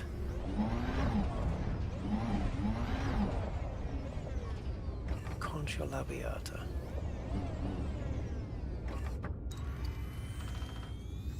Concha labiata stand. Base value 2,350,000. Labia. Yeah, labiata, yeah. Minimum sample distance 150 meters. In the valley then?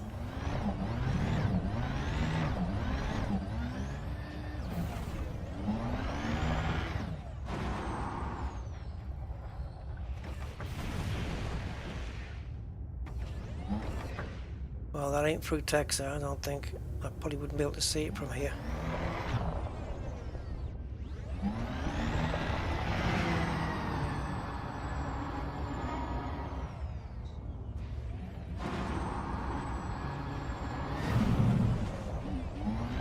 But this stuff on the right could be.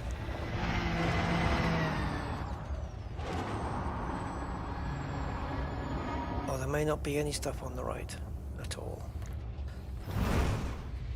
Just a load of highlighted rocks.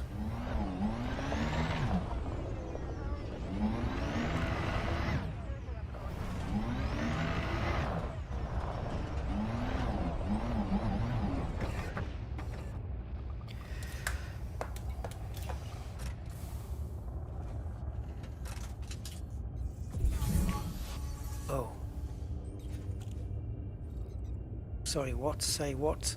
Already analyzed? Okay. Schnitzels.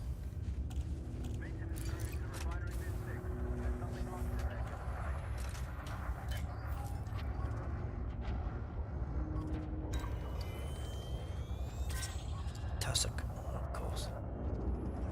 Ah! Nightmareous.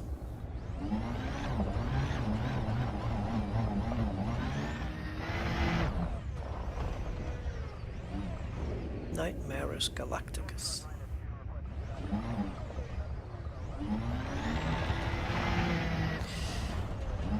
To the ship, Robin.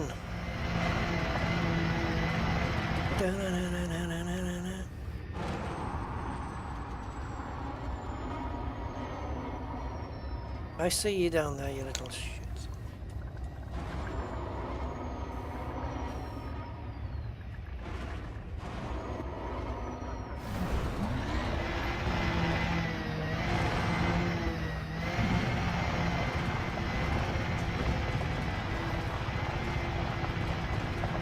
Stand by for launch. Now I know I said it was 190 degrees, but what direction? Well, it can only be one direction. So.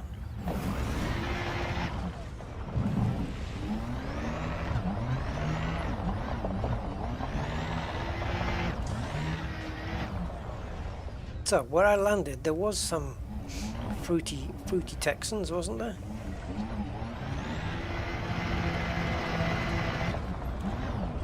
Or was I dreaming?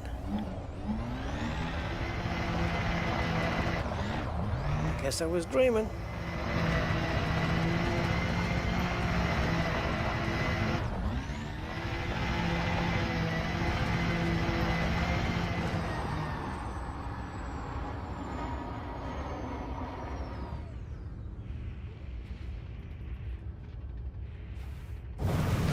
Probably not worth the effort.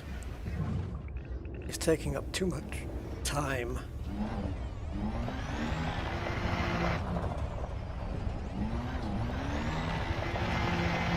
I don't know, man.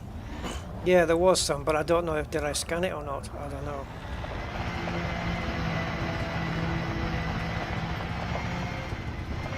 I literally don't know. Don't know anymore. I'm just following my eyes now.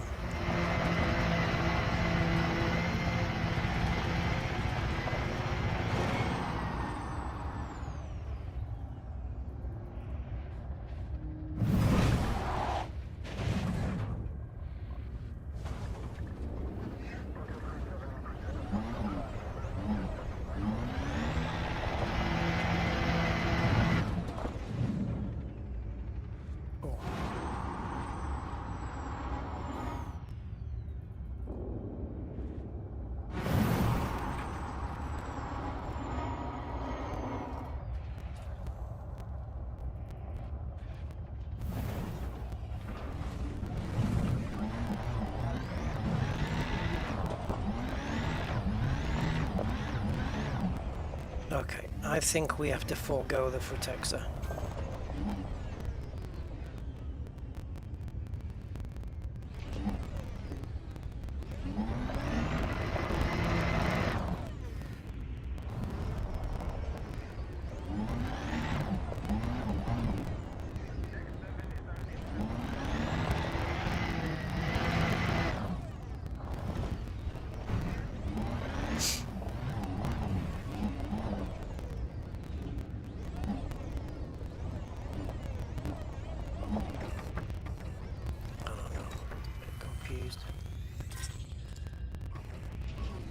Penis.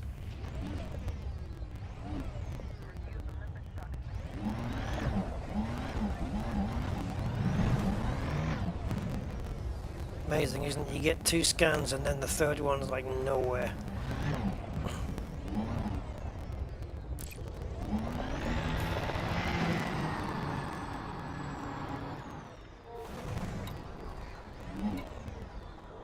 Right, you had your chance.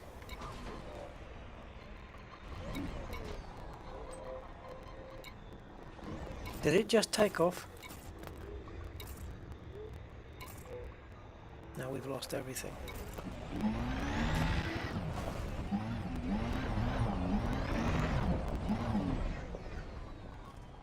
You gotta be shitting me.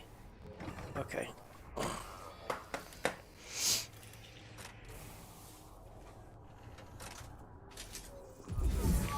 No! Well, stop disguising yourself as a different plant.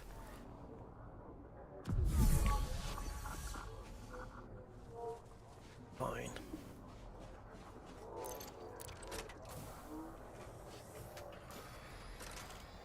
Piss off.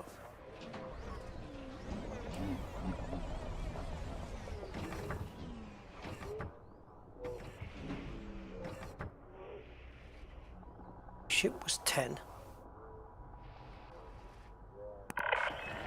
Attention. Carrier jump sequence is underway. Lockdown begins in 5 minutes. So 180 degrees from that is 190. So why are we pointing to sand dunes?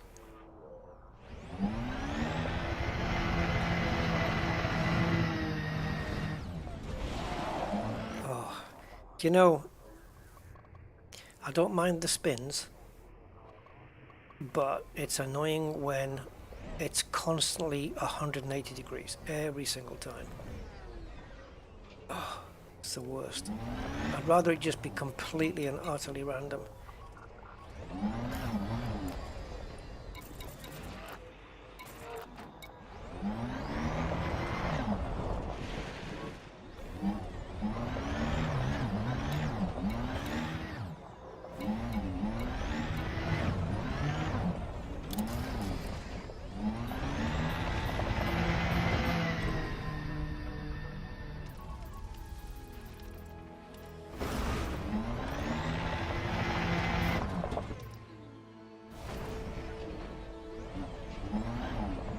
I know I know pretty much exactly how to get back to where I was.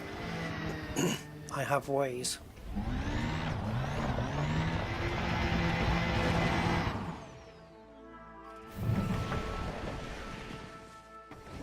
That's not the stuff, is it?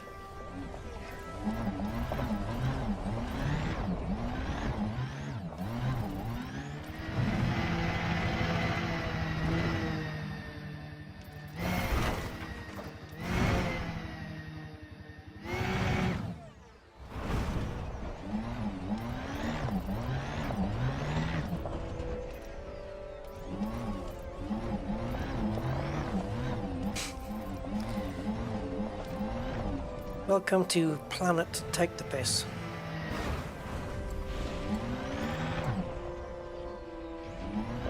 Drinking any of these or eating any of these plants will extract your urine.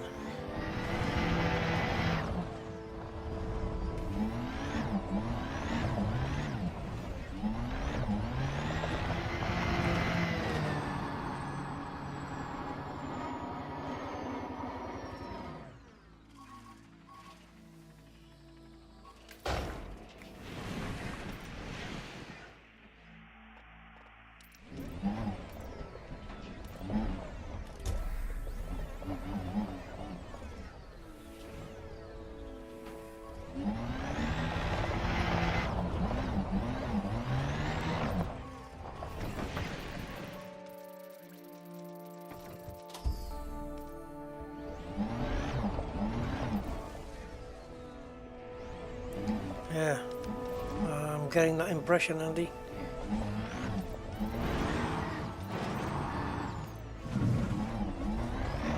Yeah, well, the moment I find Gelata, the Futex is gonna go out the window.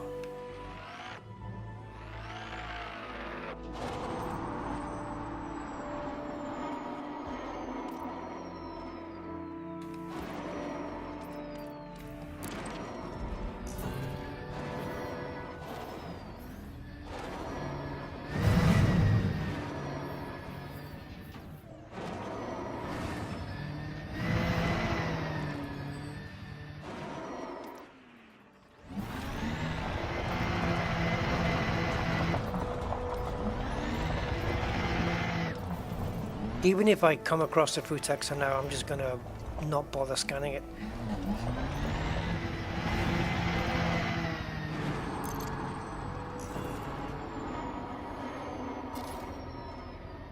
Okay, let's reset then, because otherwise I'm going to be here all night and I don't intend to. I didn't want to go over 3 hours.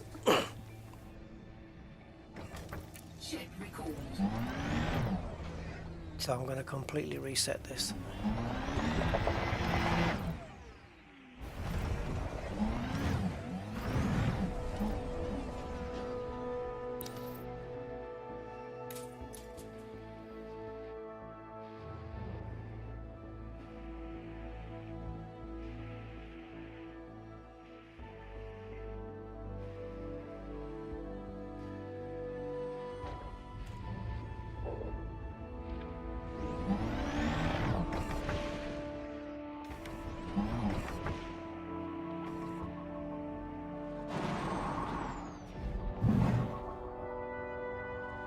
That's the closest you could get, right?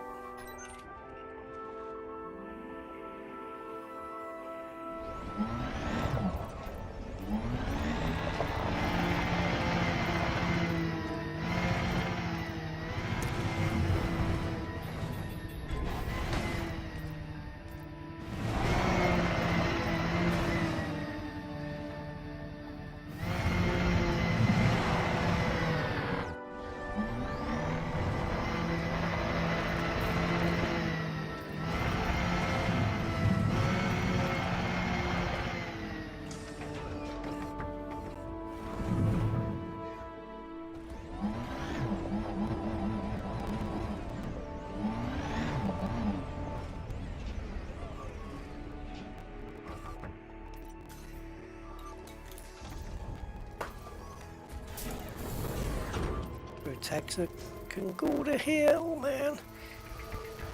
The third sample of Frutexa will not be gathered.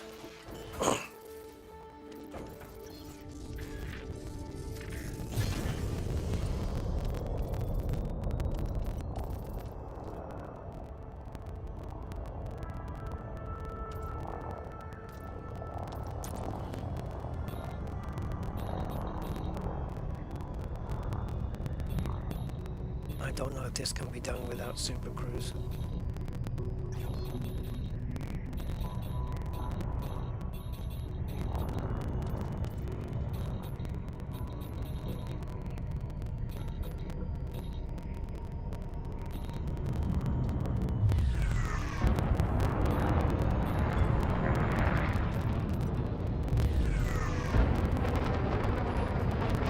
Oh, Frontier, fuck's sake.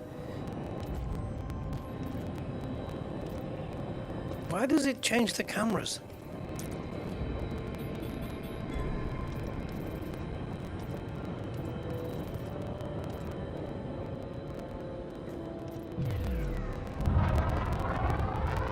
Is it possible for the map to appear back into blue again from without going into Super Cruise? 5, 4, 3, 2, 1. How far is no? Yeah, probably, but I don't know how far Clyde is. So we'll do this, but fuck it. I'm not doing. No. I've decided. Frutexa, I ain't doing it. I've made an executive decision. There will be no Frutexa scale, even if it's right in front of me. Not going to happen on principle.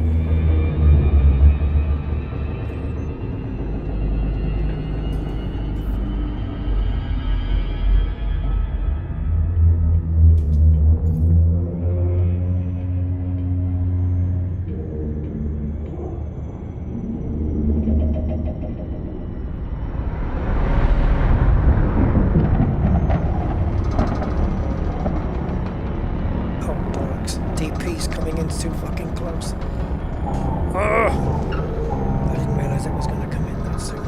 Mission objective detected. Oh, you fucking pig.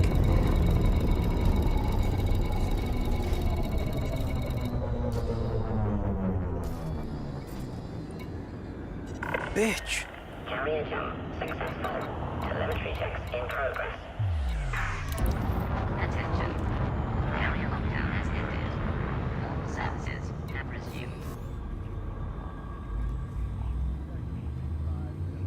4, 3, 2, 1. Engage. You will not win.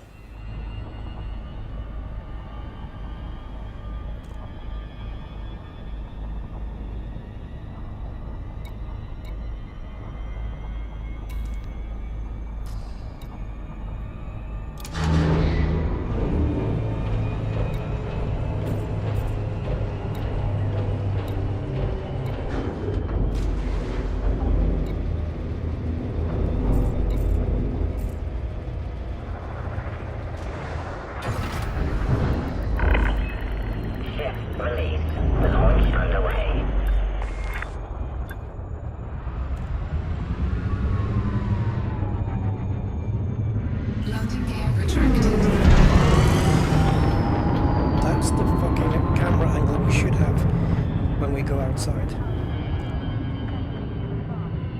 I knew that wasn't the one. And now we've lost altitude. Frameshift drive charging. 4, 3, 2, 1, engage.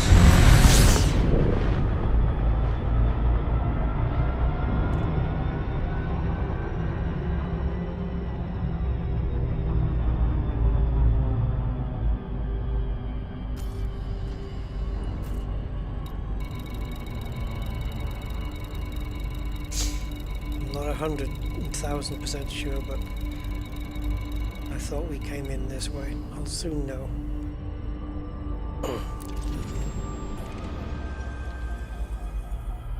Yeah, it was this way. Shit. Fine, we'll boost it the whole way.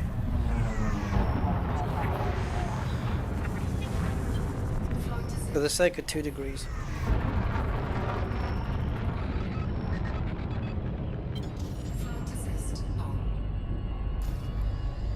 When it, honestly, this is the snowball effect.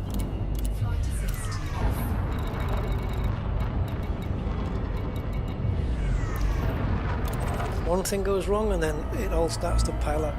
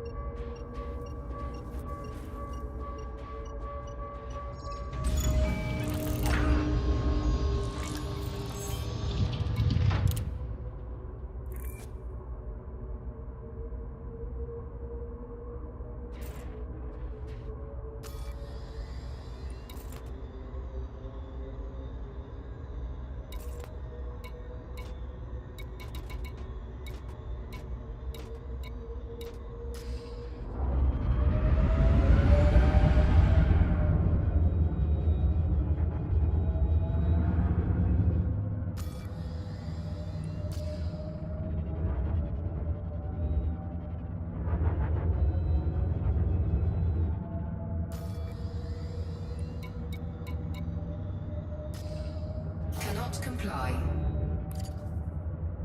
Cannot comply. Cargo scoop retracted.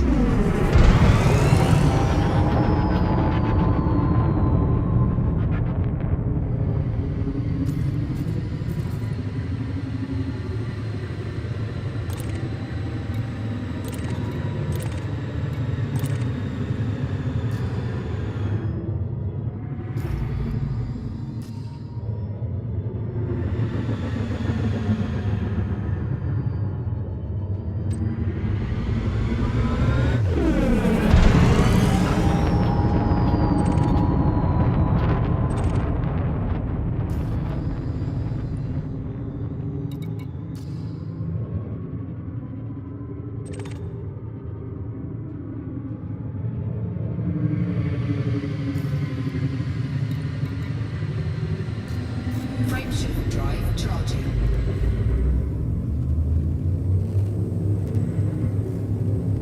Ready to engage.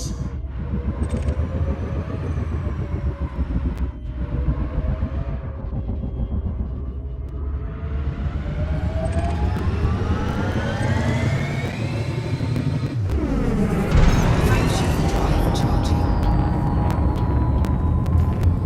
4, 3, 2, 1,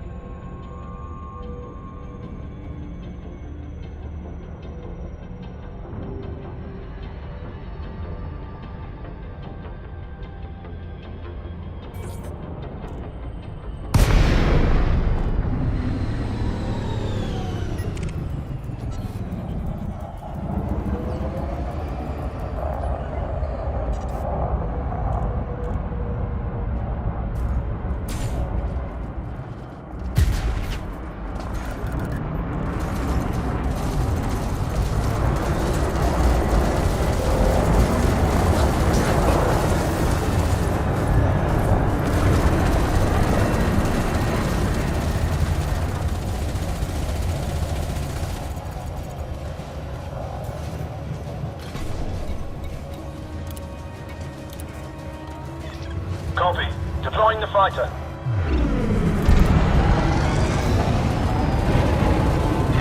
Fighter is now active. Standing by.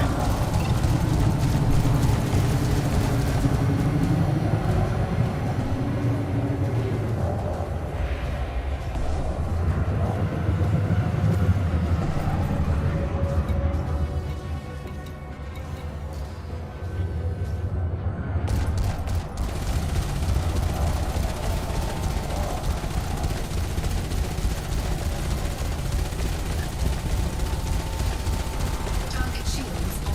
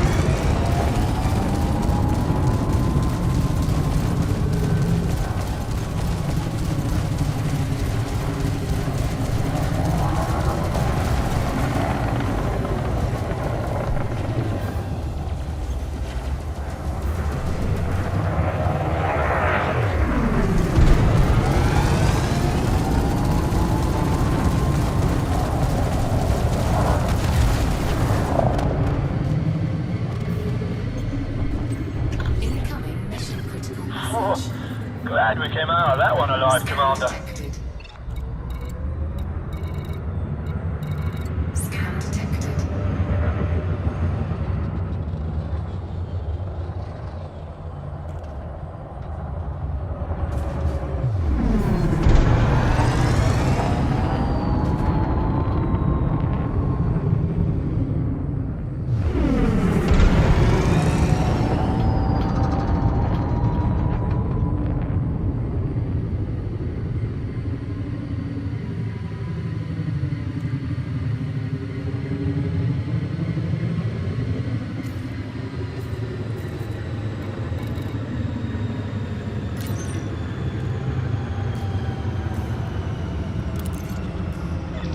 Roger that, Commander. Let's bring the fighter back home.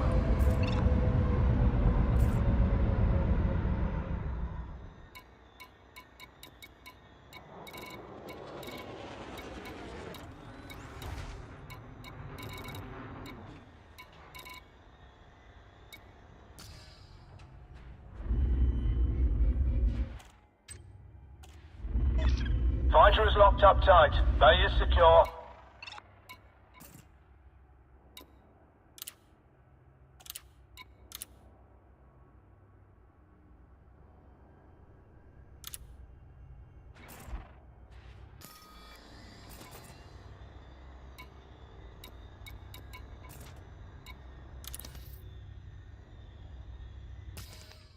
Frameshift drive charging. Ready to engage.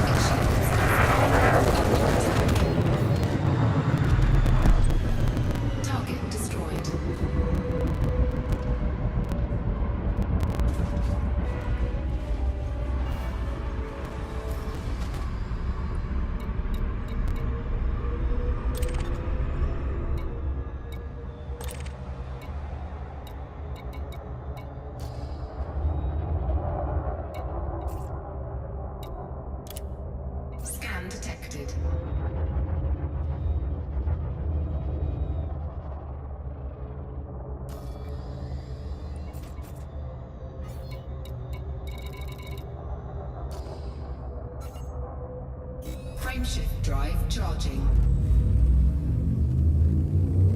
Ready to engage. 3,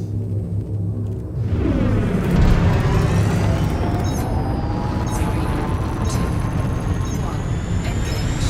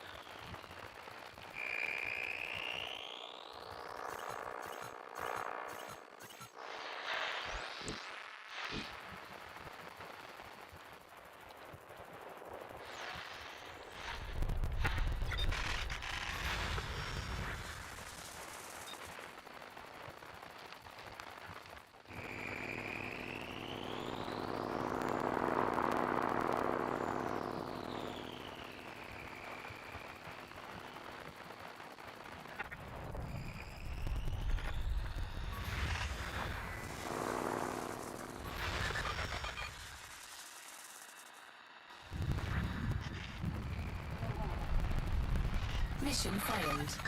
Incoming message.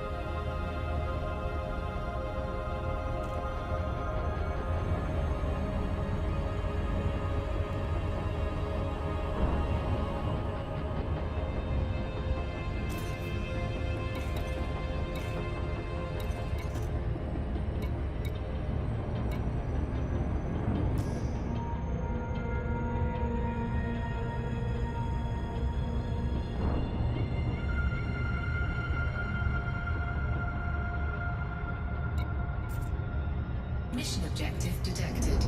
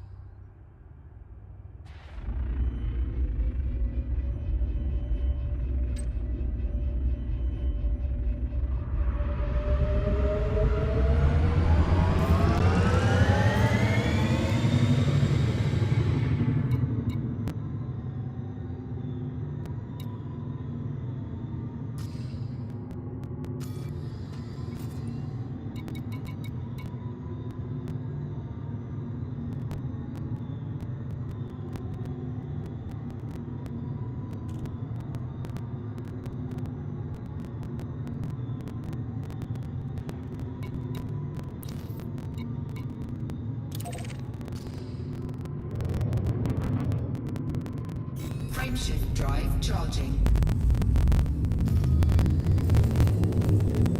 4, 3, 2, 1, engage.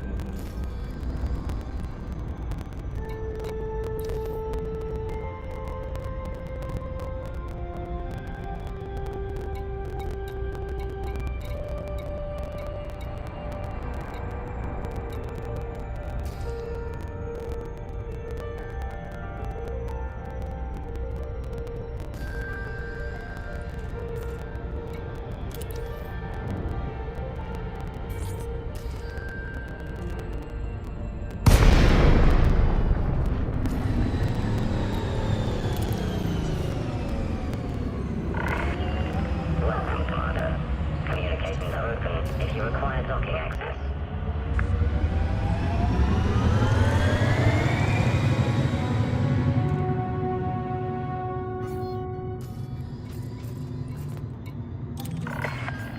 Docking request accepted. A landing pad has been assigned to you, Commander.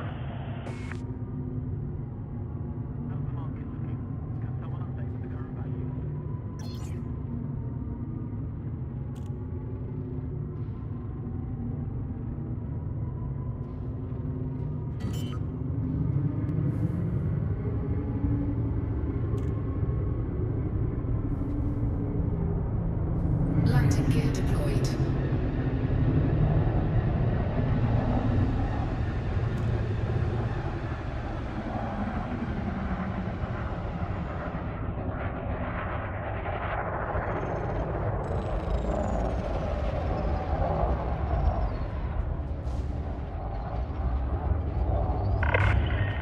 Flight tutorials are recommended in the event of unforced pilot errors.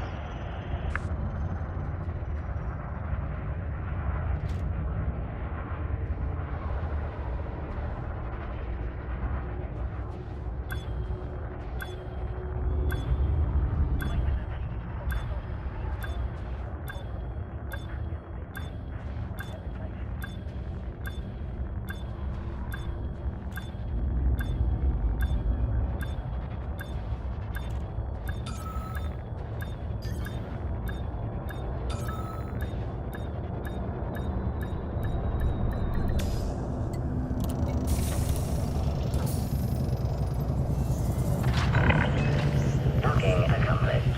Ship is secure. Welcome to this carrier, Commander.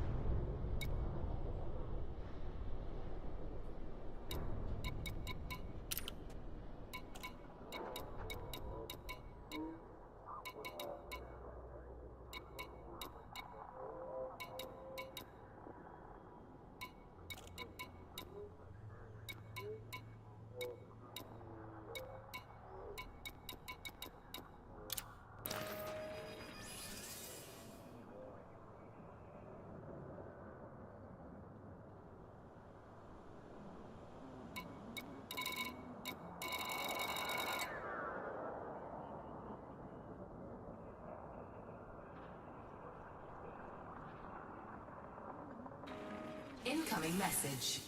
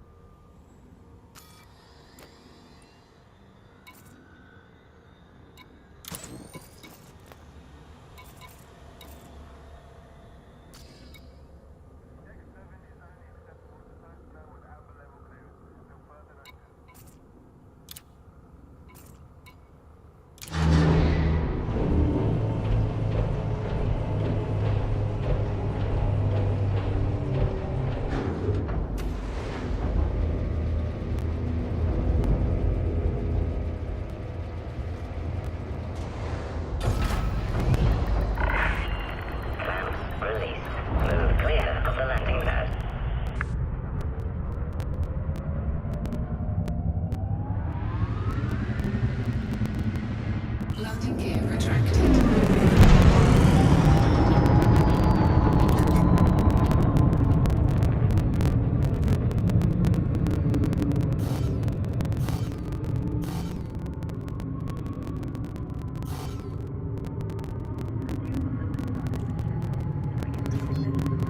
Frameshift drive charging.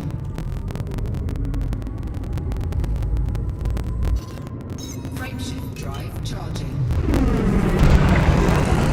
Hi, Commander. Good luck, Commander.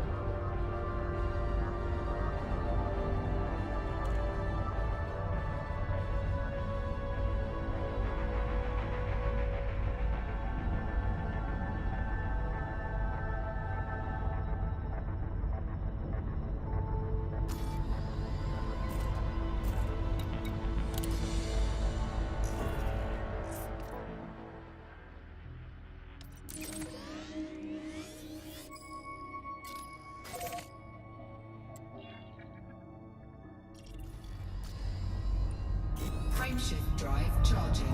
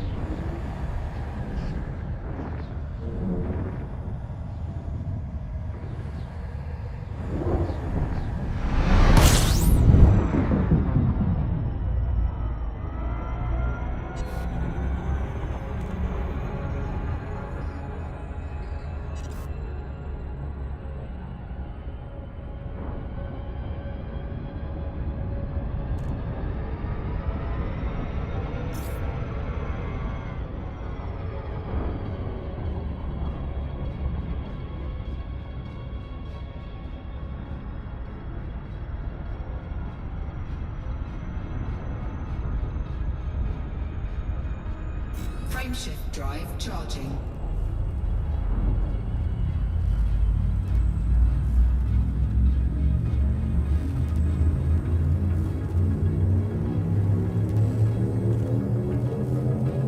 Ready to engage. 4, 3, 2, 1.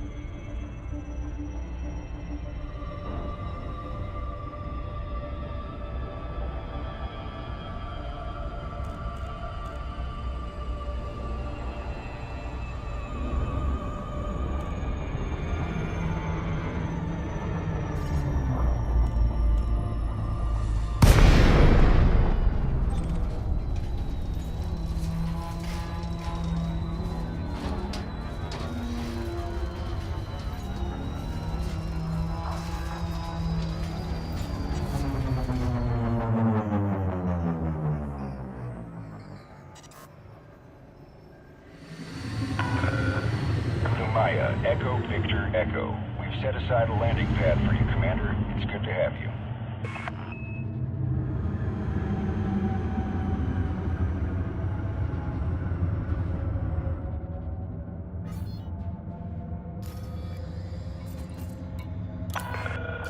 Landing permission cannot be granted. You're out of range. Resubmit at 7.5 kilometers.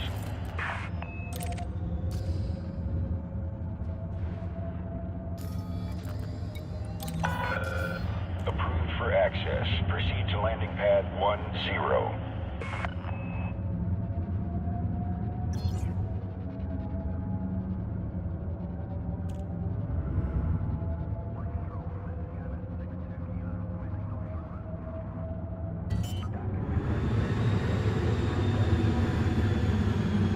Scan detected. Landing gear deployed.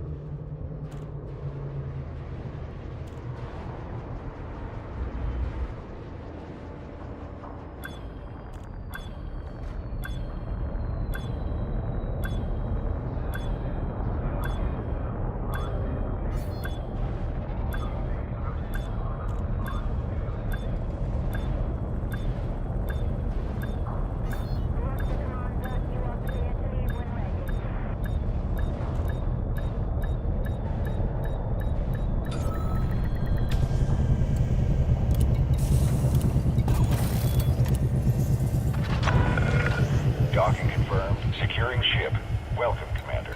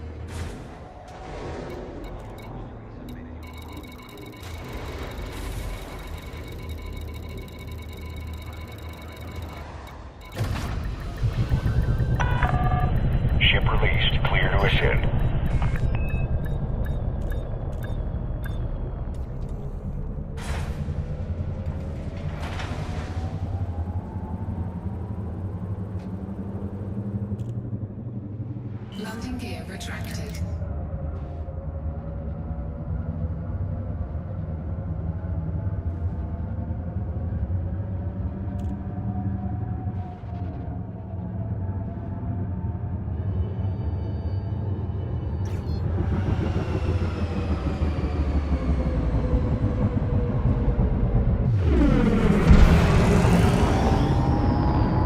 Frameshift drive charging. 4, 3, 2, 1, engage.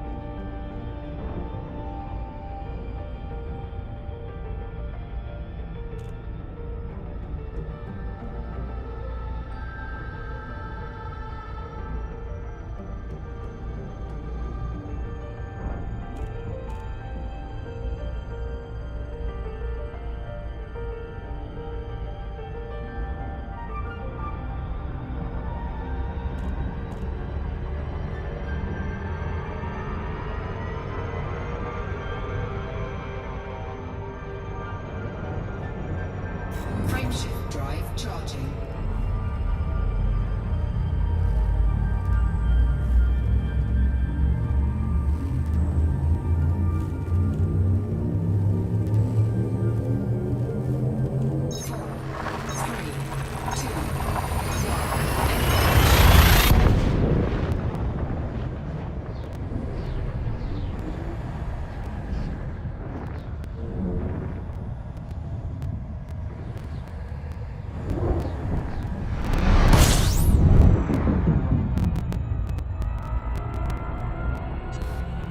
System scan complete.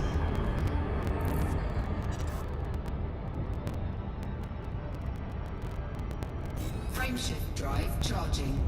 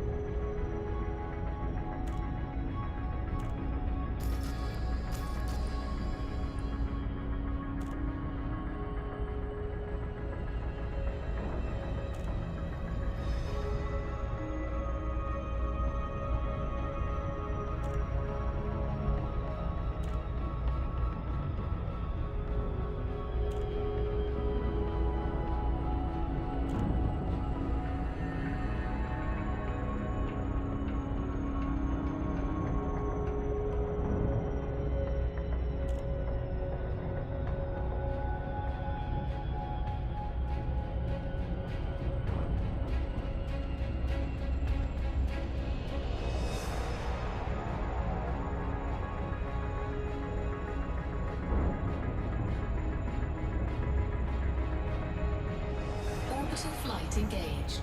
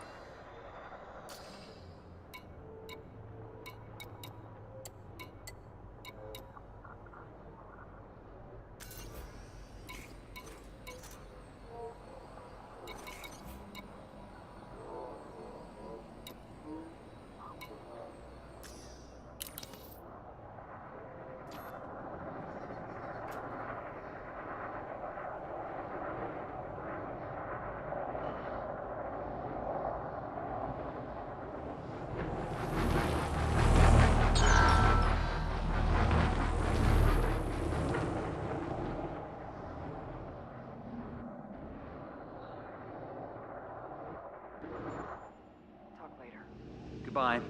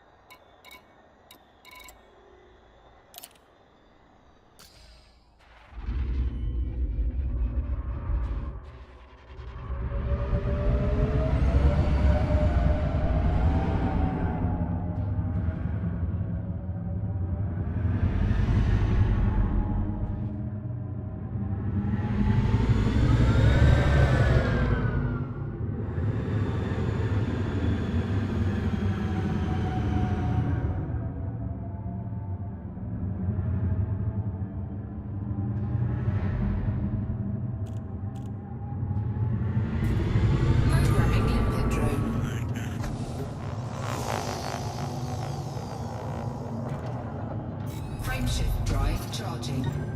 Cargo scoop deployed.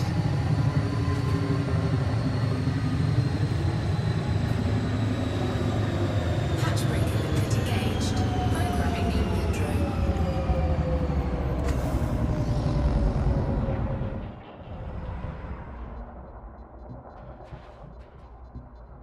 Target cargo dropped. Hatch breaker limpet engaged.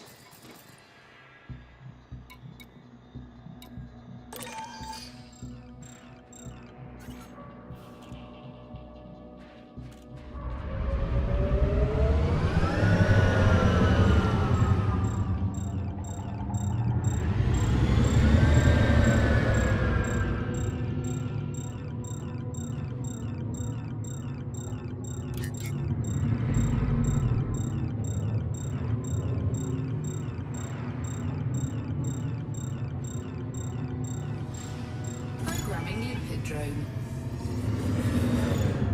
Cargo scoop retracted. Cannot comply.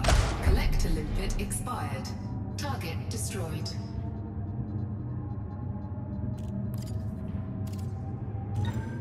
Cargo scoop deployed.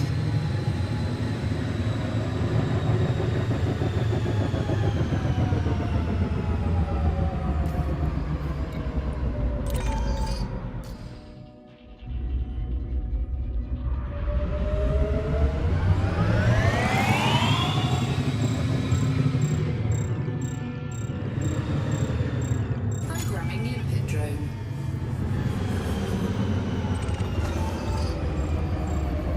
Programming limpet drone.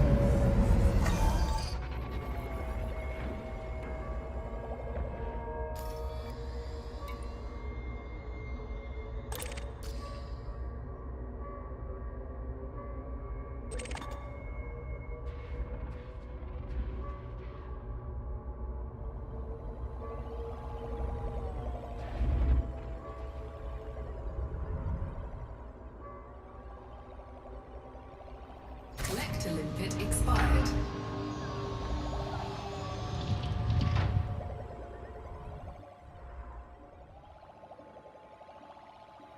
Collector limpet expired.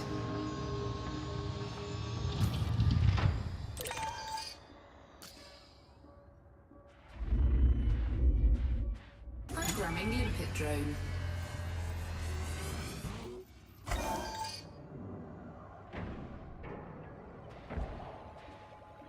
Collector limpet expired.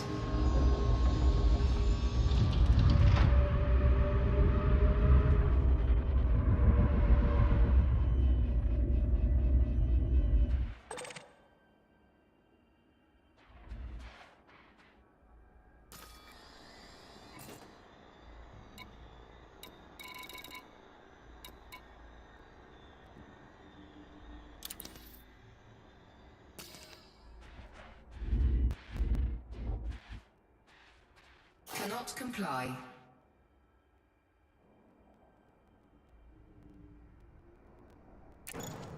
Cargo scoop retracted.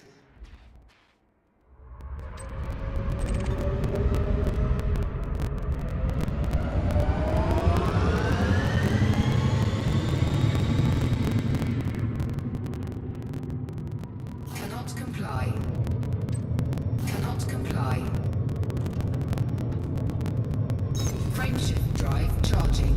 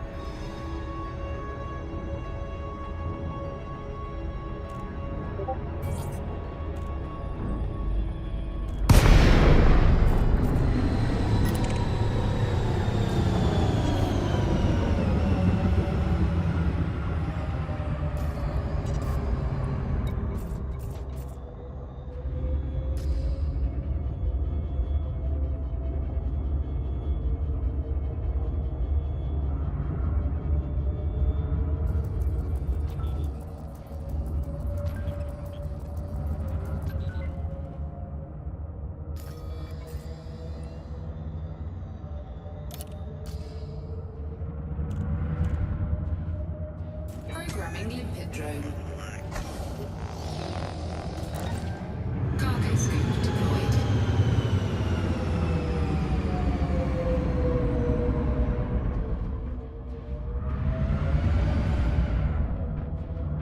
Hatch breaker limpet engaged.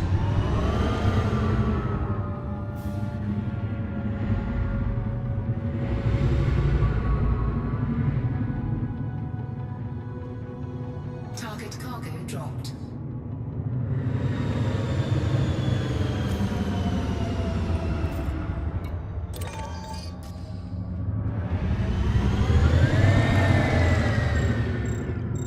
Programming limpet drone.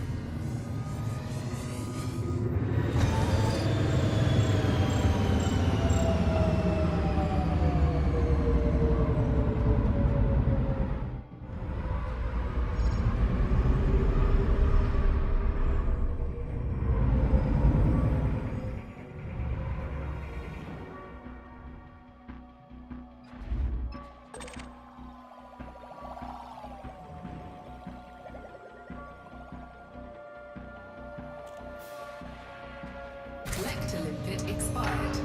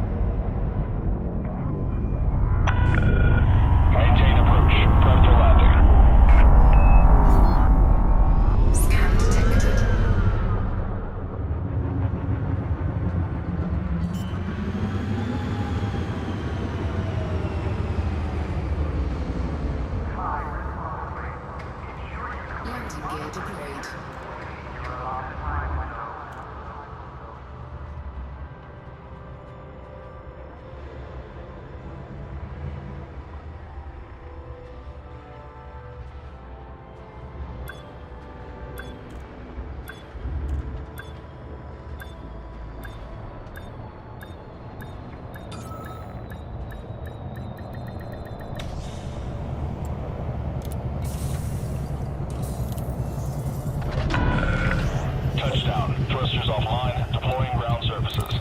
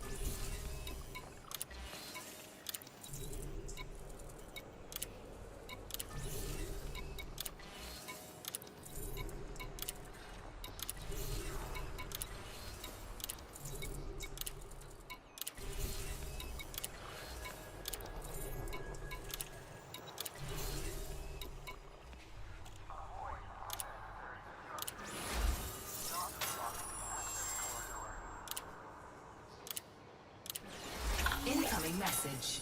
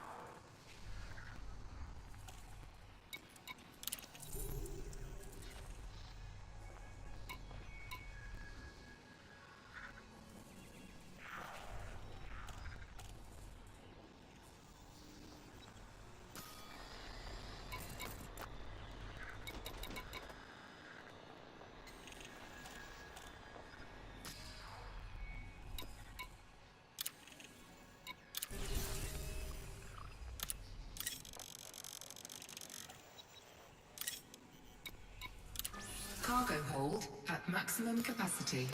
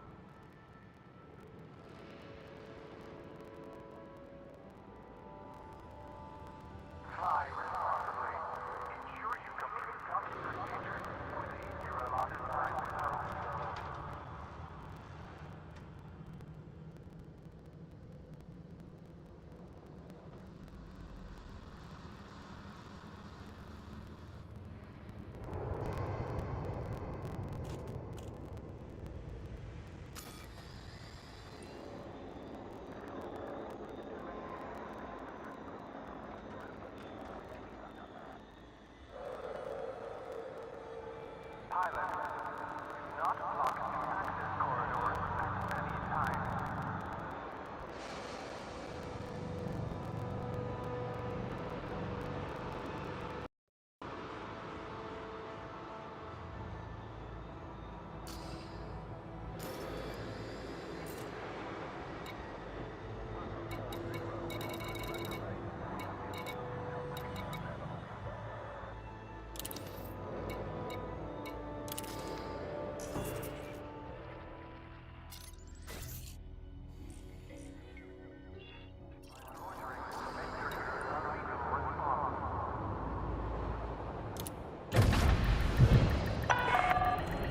restraints retracted. Follow the greens on your way out.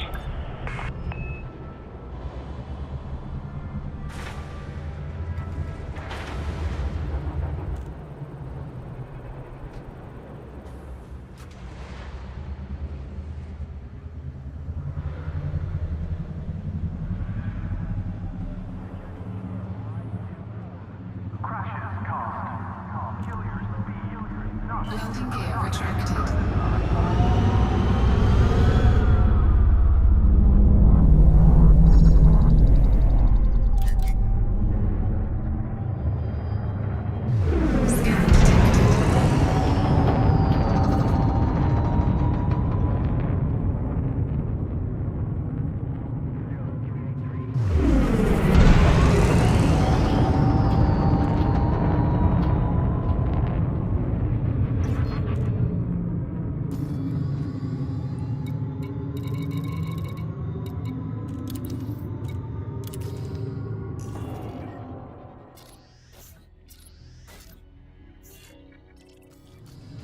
Frameshift drive charging.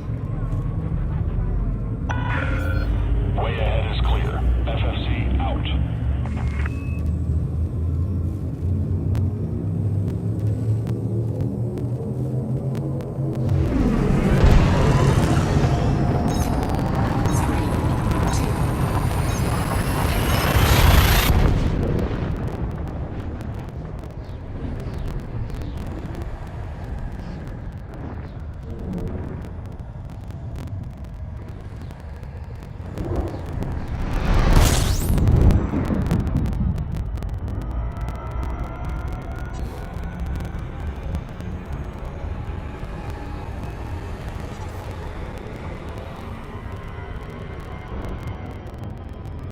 Frameshift drive charging.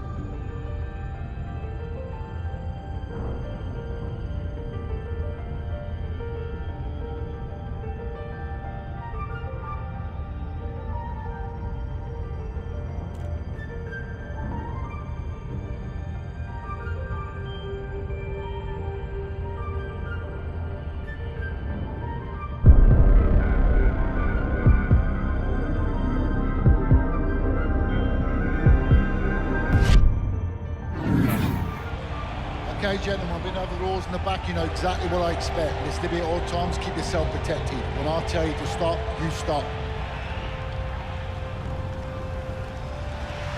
He's so big. I mean, after his Sean Strickland fight, he weighed himself, and he was somewhere in the neighborhood of 220 plus pounds. Yeah. Oh, my goodness. Well, his coach told us. Yeah. He'll be 210, 215 tonight. Yeah. Oh, yeah. Unreal. All right, here we go. Round one for the undisputed UFC middleweight championship. Adesanya is in the green with gold trim. Alex Pereira is in the yellow. Here we go. Here we go. Here we go.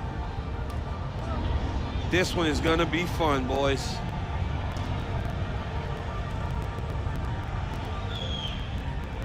Adesanya seemingly as relaxed as I've ever seen him before a fight. It's crazy because he's lost to the guy, and he has so much confidence in this matchup. Well, he's a better fighter. He's a better fighter than he was then. Yes. He's improved so much. Especially in MMA. I believe that Pereira's improved as well, but Stylebender is right now one of the very best fighters on planet Earth. That's where the confidence is coming from. This is an opportunity for him to get revenge and to show how great he truly is. But it's a dangerous one. Going to be interesting to see if either man tries to mix in any wrestling. It's amazing how much bigger Pereira looks. He looks like a light heavyweight. Yeah, he does. It's similar to the Jan Blachowicz fight. And Pereira certainly looks a lot bigger than he did in those kickboxing meetings 5 years ago. Those are two very good leg kicks there by Pereira. Oh, man. Now he goes up high. Izzy's going to have to check some kicks. Adesanya with those beautiful, subtle stance switches as usual. And feints, man. He does a masterful job of feinting to set you up. Tries to draw out reactions. And generally, in fighting, he draws out big reactions. I don't imagine he would draw those same reactions from this guy. No. Who's been in front of him before. He's been in front of him, and also he's fought world-class kickboxers on a regular basis. Nice offering there by Adesanya. Pereira did say he was going to try to pace himself for 5 rounds. Never been 25 minutes in MMA. Oh, nice right hand by Izzy. Nice right hand by Izzy.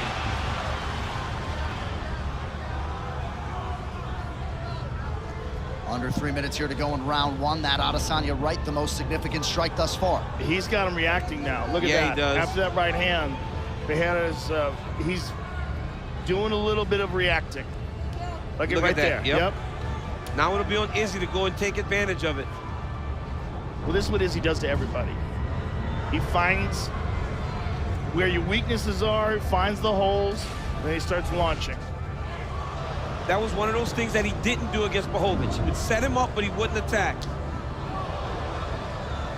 He's got Pereira reacting now, but he's got to attack him. Pereira just, there's so much danger when he gets close to you. Inside leg kick is there for Adesanya. 2 minutes now to go round one.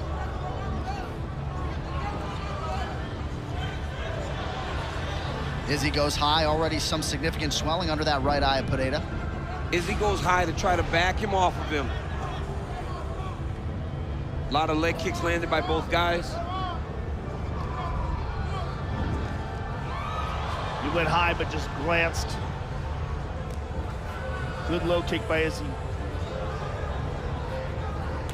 Oh, good kick to the body. Got under the elbow.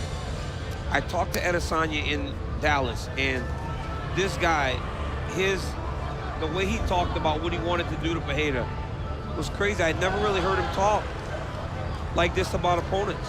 Good kick to the body there by Pereira. But yeah, that was a great shot. And a good inside leg kick from the champion to counter. Just over a minute to go in the round. Well, this is the only guy to beat him the way he beat him. I mean, Blachowicz beat him by decision, but Pereira put him out. And he wants to get that back. We asked Pereira which guy was more likely to try to wrestle or grapple, and he said, I think I would be the guy who'd have more success chasing takedowns, but he expected that Adesanya would be more likely to do that tonight. Oh, good kick to the body. Big. Oh, Jesus. That's where it gets dangerous. Yep, there's that money-making left hook. It's when Izzy goes southpaw, Pereira just throws that big body kick.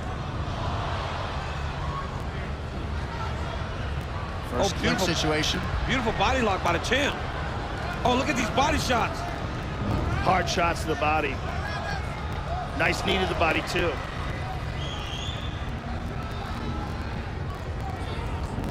Very interesting that Izzy's clinching with him, making them think.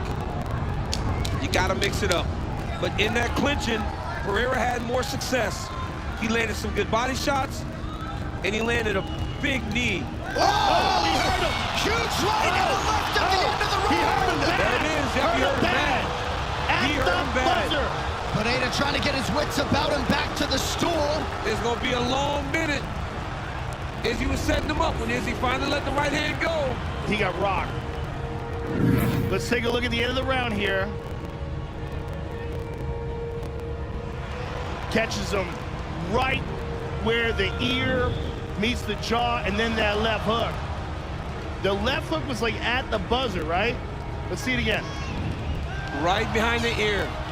It's actually after the buzzer. Right. The left hook was after the buzzer. But he had started to throw the left, I believe, before the horn. So a legal strike, and we'll see if the champ can capitalize. He's trying to calm down the Madison Square Garden masses. Pineda looking for more of that noise. Round 2, early leg kick for the champ. But now the champ's gonna get some respect.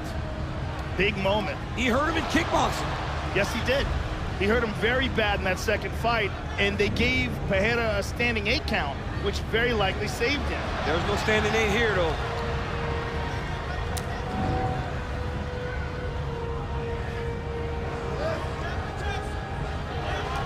Oh, Pereira seems to have recovered, but you never know. Oh, good left to the body by Pereira.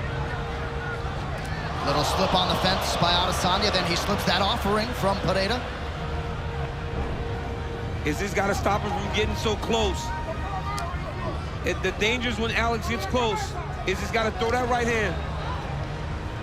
Coach Dean Thomas, what do you have, sir?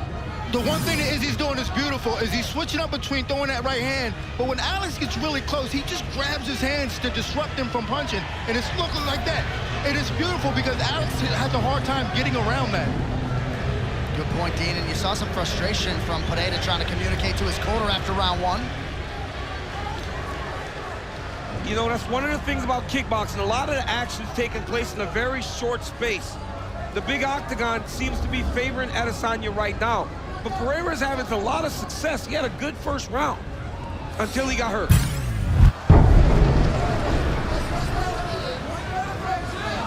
Head, body, leg discrepancy there. Not much success upstairs for Pineda thus far. Good inside low kick there by Izzy. And he goes high. Pops him with a jab. That jab's on point here, round 2 for the champ. Alex is going to have to stop reacting. He's going to have to lead a little bit, Joe. If he wants a chance, he's going to have to take some chances.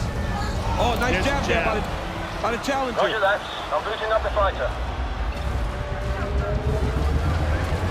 Oh, man, the jab is stiff. Fighter is prepped. Say the word, Commander. I mean, he hits so hard, you can hear it when he lands. Nasty. Even in close. Oh, he hurt him. He hurt him with that shot in tight.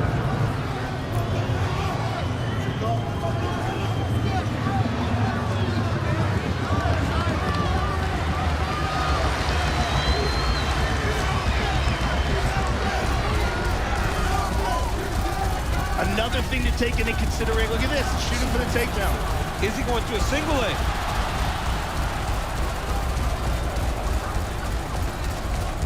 Another thing to take into consideration is the 5-round fight.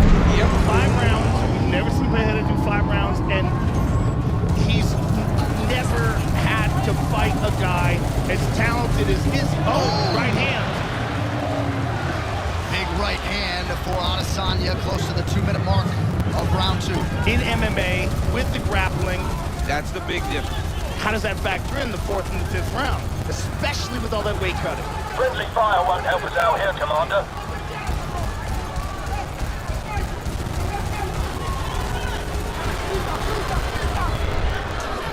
That's the difference. If you tell Alex that he has to spar. Oh!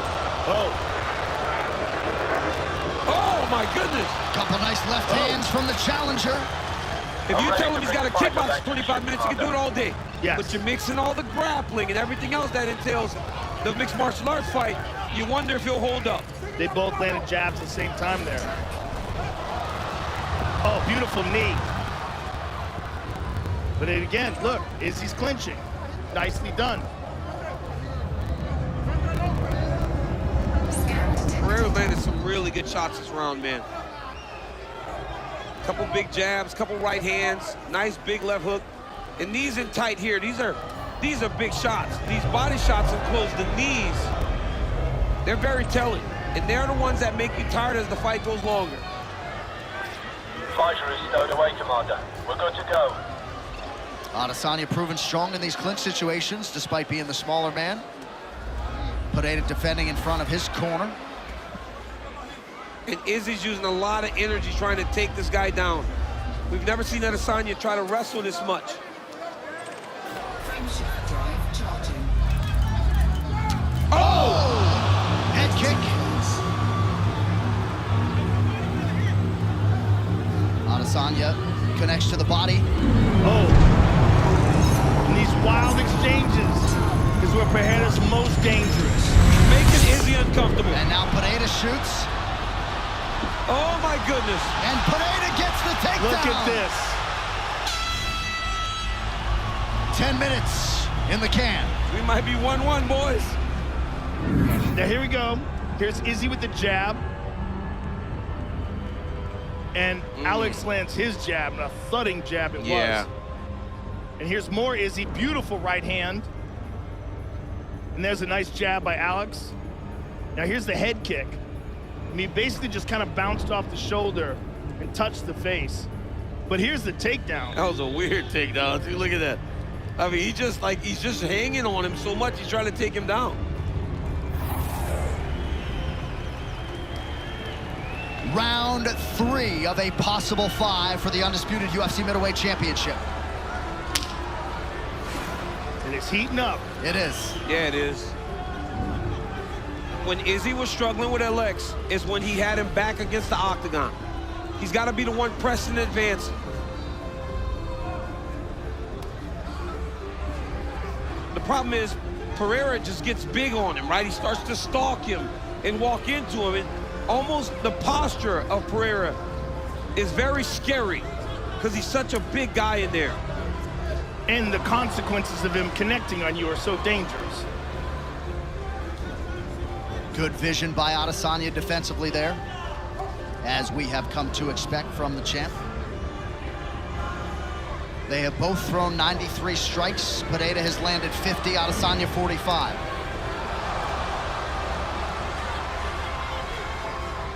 And this is when, see how Izzy landed the right hand? Alex, then he wants to rush. That's when he starts to get a bit aggressive, right? And go after Izzy. Right. This is where Izzy's got to stand his ground. That was a nice knee to the body there.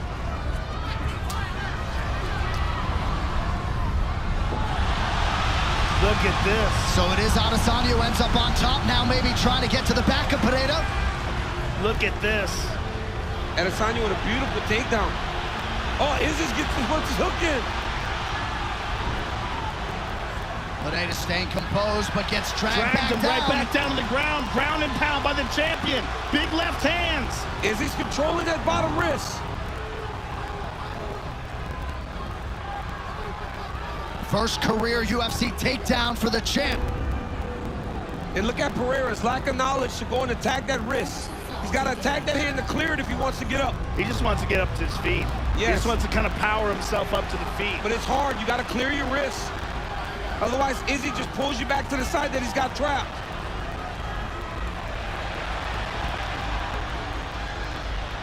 Not a lot of this going on in the kickboxing realm. Under 3 minutes, round 3. Solid left hands there landed by the champion. And Pereira's just trying to stand up. Izzy's doing a great job of keeping his right wrist, man. And then he digs the hook in, and Pereira's trying to elbow him. To the thigh. That does nothing. You got to be trying to get back to your feet. But it's all in the wrist control. That wrist control's caused them real issues. Great 2-on-1 there by Adesanya. Who would have thought? And this will exhaust you. This will exhaust Pereira. Yes. That wrist control is so important because now Alex has to address that before he can get to his feet. He can't post with his hands. That's why he's leaned over forward. Adesanya making some of these left hands count. Gets one hook in. It's going to be a long 2 minutes for the challenger. He's almost up. But he's got to be attacking hands right now. Izzy did a great job there. Back down again. Look at this. Look at Izzy's forward pressure. Keeping his hands locked and driving the pressure forward towards the mat. Pereira needs to... Oh, no. Mistake there by Adesanya. Yeah, but a mistake by Bajeda, too, as he went for the leg lock. And then he abandoned it. Instead of just trying to get back up to his feet, he's exhausted. Pereira looks tired now. It's all the grappling. And this is where you would expect the championship experience of Adesanya to start to take form and show itself. Yeah, look at the big, deep breaths from the challenger. Oh, that was a good elbow from the bottom. Almost 3 minutes of ground control time for Adesanya here in this third round, under a minute to go now. It's crazy, too, because Pereira was the reason the takedown happened. He tried to step across in a position where he had no chance to score a takedown. Izzy's gonna throw elbow here. He can take it over the top while Pereira's grabbing the wrist.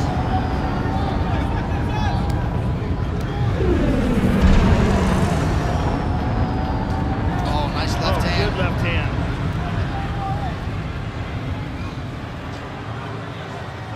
Glover's telling Pereira to hold on.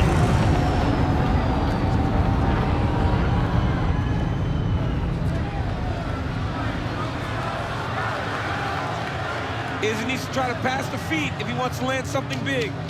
He's got to catch both feet, pass, and throw. Little axe kick to the body.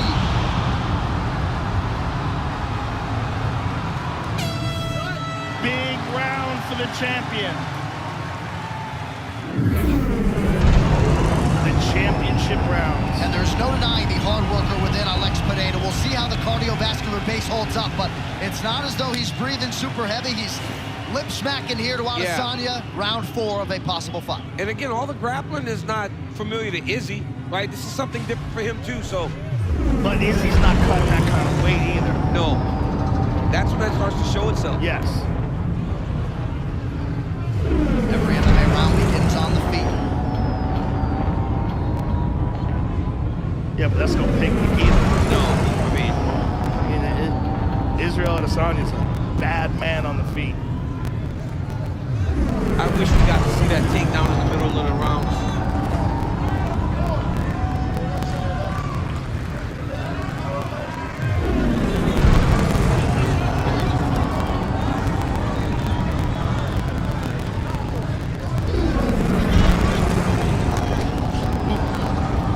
Adesanya able to roll with that left hand, but a connection by Pereira nonetheless. Nice leg kick by Adesanya.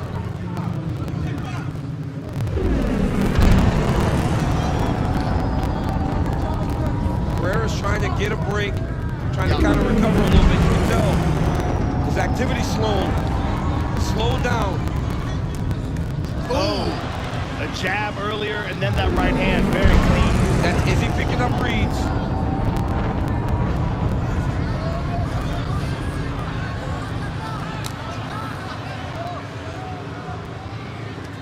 This is where Alex is dangerous. In this position. Beautiful sequence by Adesanya. The champ's starting to open up now. Attacking all areas to great effect. As Pereira gets tired and he starts to slow, the champion has all this championship round experience that he's relying on. Yes. And just MMA experience. Yes. We're talking about a guy who's really only 4 fights into his MMA career. Right. And in his 5th fight, he's fighting one of the greatest middleweights of all time. It's wild.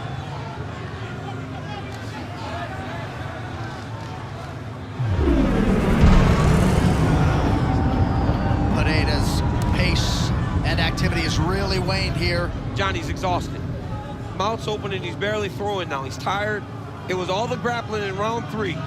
Paid dividends for the champion. Pereira Pineda also having a hard time planting on that lead leg, courtesy of all those Adesanya leg kicks. He's landed 27 of 30, has Izzy, unofficially.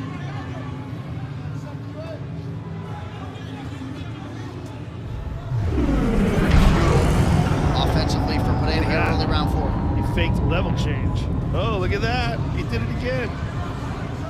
If Izzy can take him down again, tired. He's very tired. Yeah, he's tired. And this also speaks to the lack of experience. He didn't fight a Robert Whittaker. He didn't fight a Marvin Vettori. He didn't fight a guy. Yes, Jared Cannonier. Yeah. Big guys who could take him down. He got fast-tracked. And, I mean, he fought well. You know what I mean? Fought well in round 1, fought well in round 2. But as you would expect, they start to fatigue down the stretch, and this is where the champion seems to be starting to pull away from him. And this was the concern about the weight cutting. Yeah. Like, the extreme weight cutting, how is that going to affect grappling? And now we're finding out. Well, he was the last guy on the scale also. Yes. Yeah, 5 minutes left, and he made it. What championship medal, though, from Adesanya after a tough round 2 to take control of this fight in rounds 3 and 4. But we got a minute left. If Pereira can make something big happen here, and now he seems to have, look, he's pressing on the gas a little bit. Echo, Starcom welcomes you to this alliance. Big jab. Please fly safely during arrival and departure. Oh! Woo!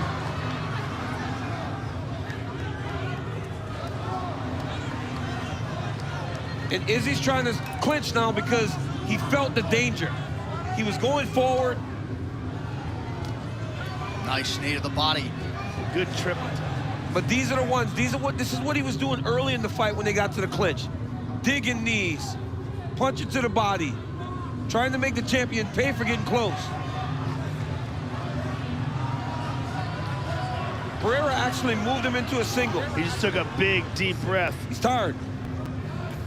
And he was starting to recover, so Adesanya put him right back in that grappling position. Request approved. Proceed to landing pad 08. Izzy loads up on the elbow over the top. Just misses. Waning seconds here, round 4.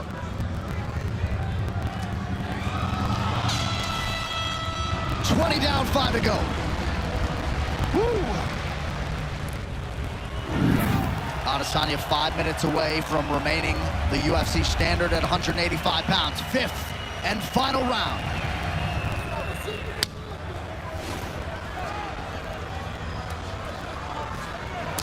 It seems like we're looking at 3-1 pretty comfortably for the champion. But the danger is still there with this guy. Oh, nice left to the body. And now he knows he doesn't have to fight another round after this. He can empty the tank. Yeah, he's gonna fight hard.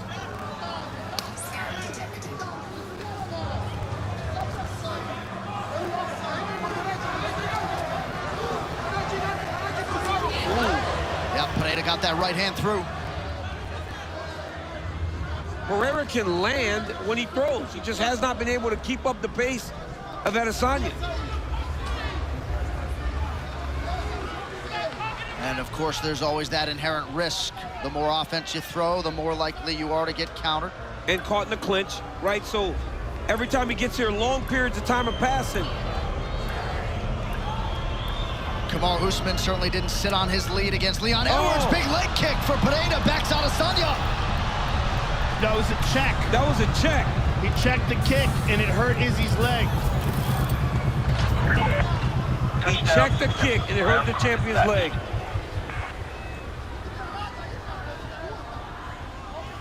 Oh, no, he tripped himself.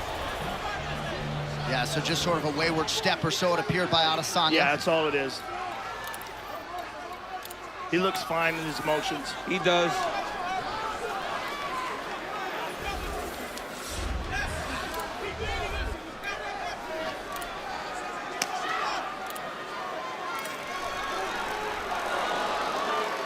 Pineda's had his most success to the body tonight.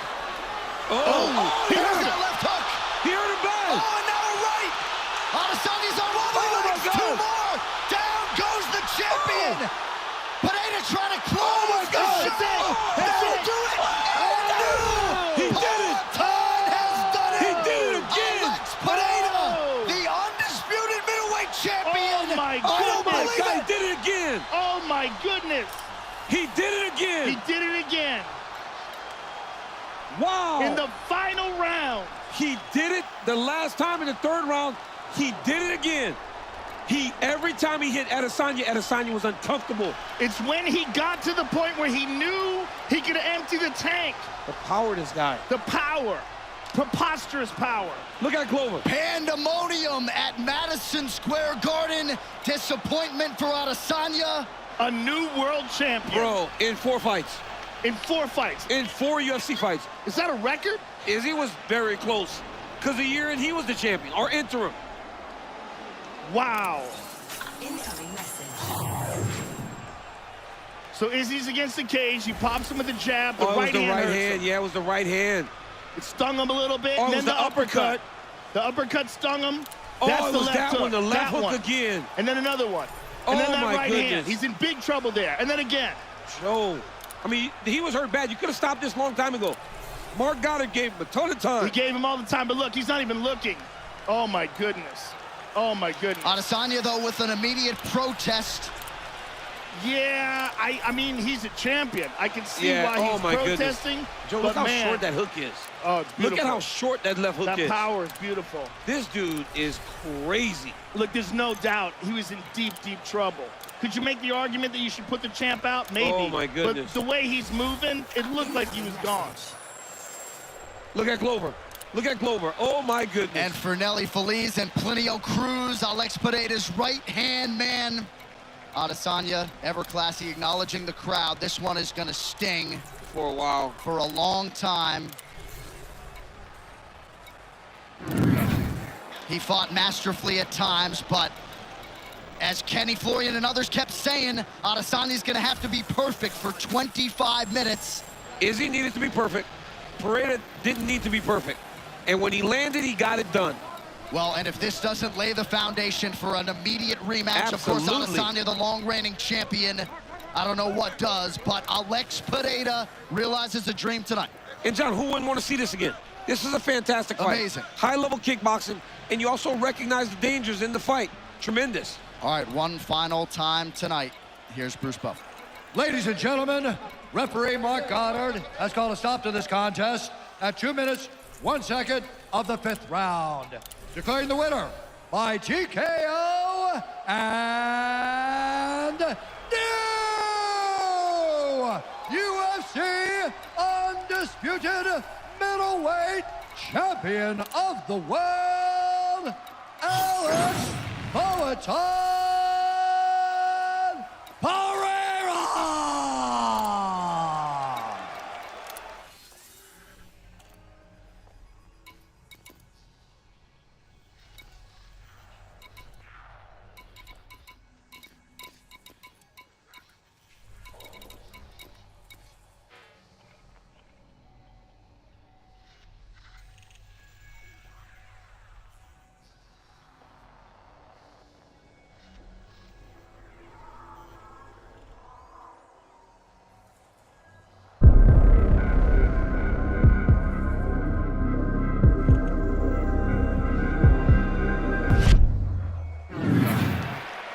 Okay, Yuri Glover, been over the rules, you know exactly what I expect. Keep yourself protected, listen to me. When I tell you to stop, you stop. If you want to touch, now's the time. God bless.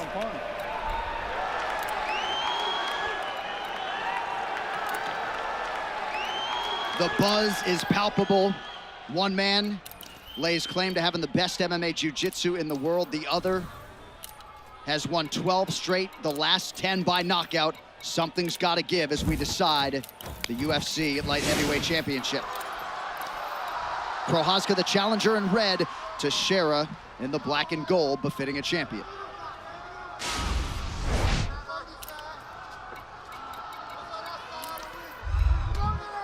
Prochazka has the southpaw stance, so Glover has to attack single. If Prochazka goes conventional, Glover will attack the high crotch. Heavy kick just landed for Glover. One thing is evident, when they squared up, Yuri looked gigantic. Huge.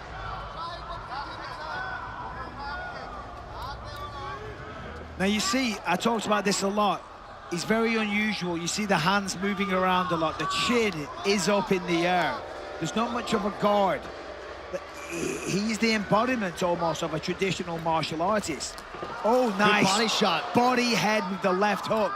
But as we've seen, and I say this with respect, we have seen flaws in traditional martial arts styles. That's why it became a mixture, because no one style was perfect. And of course, hold on.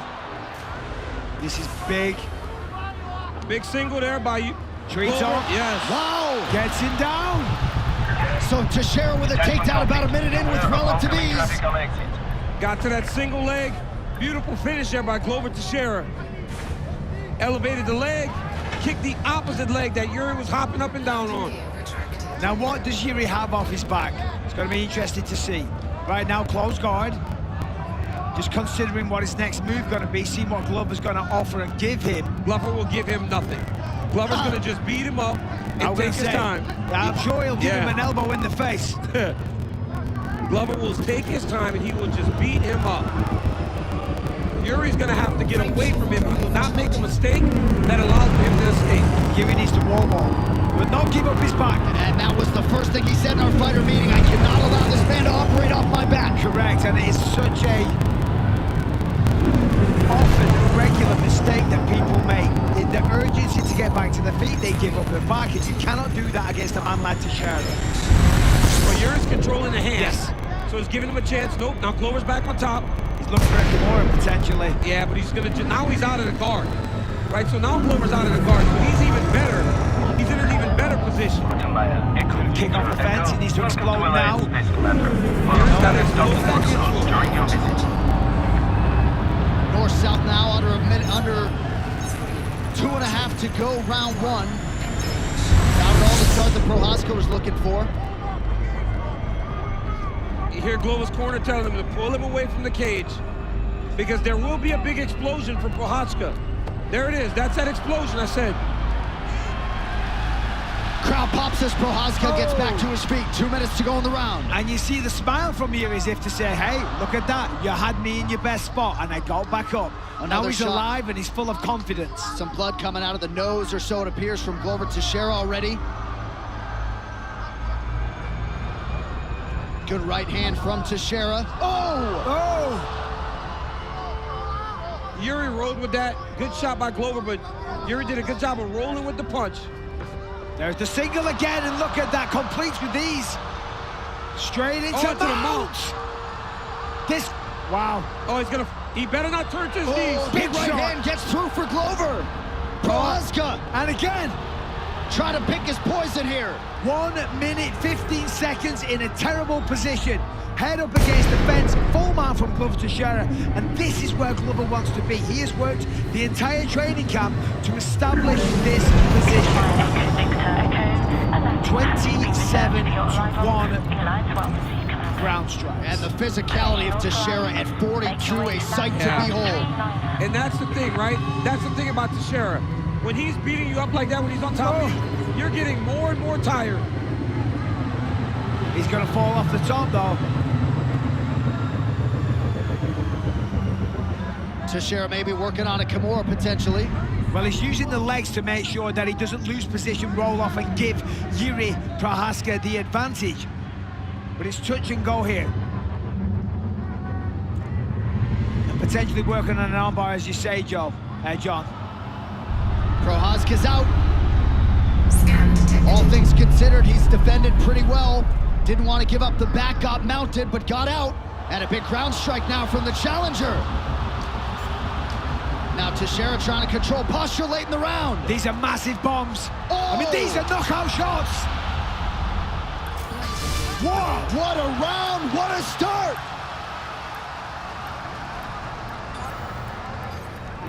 All right, here's the first takedown. Single leg, treetops him, sweeps the other, gets on top, some big control time, big ground and pound, a lot of damage done. Here's in the north-south, drops a couple of elbows. Here's another takedown attempt, and like the corner was just saying, look how easy you're taking him down. However, Yuri had success at the end. Two unheralded head coaches, Fernelli Feliz Sr. with Glover and Martin Karivanov, the head coach of Yuri Prochazka. Yuri did a good job of defending himself on the ground. He did. Not allowing Glover to get too much damage done on him. All right, Bob. Glover, over there. Yuri, stay there. Glover, over there. Stop. Look at me. No, you okay? Yeah. You can see? Yeah. Okay, time in. Let's go. Yuri's like, yes, yeah, I want to fight. You're annoying me. I am trying to annihilate my opponent. Get out of my way.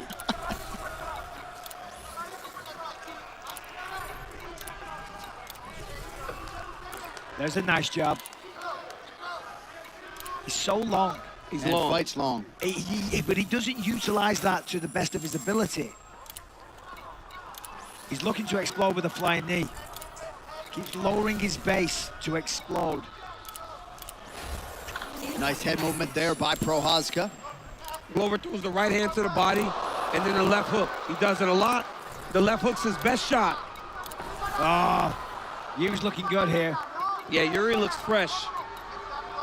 He's faster. He's much faster than Glover. He's faster. He's younger, of course. And he really is just like a samurai warrior. Well, the strikes don't come from a normal place, normal place, right? He doesn't play the game. He doesn't follow the rules. Now, a boxing coach would say, oh, this guy leaves so many openings. But you can still be effective because obviously there's kicks, there's knees, there's elbows, takedowns, of course, as well. So therefore, sometimes the rules don't necessarily apply if you're good enough, fast enough, and have the reflexes to get away with it. Prochazka's last 2 wins have ended by round 2 knockout. Nice jab there, appeared to partially stun Teixeira. I think he might have hurt Glover with the knee. Yes, that hurt him. Glover's wrestling for his life. Oh, big hammer fist from Prochazka. Looking for Anaconda choke, made a mistake. I mean, Yuri is just brimming with confidence right now. He's got to be careful, though. Glover's known to throw that left hook whenever he's under attack. Prochazka almost can't miss, though. He's landing everything, and they're powerful. Wait for the knee. Teixeira able to land a right hand of his own under 2.5 to go in the round. The body language of Glover isn't good if you're in his corner. Glover looks tired. Too much damage.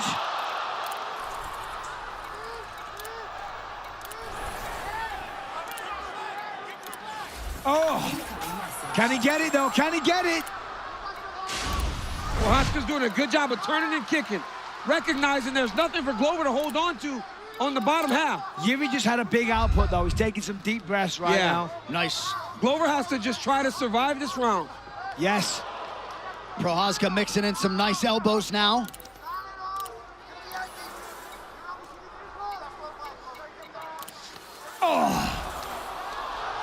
Oh, punches and bunches. I mean, Glover has a chin. We've seen Yuri just fold people with these kind of shots. Oh, look at this. I told you that left hook comes from nowhere, from Teixeira. You cannot get overexcited. You can't get overzealous. Under 90 seconds to go in the round. Good opportunity here for the champ. I'm telling you, they're heavy shots. There was 2 or 3 in a row there. Is he under the chin? No, he isn't. Not yet. A wild second round. Prochazka forced to defend here. Big right hand. These are bigger shots. These are bigger shots landed by Teixeira. And the output that Yuri put out in this round is going to start to get a little tired. And this is so important right now for Glover because it wasn't looking good a moment ago. He took a lot of shots, the body language, the eyes. He looked hurt. Now he's going to take a little breath here, compose himself, gather his thoughts, so to speak, and just be like, whoo, it feels good to have this beast on the floor a minute. Yeah, for sure, for sure. Once you gain that control you've been searching for, nothing feels better. You can finally relax. Sure, yep, you can take a breath, you can calm down. And you can also realize that you're investing.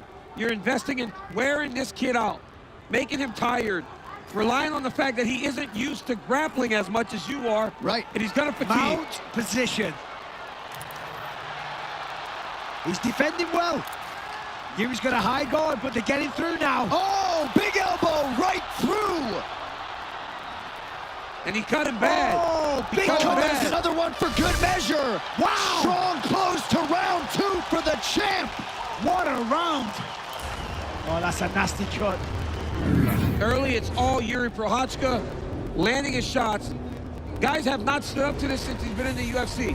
Beautiful flying knee, turns and kicks. Left hook, Glover lands, knocks Yuri down, and then he just dominates him on the ground. So Yuri Prochazka has got to make sure he doesn't take more of those elbows. He cannot be left. Yes, he cannot get taken down, because Glover has been beating him up when they've gotten on the ground. And that cut is brutal. It is big, it is right above the eye, and it's going to cause problems. And this is just the second time since 2014 that Yuri Prochazka will fight into a 3rd round. The champ all smiles, as is the challenger. They have called in the doctor to look at the cut above the left eye of Yuri Prochazka. They have tempered the bleeding, at least for now. Glover's smiling because this is where he has generally pulled away from these guys. Let's see how Yuri responds to this. I don't know if I'd be smiling in this situation. No way. No way. Come on. I gotta go and do this again. Because for Yuri, it's like, stay up, right? For Glover, it's like, how can I get this takedown as easy as possible? He doesn't want to give max effort to get these takedowns because they get harder and harder. He wants Yuri to make a mistake so he can just kind of knock him down. But the longer he waits for the perfect opportunity, the more chance he's got of getting clipped. Nicely defended by Yuri. And Prochazka wise to welcome Teixeira back to his feet. Very smart there. That was smart of Yuri. He had big success with the ground and pound when he got top position earlier. Potentially trying to avoid those transitions on the ground. Or even just using hustles, right? This guy's a striker. This guy doesn't want to be grappling for 25 minutes. Teixeira moving his head well. Avoided most of those offerings there from Prochazka. Ah, clean. So much movement. Stance switches from Prochazka. Gives you so many different things to look at and think about. Yuri is a very difficult guy to prepare for. Just because the dangers come from everywhere.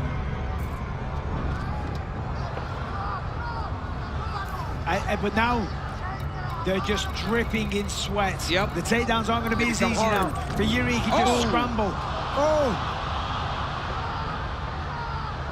Pretty good reaction by Teixeira to try to get the takedown, unable to do so. And there it is, there's the sweat that's causing real issues now for Glover Teixeira. And Glover's all bloodied up now too. Glover's all beaten bloody. Teixeira in trouble here, or so it would appear. Certainly looks like it, And John. there's a knee now from Yuri. That's the one, the treetop, that's what he needs. Oh my goodness. Isolates the leg, therefore the sweat doesn't play a factor. It's just a good old-fashioned trip with the other leg. Well, Yuri's trying to roll away from him. And that's where he's finding himself in trouble. Every time he kicks away, Glover lets the leg go and just follows him. Yuri's turning his hips though. Yuri's doing a good job here, trying to get back to his knees. He's doing a great job, he's almost there. He's actually on his knees. And now he's about to be up. Nicely done by Prochazka.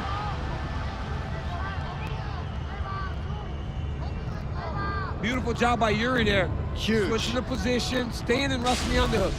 Yuri Prochazka is a very well-rounded martial artist. He understands defense when he gets taken down very well. He got clipped there though. Prochazka, hands down, rips the body there. Massive body shot, but Glover takes it.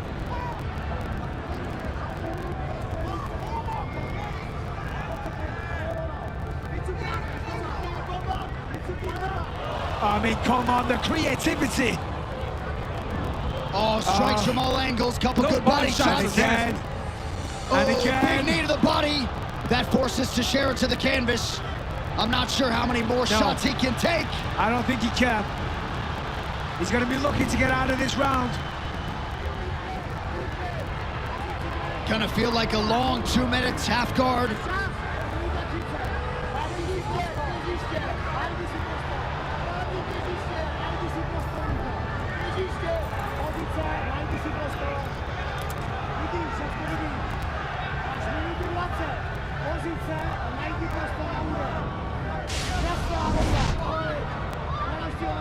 Big third round for Yuri Prochazka. Teixeira unofficially now 3 for 12 on his takedown attempts, and that blood becoming a real factor. We thought the Prochazka cut would be the issue, but it's becoming the cut of Glover Teixeira. Right. If you're Yuri, you're letting him up. Glover is not doing a good job with the finish strikes on the feet. He seems tired. Doors choke. Well, he needs to jump over to the other side. Arm triangle there by Yuri. Oh my goodness. Oh. Nope, look at that. Wow, playing with fire a little bit. Correct. And now Teixeira back inside the closed guard of Yuri Prochazka with 40 seconds to go in the round. Well, you gotta respect Yuri for even going for that. Going up against a guy with the jiu-jitsu credentials and trying to submit him, even though it's potentially a sacrifice move. Oh! Especially when he doesn't need to. It feels like he can finish this fight from the feet. Slicing elbow lands for Teixeira. Armbar attempt, thought about it. I mean, this fight is just incredible. It's everything. I mean, this is just, wow. A wild title fight through 15 minutes. And here's the big knee that caused a lot of the damage. I mean, look at that, to the jaw and the neck simultaneously. And just the heart of Glover Teixeira there. Well, a lot of folks didn't think we'd get here, but round 4, new territory for Yuri Prochazka.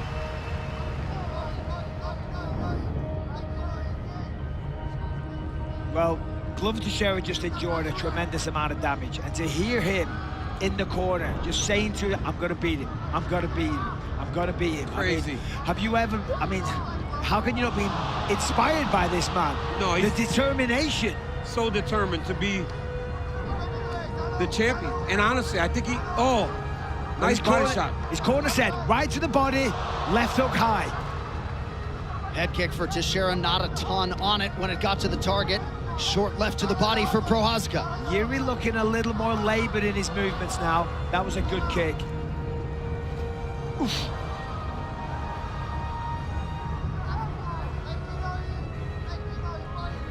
A lot of mouth breathing going on for Prochazka. And Teixeira. Oh, come on! I mean, the impact, you could hear it. Yeah, you can hear it. And we've got on like soundproofing headphones.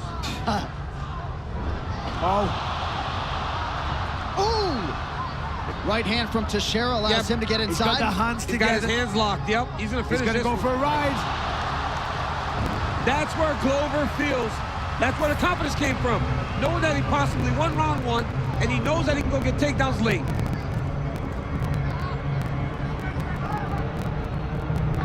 You see Yuri here with both arms. What he's trying to do is like shook him off, and then he's got to get the left arm underneath. Yeah. The left arm stuck.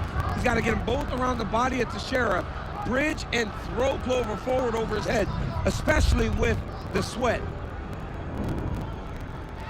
He's abandoning that position now. Yuri, I'm talking about. Solid side control for Glover.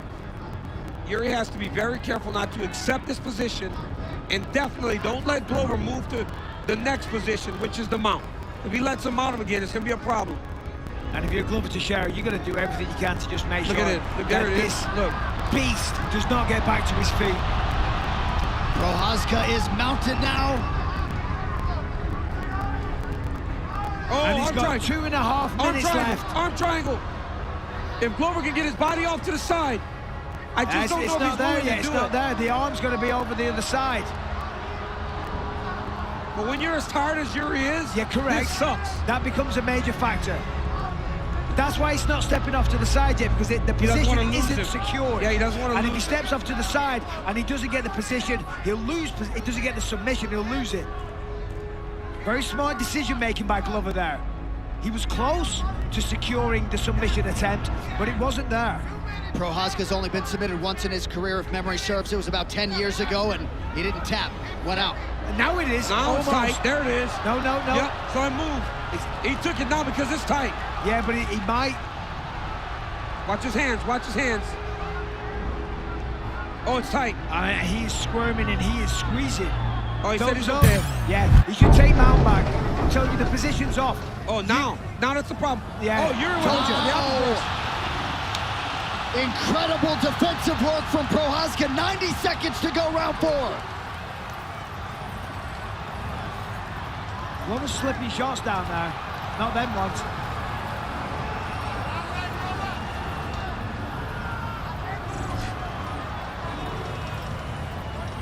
And this is it, right?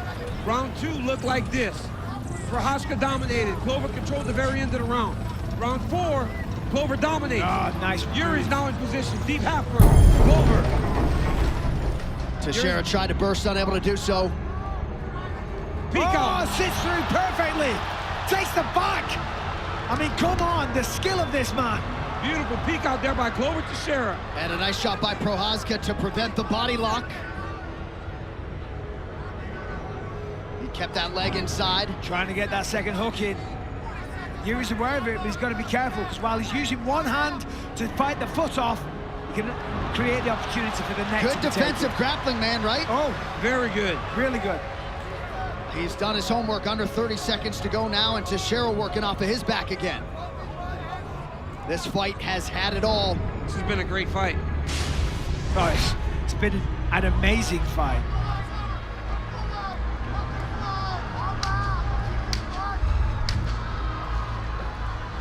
Waning seconds, round 4. Big right hand on the ground for Prohaska.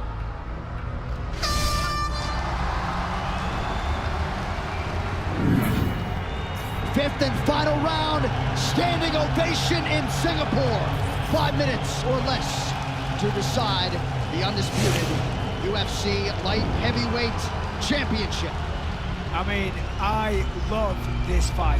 It's been fantastic. We have seen everything. Beautiful grappling by Glover. Fantastic striking by Yuri. Yuri with some really good grappling and takedown defense. Several occasions, both men have nearly been finished. Yeah, it's been tremendous. That's nice. Echo, Victor, Echo. Welcome to Federal Facility. And this is just Yuri. Oh! Massive right from Teixeira! Prohaska! He's got the trying to guillotine. survive! No! Big mistake! Why would you do that? Glover had guillotine, he had him hurt bad. His opponent out on his feet almost. Just the instincts kick in. Hours of training, thousands of hours where you lock in the guillotine and finish the fight. In this situation, a terrible move. Especially when you're sweaty. Yeah. Very close fight. Dude's hurt. That right hand, look, he's been looking for that right hand all night, and he could not touch him because Yuri was too fast. Now that Yuri's tired, he's able to touch him with his hands. Teixeira has got to find a way back to his feet. He does. Because and now he does. And perhaps in some part welcome there by Prohaska. Yuri's jab is true.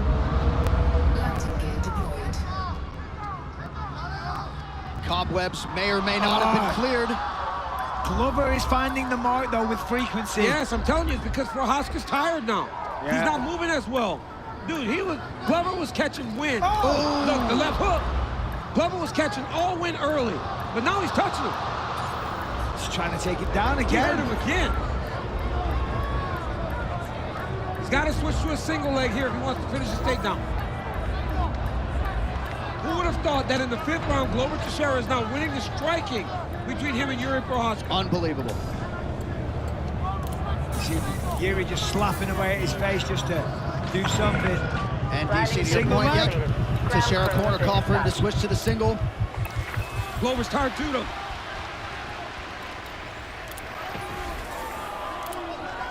This is crazy. It really is. It's just an epic battle of wills right now. There's a hard jab. And there's a big right hand. Right on the ear. Prohaska shakes it off as if to say, didn't do too much damage. The chin on Yuri Prohaska is ridiculous. Glover Teixeira has folded people and put them to sleep with these shots.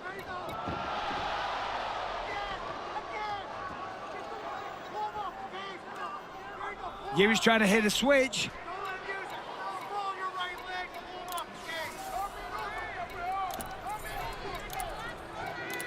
It is crazy to watch Glover at this age defend this championship with this much. And he's got the mount. He's in the 5th round. In the championship round is where he went and did his thing. He's got 2 minutes, though, to go to work in full mount. And every time we've seen that, he does do damage from here. But Yuri has made it to the end of the round. But 2 minutes is a long one. 1 minute 40 is a long time. And Prochazka, of course, with all the heart to go with the skill set. Oh, without 90 question, John. seconds to go. He's going to kick off the fence. He's trying to walk round, walk over. Well, we've had a lot of great live events in 2022. None better than UFC 275. Prochazka working partially off the back here.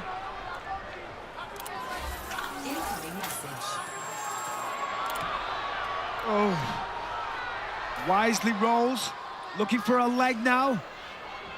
Passes to side control, does Yuri.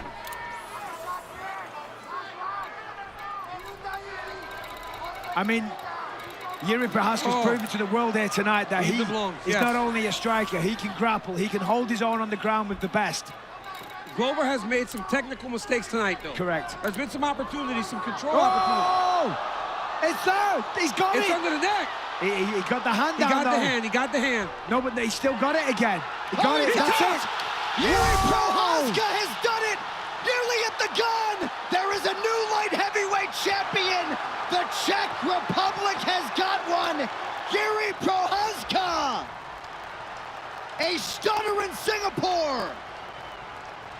I mean, just like Juliana Pena against Amanda Nunes, when you're that tired and you get the position, you don't need the hooks. Bro, I just said it. Glover has made some positional mistakes. That last mistake allowed for Yuri to get in the top position, and look, he got the finish. Glover a couple times was rushing to the next position and taking unnecessary chances, and ultimately it cost him his championship. He was winning that round and this fight. And here it is. Glover's trying to fight the hands off here, but he's got it. He had it locked in. You can't really see from that angle. You see the top. Here it is, locked in again. No hooks, none required. You're tired. You're in the 5th round. You've had the crap kicked out of you. And when you're choking your neck, you're only human. You're only human. The top game. Well, the UFC's light heavyweight division has had an illustrious history, and add that one to the annals alongside Shogun and Hendo, John Jones and Alexander Gustafsson. Glover Teixeira showing you everything you would want to see in a champion, but Yuri Prochazka with a precious few seconds to go. It just shows how good that fight was, because tonight the fights have been incredible, and that one stands out, as the main event should. But after such a spectacular, I was going to say morning of fights, I mean, my word, take a bow. Take a bow. What else can you say about Yuri Prochazka? May have been down on the judges' scorecards. It came at 4:32 of the 5th and final round. Wow. One final time tonight. Here's Bruce. Ladies and gentlemen, referee Mark Goddard has called a stop to this contest at 4 minutes, 32 seconds of round number 5. Declaring the winner by submission due to a rear naked choke, and new undisputed UFC light heavyweight champion of the world, Yuri Prochazka.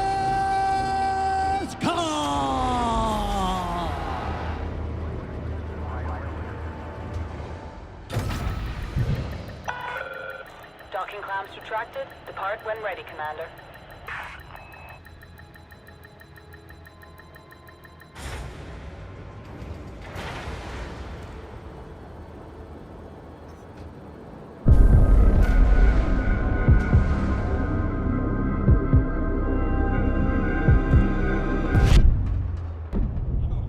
Yuri Prochazka, 11-fight win streak, 9-fight knockout streak. 24 wins by knockout. He waited patiently to come to the UFC until he believed that he truly could compete at the top.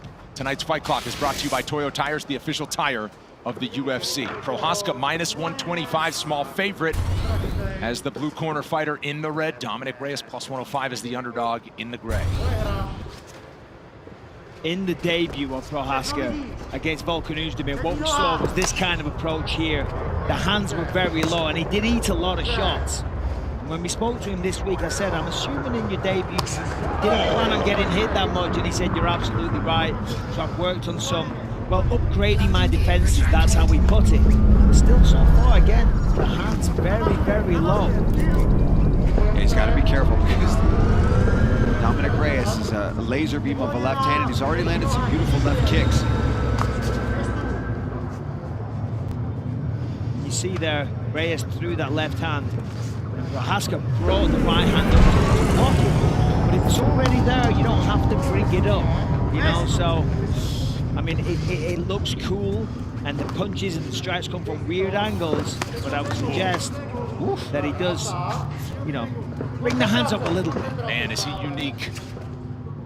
Hands down. Fired a big uppercut there. Reyes keeping the guard high. Nice combination from Reyes. Yeah, Reyes a much more conventional approach. Oh, nice left. Big left there from Dominic. He's not, like he said, he's not hunting the knock. Oh! A right cross that wobbled Reyes. Prohaska on the warpath now. Reyes fires back. Yeah, Prohaska can't be too hasty. Can't rush in like that when you land the shot against Reyes. Can't think, he's hurt, I'm going to rush in and finish. Yeah, he's got a beautiful counter left. We saw it against Chris Weidman. He sat him down. Nice takedown attempt here. Got it. Yeah, it was interesting. Both men talked about mixing in the takedowns in this fight. Obviously for Reyes, successfully done there, but as I said, Prohaska mentioned that as well. I'm not against taking him down. We're working a lot of wrestling defense. Let's see how he is at getting back to his feet though. And let's see how he is on the ground. We know on the feet, incredibly powerful, wide array of techniques. Yeah, Let's check out the ground. He also has to be careful where he was. Wow, that's just explosiveness right there. To be able to pop out of that. A lot of power. Dominic Reyes, not a wrestling background, but he was a defensive standout in football. Played college football at Stony Brook, all-conference defensive back. Combination for Prohaska. Look at that, 3 heavy now shots. Now looking to put it together. Reyes on the run a little bit here. Big swing from senses Prohaska. it, he knows. Still countering though. There's that sniper left. Beautiful jab there, Prohaska. Reyes fires a kick. How good is the footing on Reyes as he backs to the fence? Uppercut for Prohaska gets through. Reyes swinging back. Oh, the jab. Powerful jab. Big knee too. My word, works the body, then comes up high. Prohaska is swarming all over him now. Nice right from Reyes. Yeah, eats a big right hook, but doesn't even seem phased. How about the chin on Dominic Reyes as he goes body kick and withstands the early pressure. Prohaska going back to work again. 90 seconds to go round 1. And Dominic's chin being tested early in this fight. Oh man, stuff like that, like his hands are down. He's slipping out of the way of them. But one of those straight lefts from Dominic Reyes could change this fight immediately. Hey, why are you going to talk bad about Cruz? I know. One of his straight lefts or could Dominic's knock you out. Come on, here. Paul. Sorry, Dom. Look Reyes. at this, though. I mean, man. Powerful punches off the fence for Reyes as he puts together a 1-2 there. What a tremendous first round of action. Right from Prohaska, answered by Reyes again. Yeah, he's throwing back. Even when he's getting stung by these Prohaska punches, he's throwing back immediately. He knew he was going to be in a fight tonight. Covering up and fires another left. Prohaska staying right in his kitchen. I believe the blood's coming from Reyes. Yeah, and if it's that nose, that one's already broken. Yeah, he broke it last time against Jan Blachowicz. Those things never get better. Final 30 seconds, round number 1. Prohaska blocks the kick. I mean, this is a massive round for Prohaska to come out here against a guy that fought for the belt recently, well, twice in his last 2 fights, and to dominate the first round like this. I mean, what a tremendous start. Dominic Reyes, though, still in the fight, still firing nice back. Counter left from Reyes again. Very nice counter left. Final seconds of round number 1. Tick away, but not after another big combination. And there's the horn. We'll keep it here between rounds. What an opening frame for this main event.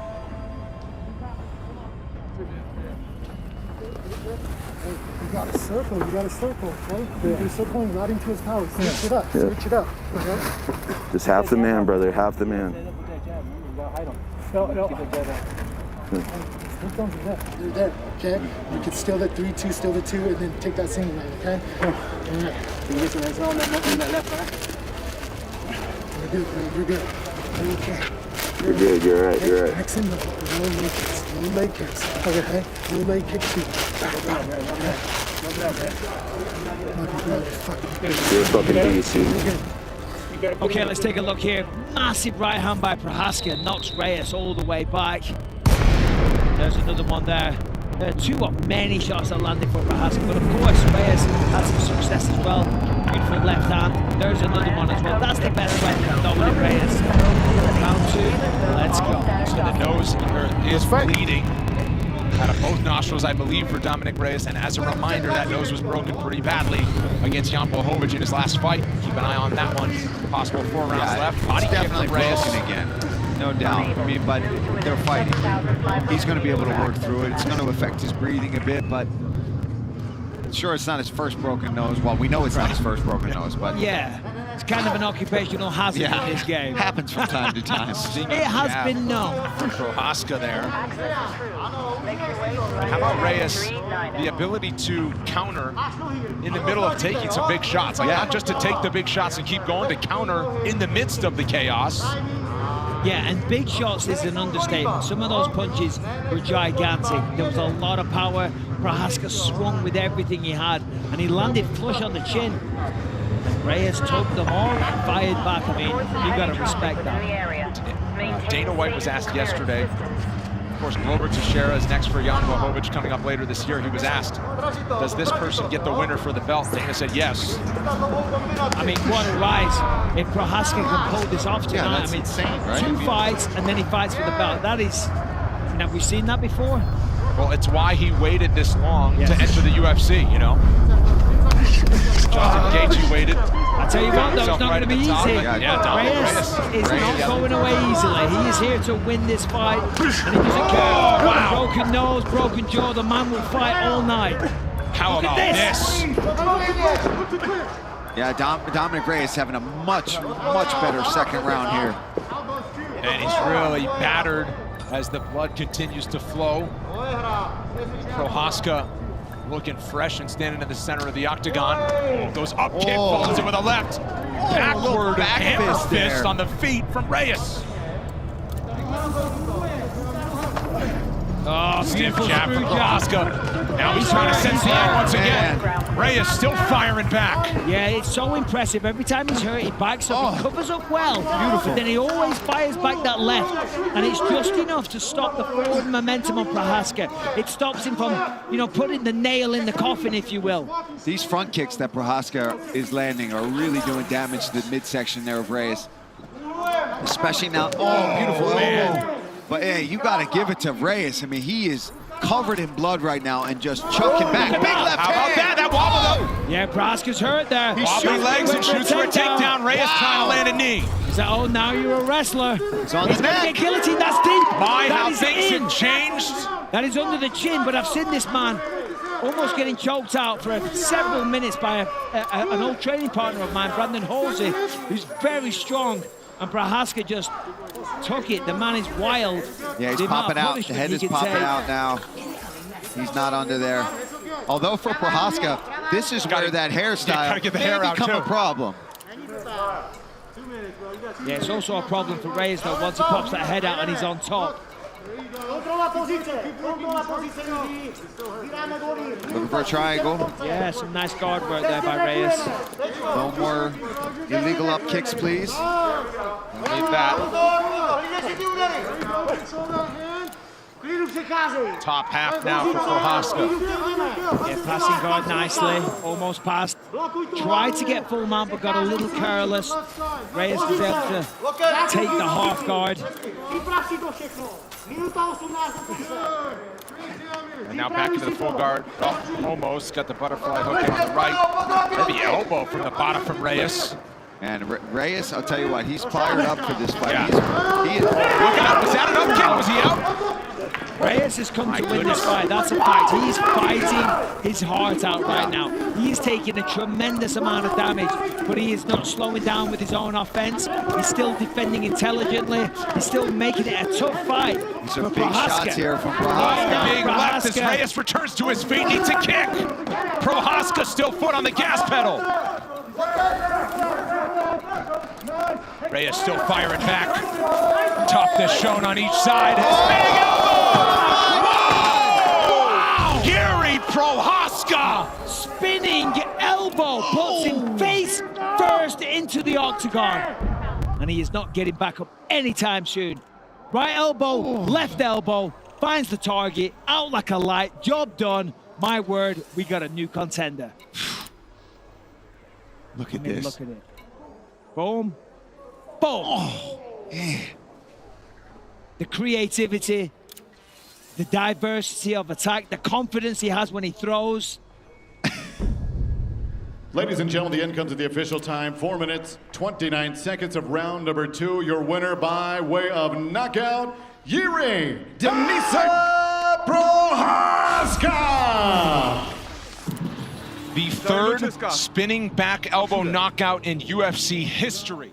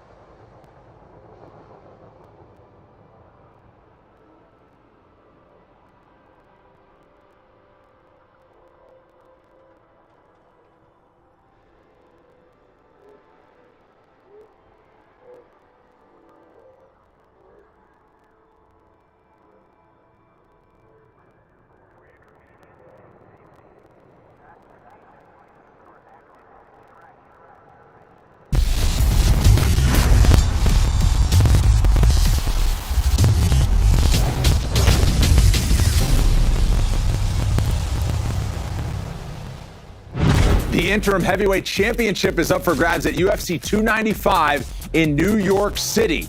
Sergey Pavlovich taking on Tom Aspinall with gold on the line. Here for the preview once again, head coach at Fortis MMA, Saif Saud. All right, John Jones was set to defend his heavyweight belt against Stipe Miocic, big-time legacy fight, but an injury forces Jones from the matchup. Instead, they match up Pavlovich with Tom Aspinall in an explosive fight that a lot of fight fans are looking forward to.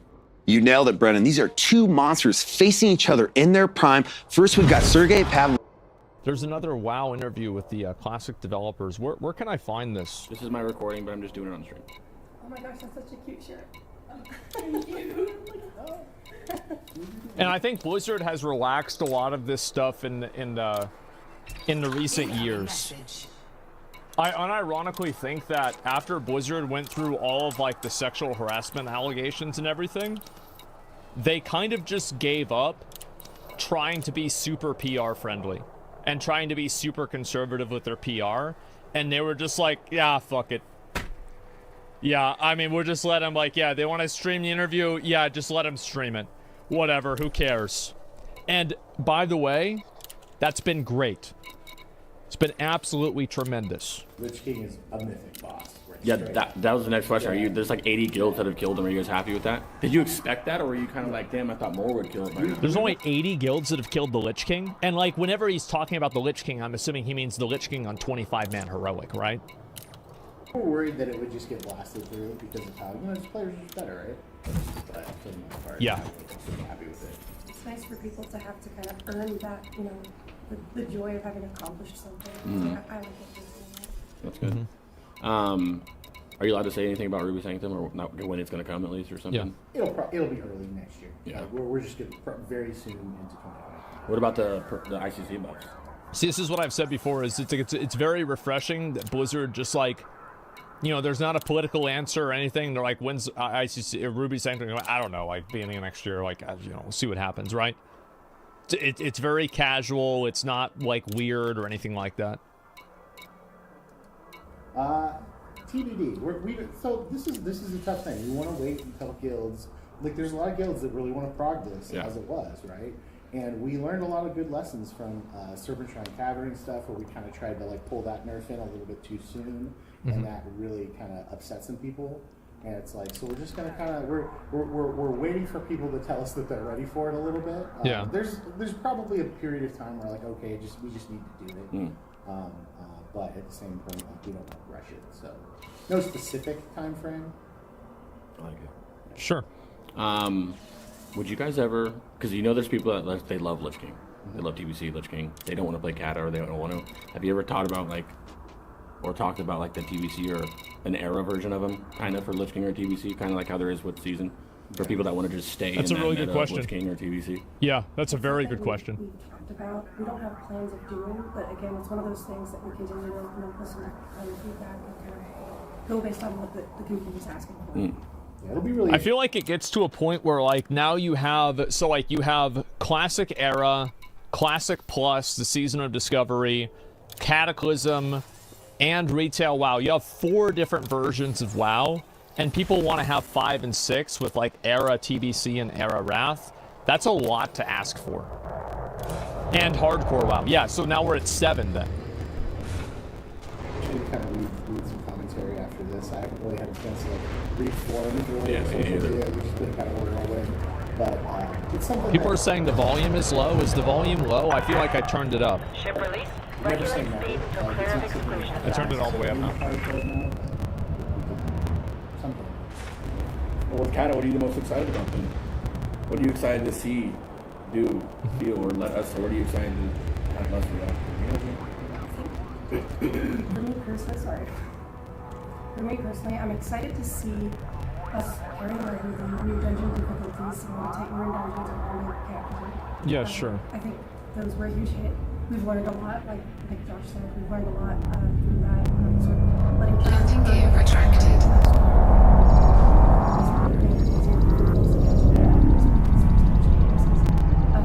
Another thing too is like we're making adjustments to the length of our campaigns, basically, and how we kind of relate to it as being based.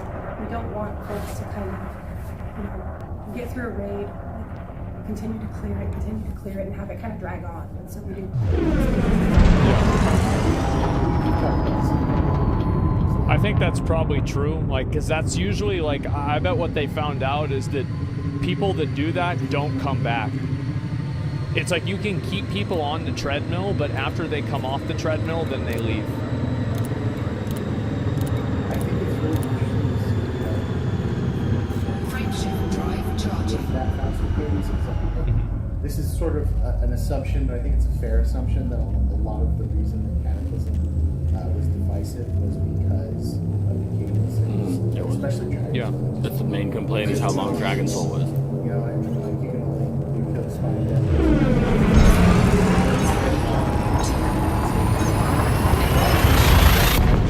Is that good? And so that's really the lag time for that's what dictates how long it is before another patch runs like building content. Well, it's already built for the most part. Okay. Right? Just time out anybody else who talks about the volume. I fucking hate that. So annoying. I'm really curious to see if a lot of people will maybe kind of never catalyst, you know, like turn a corner on it. I think they are. I think they will. Yeah. I know a bunch of people that a couple years ago in my guild that feel like I'm done with it. Yeah. They're all just like, oh, you know, actually, you know, this is pretty good. Now that it's here, like, we're all still together. Let's just keep the party rolling. So it's like, I think that's cool. I think that's one of the cool things of working on Classic is as we release, you know, as we work on our progression servers. Yeah. It's one of those things that like we can sort of reimagine these experiences and make adjustments where it makes sense for another audience. But objectively, the content is fire. Yeah, me too. I love fire. Yeah, I love it. I liked Firelands, but I actually thought Tier 11 was better. That's the tier with like all 3 of the raids. I liked going to all 3 of the raids and getting different stuff from each one of them. I thought Tier 11 was a great raid tier, even though it was so hard. It's like, I think it's the best raid ever in the world. I don't know about that. Karazhan was my favorite for a while, but now that I think it's Firelands. Firelands? Oh, no way. Too, is I had kind of just gotten I changed positions at Blizzard when it came out, and I was working in night shift, so I couldn't do heroic. Oh. I did heroic later, but I didn't do it with current, so I was super jazzed. I did something with current. I never killed that. See, y'all might not remember, but like Ragnaros, like there was a bigger difference between like a guild that was 6 of 7 heroic and a guild that had killed heroic Ragnaros. Like that difference was bigger than a guild that was like on normal mode Ragnaros and hadn't even done heroic. Like Ragnaros was such a massive step up in difficulty, it was fucking insane. It was like a 20-minute dick grinder. It was brutal. Sinestro was easy compared to Ragnaros. Ragnaros was on a totally different level. Does how the lockouts work with the 10 man and 25 man sharing a lockout and then same high level loot? Are you guys gonna mess with that at all? Or are you thinking about keeping that the same? I mean, probably not. Like, well, I think it's likely that we'll make some adjustments. I don't know. I don't want to speak out of turn. I don't want to make a promise. Yeah. Honestly. I think we're still going to probably just be evaluating that. Like, one of the problems, or one of the challenges, let's say, with Cataclysm was that, you know, there wasn't a very good incentive to be in a 25-player guild, and you could kind of just still do the same thing in 10. But on the same note, some encounters are way harder on 10 like super hard. And others This is like a huge issue that Cataclysm had, and this is why they kind of moved back into making everything on 10. YouTube video is coming about the sweat behind the scenes in preparation for the tournament. So I'm going to show you guys the hidden tech. Okay. This was my emergency strategy against Warlock.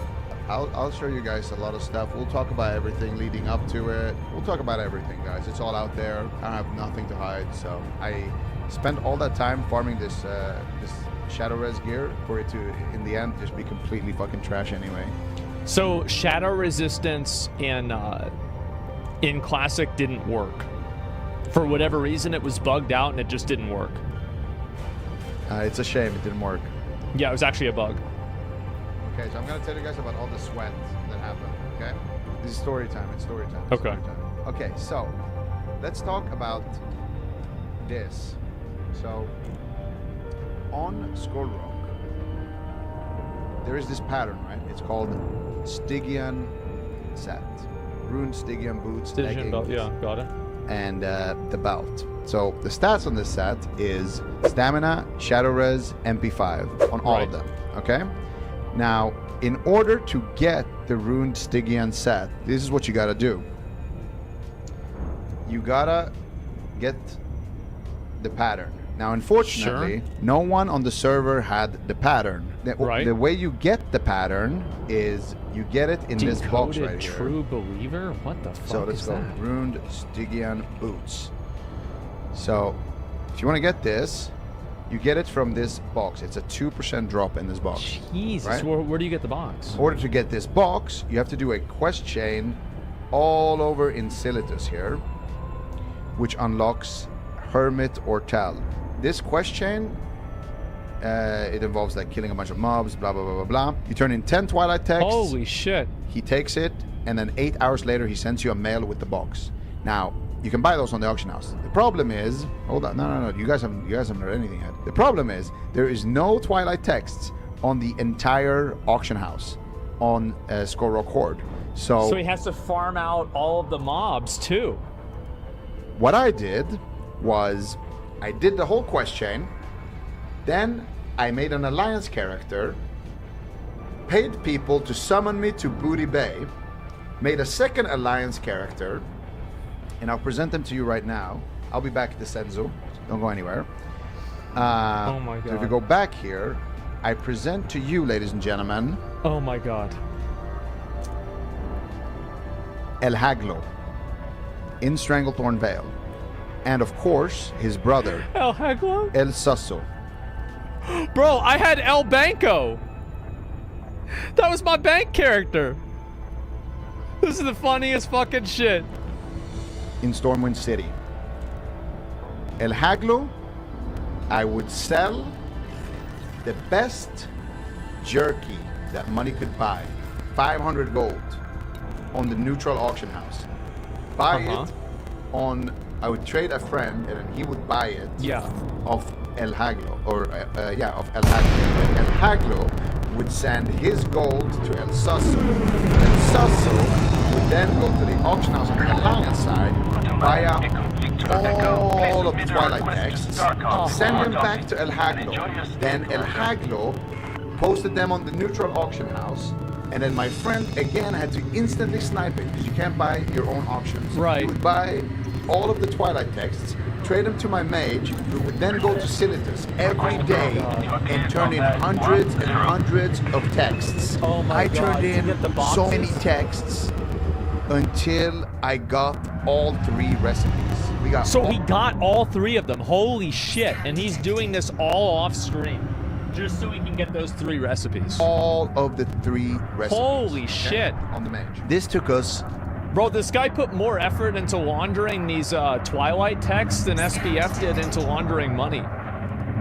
Probably like 1,500 gold straight up. He bought up the entire auction house supply on Ali's side every time it was up. So we did that, okay? This is and crazy. We were the only person on the server who could craft So he's got Runes everything. Stygian set. Then we ran UBRS. Now, UBRS, as you guys might know, I pretended for the longest time that I wanted this trinket. I could not give a rat's ass about this trinket. The reason why I was doing UBRS So he was lying to people because all this all guy along. drops this helmet right here. Oh, with the shadow resistance helmet. Dragon skin cowl, okay? Because I didn't want any of this to leak. 'cause this was my snuts deck. And I knew if I run into snuts, I'm gonna need some shit. The way this works is, this boss has a 12.87% chance to drop the dragon skin cowl. With one type and then of resist. the dragon skin cowl, as you can see, it says random enchantment. That is always a random resist. Yeah. So it's this like a 1 in is 5. a 16% chance of a 13% chance. So it's basically 2% chance to drop. Yeah. I ran so much UBRS until I got the right one. Then I did Jesus. all of the turn-ins over at EPL, which costed me even more gold to enchant it with 10 Shadow Res. Okay? I ran Skolo Man. So that's, oh my god. You are cleared to disembark. Keep in mind, this is the guy who Redditors thought that they would have a chance against. If only, bro, dude, if only somebody was able to give them a flask. Like, the video's not even halfway over. This is a 1.5% drop rate ring, and it can proc a random resist. I ran Skolomans until I got fucking exalted with Argent Dawn. Then, every single day, Jesus, for the entire tournament, since like day 5, I looked for the talisman. The talisman right here. This is a 0.1% or like 1% drop in Dire Maul off of trash. And it's not just any trash, it's those specters in Dire Maul that drop this thing. And it did not exist on the auction house until the very final week of the tournament, where it popped up on the Alliance auction house. So he had the guy posted it for 700 gold, 400 gold bid. I stayed up the whole night watching the auction because I didn't have that much. Jesus. Much gold, so I bid 400 and I scouted it like it was the black market fucking auction. El Suso was on fire. Yep. Then, after I got the talisman, I had to move the talisman, so I sent it over to El Haglo. El Haglo posted it on the neutral auction house, and my friend was ready to snipe it. Buy it Guess out. what fucking happened? No way. A fucking bot, level 1 in Stranglethorn Vale, bought it before my friend. I swear. So now I'm not whispering surprised. some like level 1 Chinese bot. Actually, he might even be online. Let's check. Yeah, I bet he probably is. Alliance. Let me log on Horde. No way. I swear. I swear. There was a level 1 Chinese bot called Greetings All. Greetings All, my that God. fucking sniped it. So now I'm haggling with this fucking bot, trying to buy my own neck back, and I don't want him to know, yo, I'm fucking desperate. I'll go for 500 G if that's what it takes just to buy let's this get fucking thing. So I whisper him, I was like, yo, dude, you bought my auction, like, you know, fair play to you. Do you mind selling it to me? Right. He's like, how much? I was like, I'll give you 100 G. Does that sound good? He's like, yeah, that sounds good. We got the neck. Easy. We got the Stygian set. Right. We got the rings. We got all of the shadow resist shit that we get needed. everything. We're starting to stack it up. There was one thing missing though. Okay. And that, my friends, is Juno's Shadow. Juno's Shadow, which is a cloak, which drops in Stratholm. 0.1% drop rate cloak. This bad boy appeared on the Alliance side. 0.1%. Oh boy. I did all of this off stream, obviously. Yes. This bad boy appeared on the Alliance side. We bought it. We smuggled it over successfully. Then we also bought the Shadow Resistance rings. And not only did we buy these are expensive. They're hard to get. the Shadow Resistance rings. Every time I saw a Frost Res ring on the auction house, I probably bought it and deleted it. Like you can see here.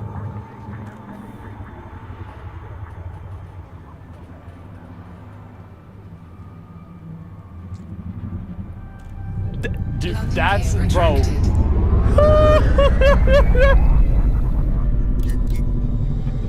Bro, he's playing the game. He's playing the whole game. Here, I have 2 Frost Res rings. Jesus. I just bought, every time I saw them, I just bought them and deleted them. Yeah. Just so people wouldn't fuck with me, you know, in the tournament. Smart. When I say there was sweat, you guys have no idea how much sweat there was. There was. I really hope that the people that made those Reddit posts see this video. I really hope they see this video. Oh, holy shit, there was sweat. So, we got the full Shadow Res set. Okay? Full Stygian set. We got the Stygian boots. We got the ring from Skolo. We got the Shadow Resist green ring, almost top roll. We got the gloves from Skolo. We got the Shadow Reflector. And this is where it gets even more interesting. We got the Funeral Cups with Shadow Res. We got the Sorcerer Ropes for Spell Pen to counter Frost Res. And we got the Argent Sword, which I again crafted myself. Yeah. We got the Eidolon Talisman, and we got the Dragon's King Talisman. So, at this point, we're looking at 259 Shadow Res now. This number would actually be higher, so this would be 265 with without any buffs. Yeah. And we would. So we had 265 baseline Shadow Res. That's nuts, bro. It's like also my use God. Gift of Arthas, which is another 10 shadow res. They're right. Zico and Sets were going to win from the start, but they had the wrong reason. Yeah. And also, we had this elixir. Do I still have any left? I don't think I have any more left, but I used them up in the tournament. But it's an elixir that lasts 30 minutes. It's undispellable, and it gives 15 to all res. So we had all of that. Wow. Oh yeah, wait, we're missing this one. Okay, so we're sitting at 275 Also a res. wand. With the Jesus, Gift of look at that. Arthas, we would be at 285, and then with the pot, we would be at 300, which is hard cap. Hard cap. You cannot have 300 shadow res. more resistance than that. I mean, you can, but it doesn't do anything unless they have spellbound. Then, and Peyo can attest to this, because I was in calls with Peyo. Yes, I would have Mark of the Wild and I would have Shadow Protection too. Yeah. But I didn't want to risk getting my shit dispelled or somebody dying who can buff me. Because you guys saw in the finals, I didn't have Shadow Protection. I didn't want to rely on anything that would take me under the cap. Sure. Now, I'm going to show you guys a website. This website, I would have, let's say, 4,500 health. Bro, he's bringing out the graphs. Bro, like, he got the graphs going on. Like, look at this. In my resist set. And 300 shadow res. This would give me almost 16k effective health. Now, with Shadow Protection pot, I would be at like, let's say 8,000. So I would be a literal raid boss. Now my strat... And he'd be able to use 2 of those in the fight. Oh my God. Against Snuts was, and this is where it gets sweaty. This is, Peyo can, if you ask Peyo about this, he will confirm this. I was in fucking Ragefire Chasm every single night, leveling my fucking stat. And keep in mind that all of this preparation, all of this work, everything was invalidated because he went up against a Warlock. You think you can use graphs against a Warlock? Bitch, it's a dot. You're dead. Yeah, is it? You think you gotta beat? You think you're gonna beat a level 70 Warlock? There's Warlock. This took so long to level, and I wanted Headmaster's Charge specifically for Snuts, and I enchanted it with Demon Slaying. And you guys remember, I told you guys, oh yeah, I want Demon Slaying because it looks cool. I wanted Demon Slaying, because you're gonna kill. And you know what else I wanted? I wanted melee Jujus. I wanted the Jujus. You see these attack power and strength Jujus? I was gonna use that. And I was gonna use Elixir of Demon Slaying. Oh, dude, the Elixir of Demon Slaying is OP as fuck.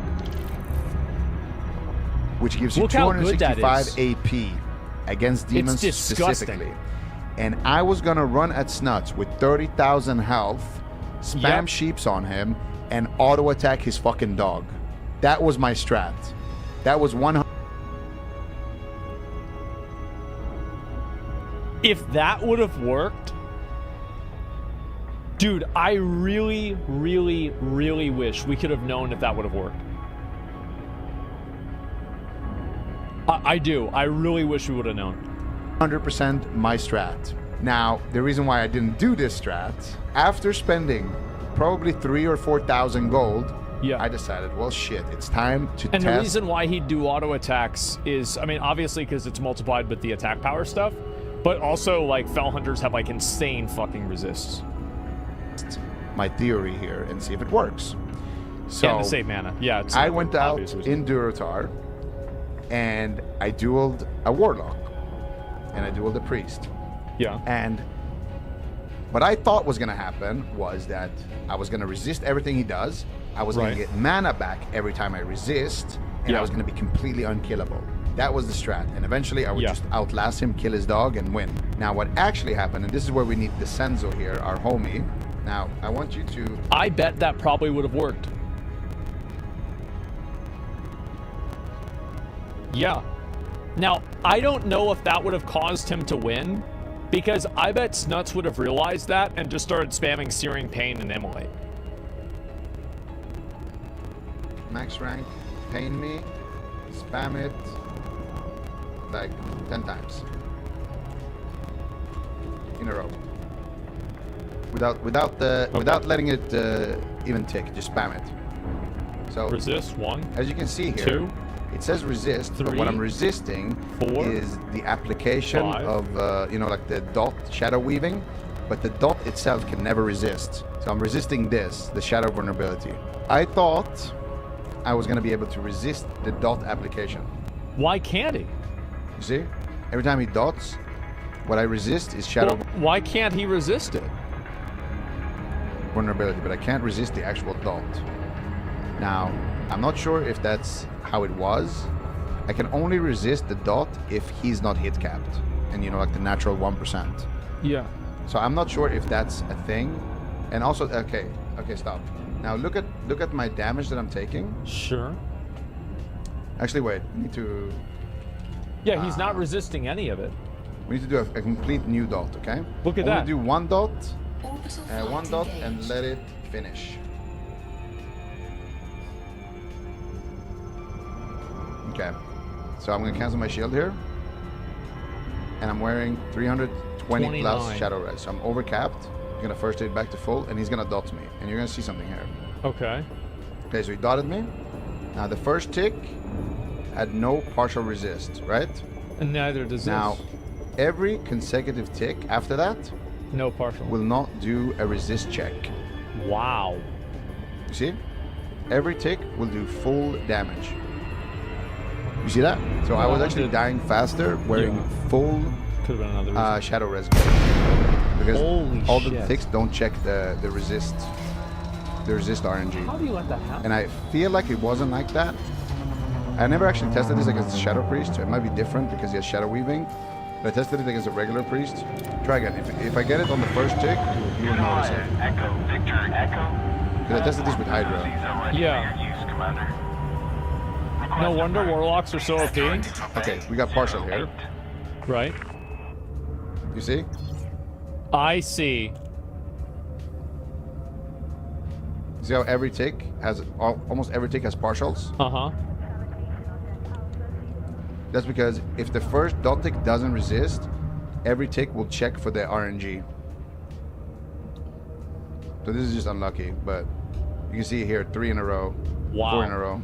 So the reason why I completely scrapped the shadow res is because I think that's a bug. I don't think it's intended to work like that. I don't know. And not only is shadow resistance bugged, but also fire resists is bugged. And I think this is something that happened when they changed. You guys remember in TBC when they changed? So the Fell Hunter didn't have a million resist, and it would just take partial resist instead. I think that's when this changed.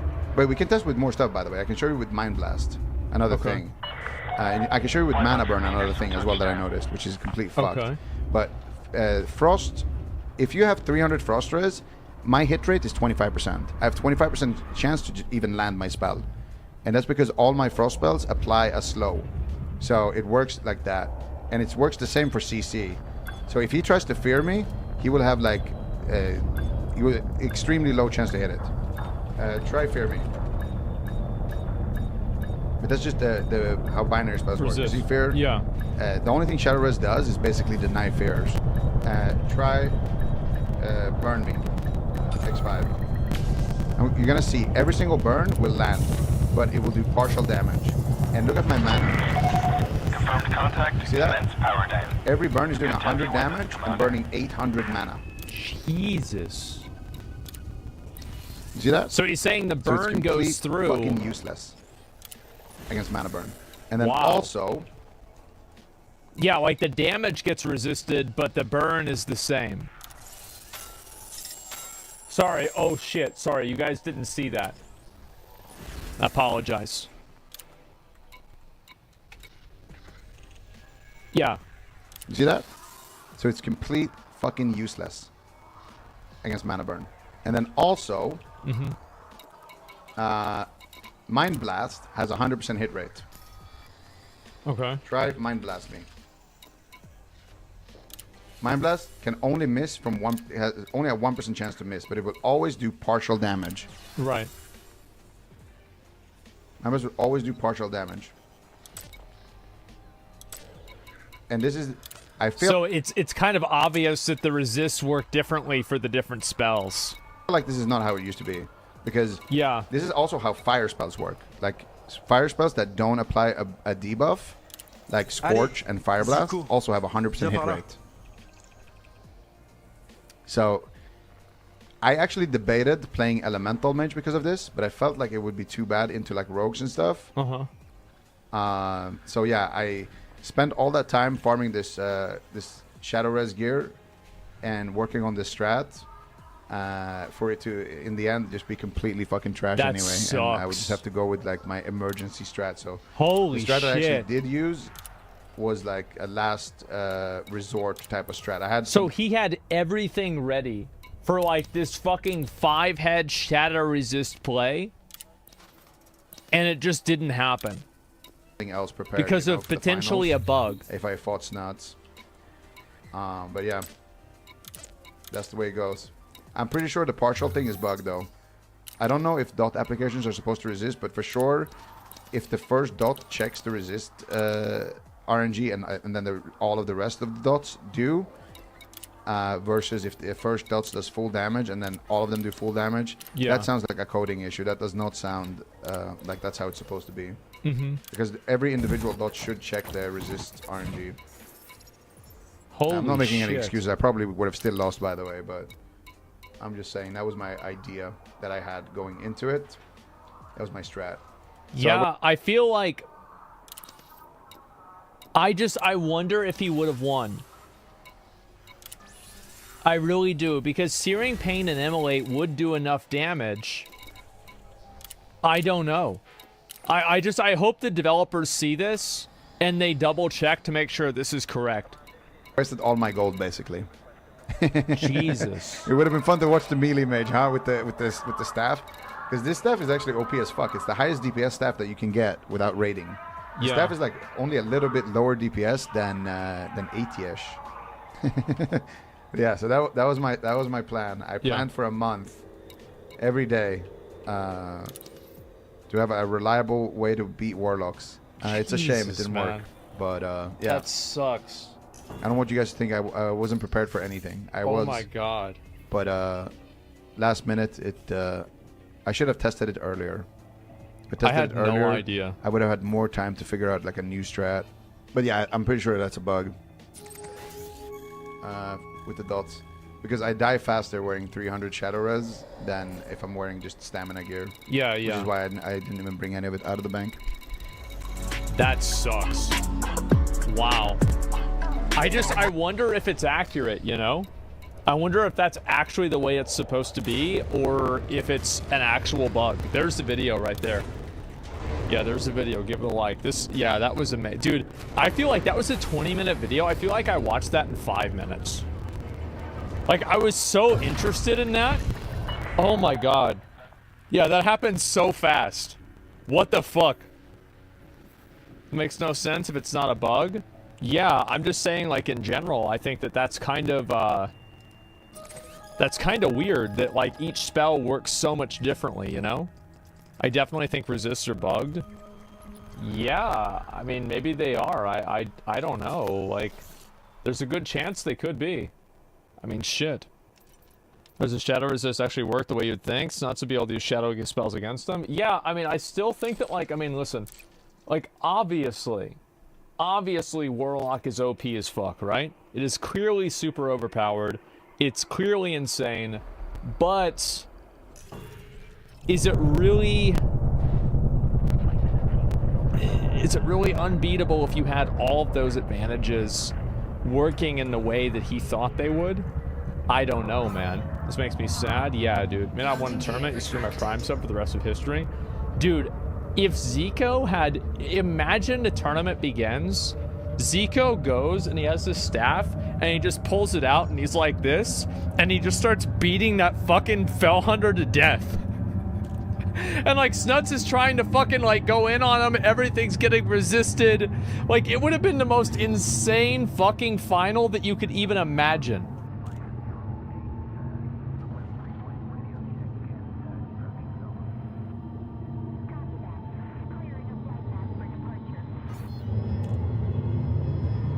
Frameshift drive charging.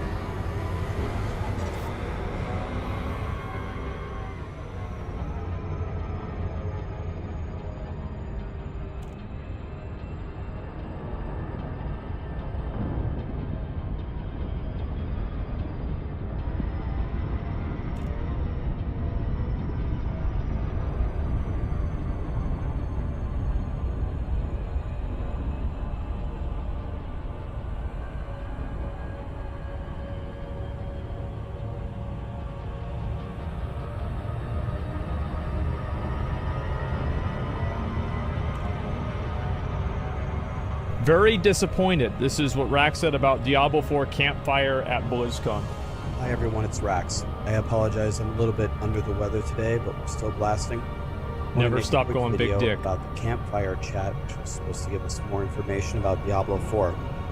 As you can probably tell from the title, from the thumbnail, I am not very impressed by what I saw, and I'd like to explain why. I'm not farming hate views. I'm not trying to just, drill Blizzard. Actually, quite the opposite. I'm actually trying to help. But let me explain to you how it went for me anyway. So the opening ceremony was yesterday. They announced the expansion. Exciting. Said season 3 is coming. We're getting leaderboards. Yeah. Cool. Right. And then we have the deep dive in the panel. In between then, we had a bunch of the developers and the game producers talking to a lot of the streamers. I watched all of them. There were some awesome conversations about some different things, and in a lot of the conversations they said, well, let's wait till the campfire tomorrow. Let's get some more details. It sounds very exciting. We got to the campfire, and out of the 1 hour presentation, we got almost zero information. First 20. I agree with them. They should take notes from what Ian's presentation was for Warcraft. Because Ian's presentation was great. All he did is he talked about what's happening in the game, how the game is changing, what are the effects of the game, how it's going to change how you play the game, and it's not about like their process of making it. I think that the main thing people want to see is how the actual game is going to function. That's it. They have no work done to show. Well, then they can at least talk about like some philosophy of like how the game is going to work. Minutes just playing the video we already saw, rehashing what we already knew. It showed some artwork from the expansion. That was pretty cool. Mm-hmm. And then, by the way, let me say something before I dive into this.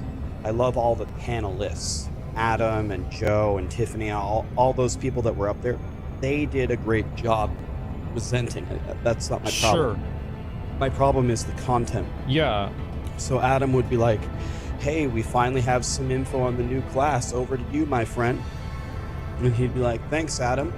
Yes, we were so happy to start with 5 classes that you guys were all familiar with around the campfire scene. And then our team thought...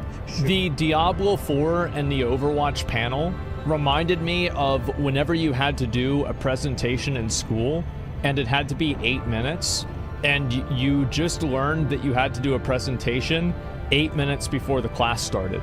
So it's like you start talking about like the Civil War, and it's like, well, you have to understand that like wars are like a thing that happens over the years, and if you look back in history, there have been a lot of wars in history, and oftentimes whenever a war is fought, there are losses on both sides, but of course the sometimes one side will win and the other side will lose, and there will be like concessions that happen after that. And there have been a lot of cases where, a war has been, it ended, and then like a lot of things changed because of that. And so, like, with this war, it's the same thing. Like, there were a lot of things that happened. You know, there were a lot of casualties. And, like, really, I mean, this is just another example of the way wars have been for a long period of time. Because if you look at this war specifically, right, and it just goes on and on and on and on, right? It's better than the Overwatch panel, yes. And I could do that for 8 minutes, it'd be no problem. And, like, how many of you guys did this in school? Like, you at least had one presentation that was that bad. I did. One time, I had a presentation, and the teacher gave us, she said, I'm going to give you $50 theoretically, make a 2-week budget with this, okay? This is back before Joe Biden. And so $50. And so my friend and I, we got up, and I said $50. He said 50 lottery tickets. And I said, we don't need to budget because we're going to be fucking rich. We're going to win the lottery. And that was the end of our presentation. We got an F. We failed. We didn't win. We didn't get anything done. But, like, it was a whole week that we just got to chill and not do anything. So yeah, that's my example. So that's kind of the way that I felt about with the panels, right? Is that, like, these panels, Trainwreck stalls less than that. Like, what the fuck?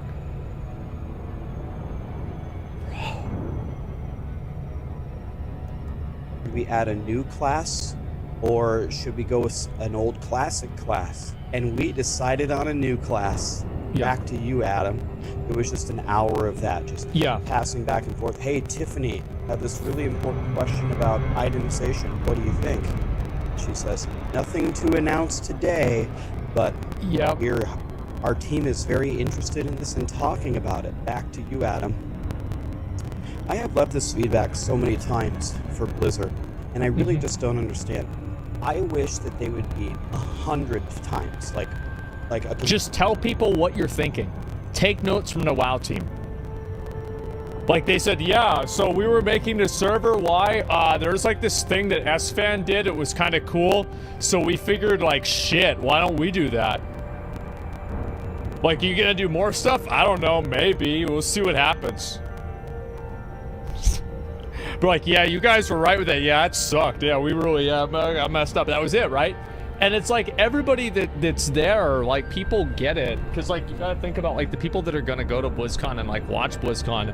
These are not your average Andes, right? These are the people that care about the game. They're, like, more invested. So, like, you don't need to give a PR answer because people are gonna kind of, you know, see around that more. Necro stuff was lit, though? Yeah, it was. Completely different paradigm shift. More bold off the in cuff their stuff, announcements. When your trajectory is going down on season 1, then you have a great season 2. And everything is going up, and it's on the rise. And even the announcement in the opening ceremony was better than every other game except for WoW. WoW had the amazing announcements. WoW was able to announce expansions like 3 years in the future, and Diablo 4 can't even tell us what the seasonal theme is for the season that's coming in like a month and a half or something. I really just don't understand. Your trajectory I think the reason why they did that is because they don't want people to think that Season 2 is over, and they want people to keep playing Season 2. That's why they held off on making these changes and, like, these rings and stuff until, like, later on. They want people to think Season 2 is, like, still going on, and, like, they don't want to kind of feel like they're sunsetting it. I think that's the reason why. The slope of the trajectory is already not justifying, trending I'm just positively. You had the momentum on your side. If you would have just been so much more bold in telling us. I appreciated Joe Shelley saying the damage on Tuesdays. I really did. I appreciated him because, like, he acknowledged exactly what the problem was. He was like, "This is it." And I wish more developers would do that. Like, y'all have to remember. You remember Arc Nemesis League and PoE? Orbital flight engaged. And Lake of Calandra? Bro, Chris Wilson went down in the trenches. He was there writing out fucking multiple Reddit manifestos explaining why he was right and this is the correct vision for the game and this is what they want to do. Like, he was explaining shit down to a T, and, like, some things he was kind of right about, some things, you know, we kind of moved away from, like, especially with, like, how much loot was dropping, etc. And, like, That's what I think people want to see. Because like back in the day, like you got to remember, like, and this is especially true with like, you know, late 90s, early 2000s computer development. The guys that made these games were just goofballs. They would say and do stupid shit all the time. It was just, it was a goofball profession, you know, basically. And like they worked their ass off, but like, you know, to the public, it was a goofball profession. And that's, I think, a great thing. Yeah, just chill out.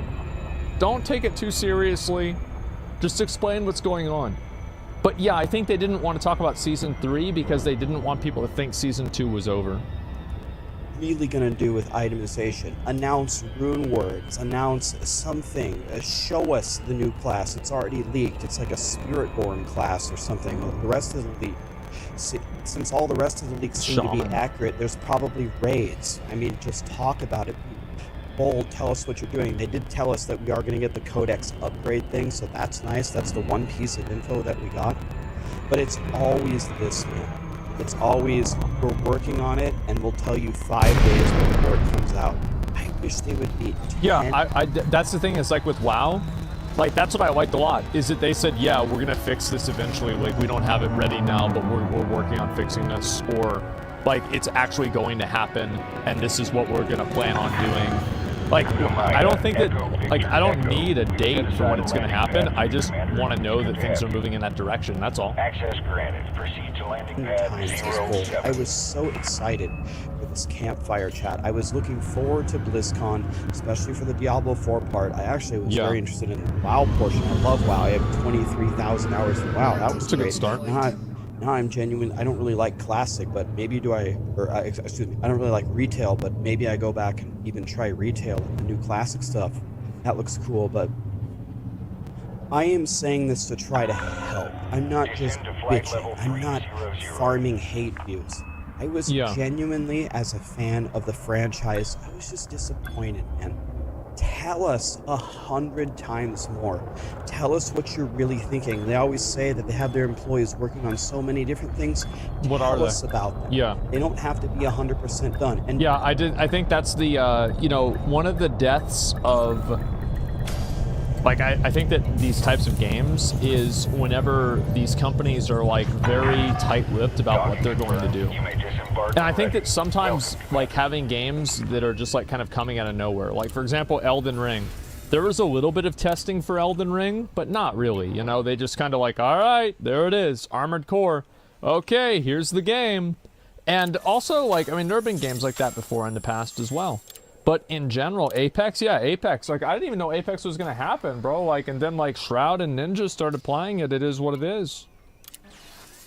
I've heard the counter arguments a million times. Well, we don't announce that. It's a PR issue. Yeah, exactly. Change our minds. It's a PR issue. Yeah, it's so dumb. The community hates us. You don't have to tell us something that's in like pre-alpha that you don't want to do. But if there's something that you're working on, we're working on itemization changes.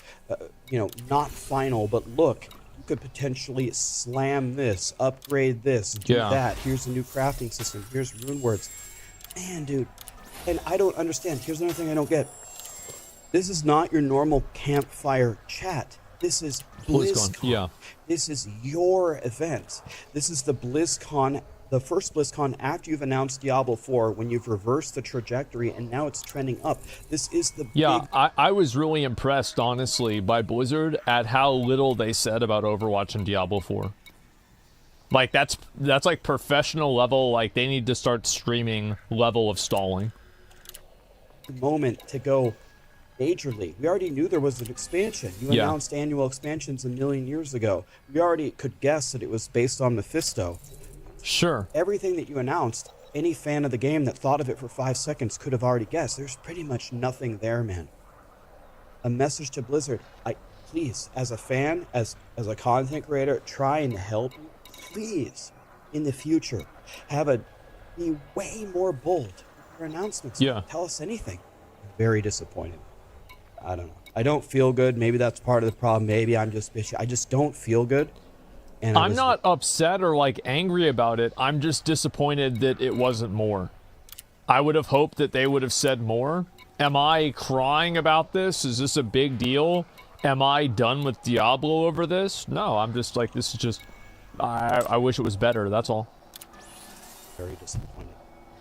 The new stuff that they announced that I already talked about later, the new stuff for the season theme, the pinnacle content, they did say that they're working on a lot of endgame stuff. They didn't tell us what it was, but they told us that the endgame stuff is coming. That makes me excited. I just didn't see anything. So I'm gonna stop talking. I'm just very disappointed. Yeah, I think that's pretty fair to feel that way, absolutely.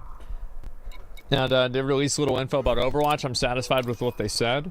Well, I think with Diablo, because Diablo has had a pretty weird, like, few months of, like, how it's come out, and I think especially what's been odd is how, like, seemingly, there's a video right there, make sure to give it a like if you guys liked it, how seemingly, like, Season 2 was surprisingly good.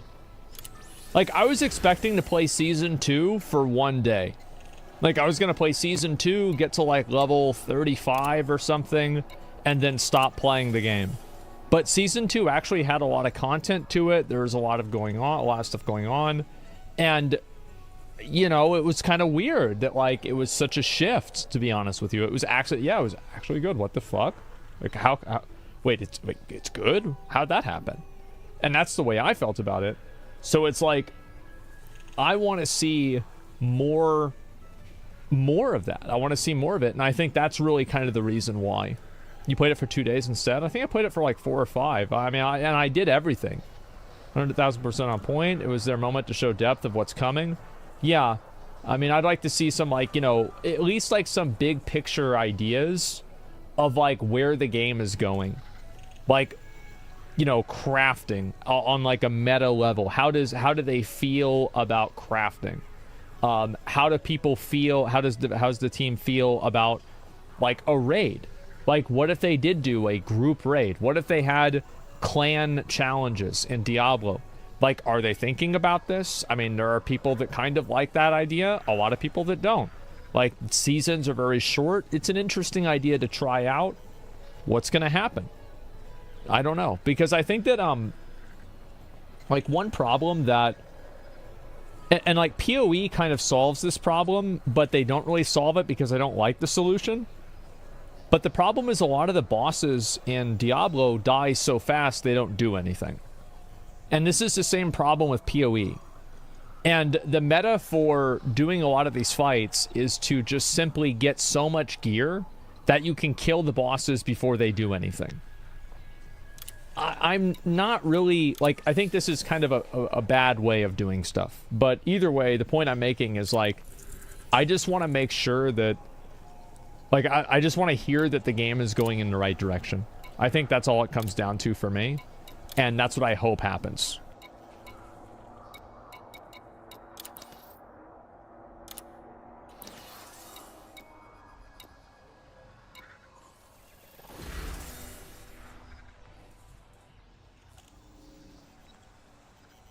Looking back, there were some signs that Call of Duty Modern Warfare 3 was never going to have a great launch. Back in February of 2022, Jason Schreier reported that Activision had delayed the next Call of Duty game, which left people optimistic, but then suddenly we learned that Activision would announce a Modern Warfare 3 that arrived this year. They essentially decided to forego plans to delay a mainline entry, and the end result is a product that feels woefully rushed. And this is something that PC Gamer sensed back in August 7th, 2023, when they published an article titled Modern Warfare 3 coming just a year after Modern Warfare 2 has me worried it's going to be an awkward year for Call of Duty. PC Gamer sentiments were accurate here when they said we just got Infinity Ward's rebooted Modern Warfare 2 last year, and now we're already getting a threequel? That simply does not happen. Not since 2007 has a Call of Duty gotten a sequel. Just 1 year later, as Activision Studios have turned out their own distinct takes on the series on a 2 to 3 year cycle.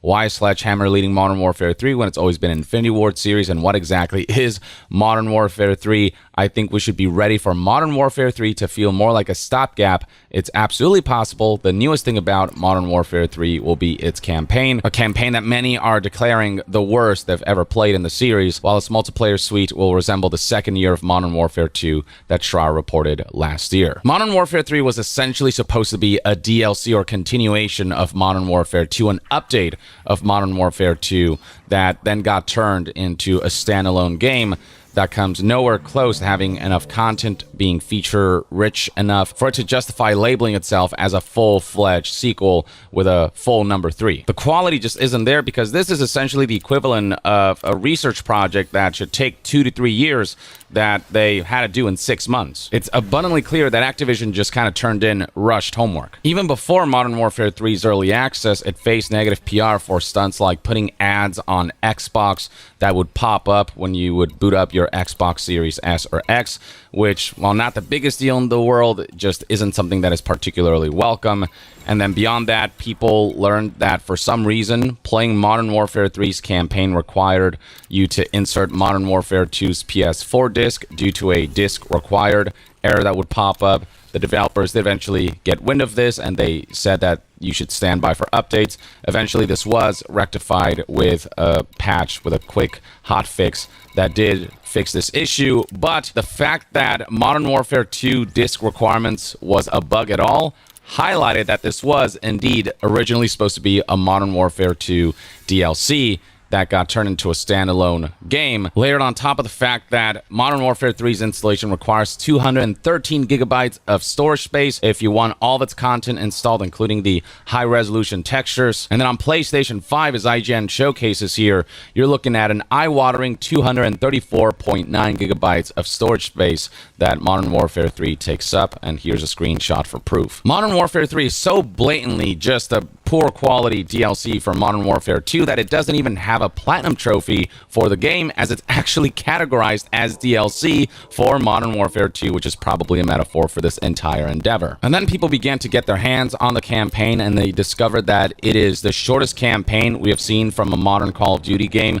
Modern Warfare 3's campaign is only 4 hours long, maybe 5 if you really draw it out. Some people have beaten it in as short as 3 hours. And we're not talking about 3 to 5 high-quality, action-packed, epic hours. We're talking about very middling hours that even IGN had to give a score of 4 out of 10. Usually, this outlet tends to be kind of generous with Call of Duty, but in this case, they said that this game is underbaked, rehashed, and cobbled together from multiplayer parts. Modern Warfare 3 single-player campaign is everything Call of Duty story mode shouldn't be. Now, IGN's review I talked about in my previous video, but since then, new reviews have come out that all pretty much say the same thing. Here's GameSpot's review of Call of Duty Modern Warfare 3's campaign, published on November 3rd, and scrolling down, you'll see that their score is not dissimilar to IGN's, giving it a score of 5 out of 10, a mediocre game by their standards.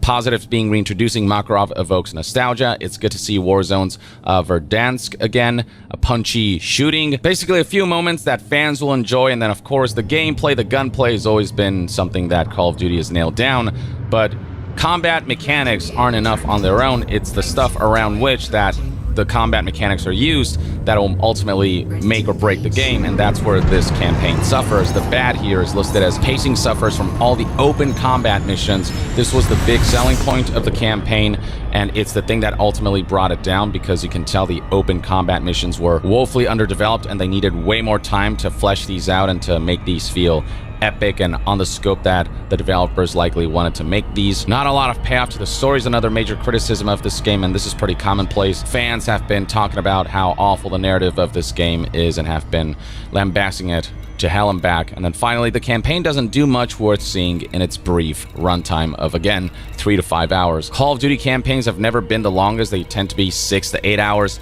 but the fact that somehow that bar could be lowered that much more, and despite the game being much shorter in length and yet the quality suffering so much, just makes this all the more insulting. Here's Video Game Chronicles' review of Call of Duty Modern Warfare 3's campaign, calling it a series low point. If we didn't already know that Call of Duty Modern Warfare 3 began life as a DLC offering to 2022's Modern Warfare 2, this year's single-player offering makes it glaringly obvious, says this review, and scrolling all the way down, you'll find a list of pros and cons. The only pro given by this reviewer is that the opening mission is pretty good, but then beyond that, the negatives include incredibly short, terrible stealth mission, open combat missions feel extremely underdeveloped, and finally, levels are largely repurposed Warzone environments. That's another aspect of this game where it's glaringly obvious. It is an expansion of sorts or an update to Modern Warfare 2 is there's so much recycled content. And while developers do recycle assets and stuff for sequel entries, you know, they also expand upon an experience enough where the recycling of assets is justified. Not so with Call of Duty Modern Warfare 3. They just rehash things in just kind of the, you know, I say laziest way possible, but the fact of the matter is that the developers only had so much time to work with because Activision mandated that Modern Warfare 3 release in the year and day that it did. And so, you know, all developers could do is, you know, the end result here with the time and the resources that they were given. If this game had been delayed by a year or two, developers likely would have been able to do a lot more, especially with the open combat missions. So this isn't really on the developers, it's on the leadership at Activision for mandating such an unreasonable deadline and for continuing to mandate this annualized release cycle for Call of Duty that is proving to be extremely detrimental and that is beginning to catch up to the series. Here's one more critic review for good measure from Kotaku. I mean, the headline speaks for itself. Modern Warfare 3's campaign mostly sucks. And this is yet another reviewer that highlights how, while the concept of open combat missions is interesting and has a lot of potential, the execution is unfortunately extremely lacking. The open-ended and largely empty feeling of Modern Warfare 3's levels are unlikely to satisfy traditional Call of Duty fans, and neither will its storyline. And then beyond that, prominent content creators and folks on social media who are fans of Call of Duty and have been covering Call of Duty for a while, they too are not impressed by what Call of Duty Modern Warfare 3 has to offer in terms of campaign. The Gaming Revolution here gave it a 5 out of 10, noting that this is just a really poor release due to a lack of tension, a lack of stakes. It all just felt like pointless filler, no originality, nothing new. The ending was something that was far from satisfactory and felt like this was just an incomplete campaign experience that they're trying to draw out. You can feel that this was just meant to be an extension of Modern Warfare 2, with half the missions being spec op and the story feeling so meaningless. Really burnt out by Modern Warfare and the setting too after 2 games back to back. This doesn't feel like the third game in the series at all. The third game is where all hell's supposed to start breaking loose and shit hits the fan. But ultimately, it is just, again, a rushed, soulless product is what this is. 5 out of 10. We've got major outlets for Call of Duty news like Charlie Intel commenting on the ending, saying that Modern Warfare 3 campaign's ending was disappointing, felt like it needed more. And hell, as far as what content creators have been saying, here is this compilation by Twitter user Lex that kind of shows you what the general sentiments are and where they sit. It's pretty much universal. Just about everyone hates Modern Warfare 3's campaign.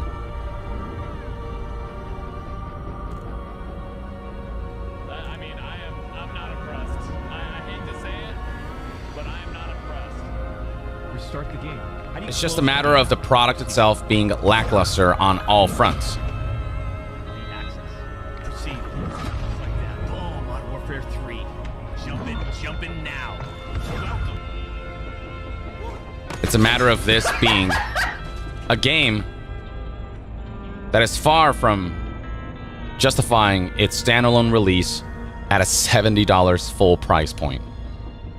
And then beyond critics and content creators, you've got fans who also universally agree that this is the worst Modern Warfare campaign and the worst Call of Duty campaign we've seen in a very long time, if not the worst ever. And here's PC Gamer covering this with an article whose headline reads, Modern Warfare 3's rushed campaign isn't going over well with fans who pre-ordered. And this is a quote from one of the fans, "This is hands down the worst Call of Duty campaign I've ever played." On Reddit, you can see that this game is getting memed to hell and back. It do be like that, says this user who posted the following meme of an unamused character, Ghost, stating, "Me staring at the refund button after a couple campaign missions." Here's somebody else on the Modern Warfare 3 subreddit saying, "What the F was this campaign? Probably one of, if not the worst in the series. These garbage open map missions are literally a middle finger to all fans of the series, and the ending, like WTF was that ending? This is a 2.5 hour long campaign at most if you don't die too often and watch all cutscenes / cinematics. And the thing that really burns is that the opening mission makes this campaign seem like it's headed in the right direction. I'm like 3 missions in and astounded how dumb this campaign is. I was super excited after the opening mission, but the rest feels like the laziest DLC bullshit ever. If all 3 to 4 hours of this campaign felt like how the opening mission felt, then maybe they could have kind of gotten away with it, but it's just one good opening mission and then the rest is just dull. And right here we have the user who said that this is hands down the worst Call of Duty campaign they've ever played, blaming Warzone in particular because so many of the missions in the campaign essentially take Warzone maps and areas, recycle them, repurpose them for open combat missions. This user calls the open combat missions garbage, and just the lack of refinement, the lack of attention to detail, the lack of any sort of fleshing out, no AI comrades, no music. The emptiness of the open combat missions was prominently highlighted by critics, by content creators, and by fans and players alike. And I genuinely believe that it's not that open combat missions don't have potential, it's just when you don't give developers enough time to make a proper game out of these open combat missions, you get something as irredeemable as the Call of Duty Modern Warfare 3 campaign. People were not impressed by the story and the writing and what they did to certain characters, and the mission objectives many found to be boring. Missions such as hack 4 phones on the ground and exfiltrate, almost like MMO fetch questy stuff that you wouldn't expect to see in an epic Call of Duty campaign. And there are some people on Reddit who are highlighting the fact that it's not necessarily Warzone or the mission structure or the concepts behind this game that are to blame, but it's just the fact that the game couldn't be fleshed out due to rush deadlines and a shift in business model, the fact that this is an annualized release cycle. Now, there's a lot of discussions around just how bad the Modern Warfare 3 campaign is, but surely the multiplayer experience at least will feel fleshed out then, right? Well, if the information from this PC Gamer report is anything to go by, I wouldn't hold my breath if I were you. Scrolling down, we have some bullet points as to what has been confirmed about the Call of Duty Modern Warfare 3 multiplayer experience. Much like the campaign, so much of the content is rehashed, and there's so little substance here, there's so little new stuff, and so little in the way of truly expanding on the experience to justify the sequel number, that it's hard to imagine that even the multiplayer experience won't see a similar kind of feedback as the campaign did. So here are some bullet points worth highlighting. Modern Warfare 3 carries over all guns and cosmetics from Modern Warfare 2. Now that's nice when there's some kind of continuity of content, as long as the new game introduces a bunch of stuff on top of carrying over the previous stuff. But Modern Warfare 3 will only have remake maps from the 2009 Modern Warfare 2 at launch, a strange map pool, again rehashed, recycled content with nothing new on offer. It's cool if there's old content in a new game, as long as the new game also has new content. There seems to be little of that in Modern Warfare 3's multiplayer experience. There's no dedicated co-op mode, but instead a Treyarch-developed Zombies mode that reuses the Warzone map, so even the Zombies mode feels rehashed on some level. Modern Warfare 3 is purchased and installed as if it's DLC for Modern Warfare 2, which is emblematic of exactly what this game actually is, despite it being advertised as a standalone, full-fledged $70 full experience that nowhere near lives up to that price point. And then finally, you literally have to launch Modern Warfare 2, now called the Call of Duty HQ, to access Modern Warfare 3. For those who don't know, Call of Duty has its own unique launcher that just complicates everything. This PC Gamer article explains everything, titled Call of Duty's new stupid launcher is a data management nightmare, and it may get worse with Modern Warfare 3. It reads right here, all installs of Modern Warfare 3 will first require that you have another program installed, Call of Duty HQ. If you've been playing Modern Warfare 2 or Warzone the last few months, you're already using Call of Duty HQ. It's essentially just the rebranded main menu for Warzone and Modern Warfare 2 that's capable of launching other COD games. Modern Warfare 3 will be the first new Call of Duty to require that HQ is installed, and it leaves a large footprint on your SSD, around 45 to 57 gigabytes. This is in part why the game file size of Modern Warfare 3 is so big. The requirement of Call of Duty HQ, which takes up dozens of gigabytes on its own. Its mandatory inclusion, as well as the ability to selectively install different pieces of Call of Duty, has resulted in the most convoluted storage space section in a system requirements grid I've ever seen. The smallest possible configuration of Modern Warfare 3 with its campaign, co-op, and Warzone all removed is 79 gigabytes. That's COD HQ's 45 gigabytes plus multiplayer's 34 gigabytes. 79 gigabytes for a 4-hour-long underwhelming campaign is utterly ridiculous, and it could have been at a more reasonable 34 gigabytes if it wasn't for COD HQ taking up an additional 45 gigabytes. Beyond COD HQ taking up additional storage space, it also makes it more cumbersome to launch Modern Warfare 3. As PC Gamer reports here, you can't launch Modern Warfare 3 without first launching Modern Warfare 2, with a subheadline highlighting how the COD HQ launcher makes accessing Modern Warfare 3 a chore.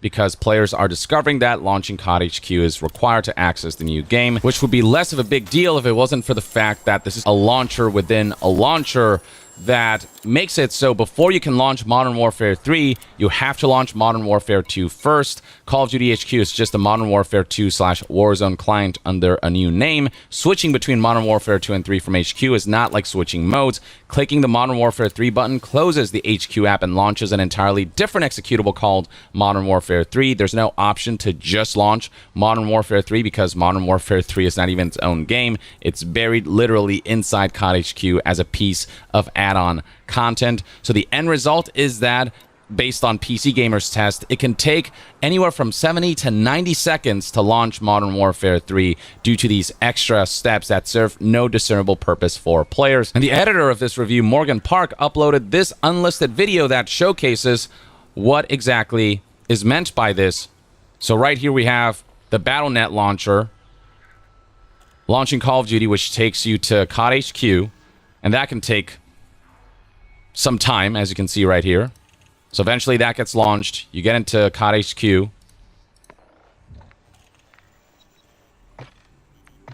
And then when you go to select the Modern Warfare 3 campaign, it doesn't just take you into the game. It takes you out of COD HQ so you can run the executable of Modern Warfare 3.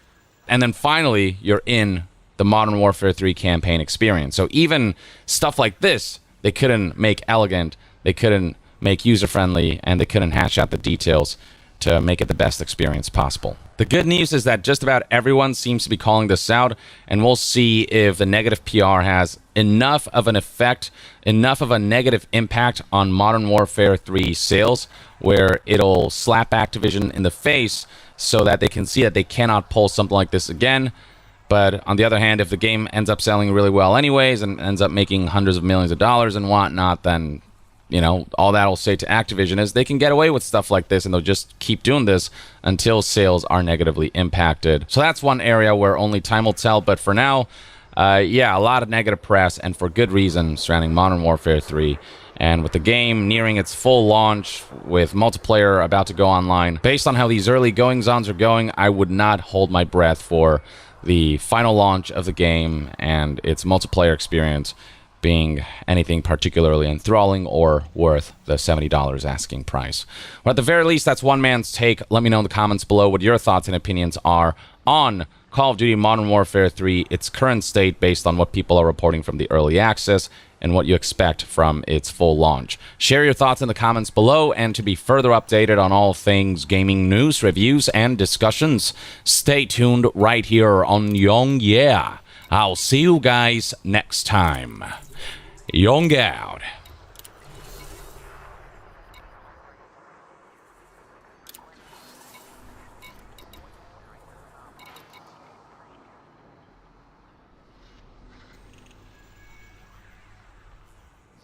Very disappointed. This is what Rax...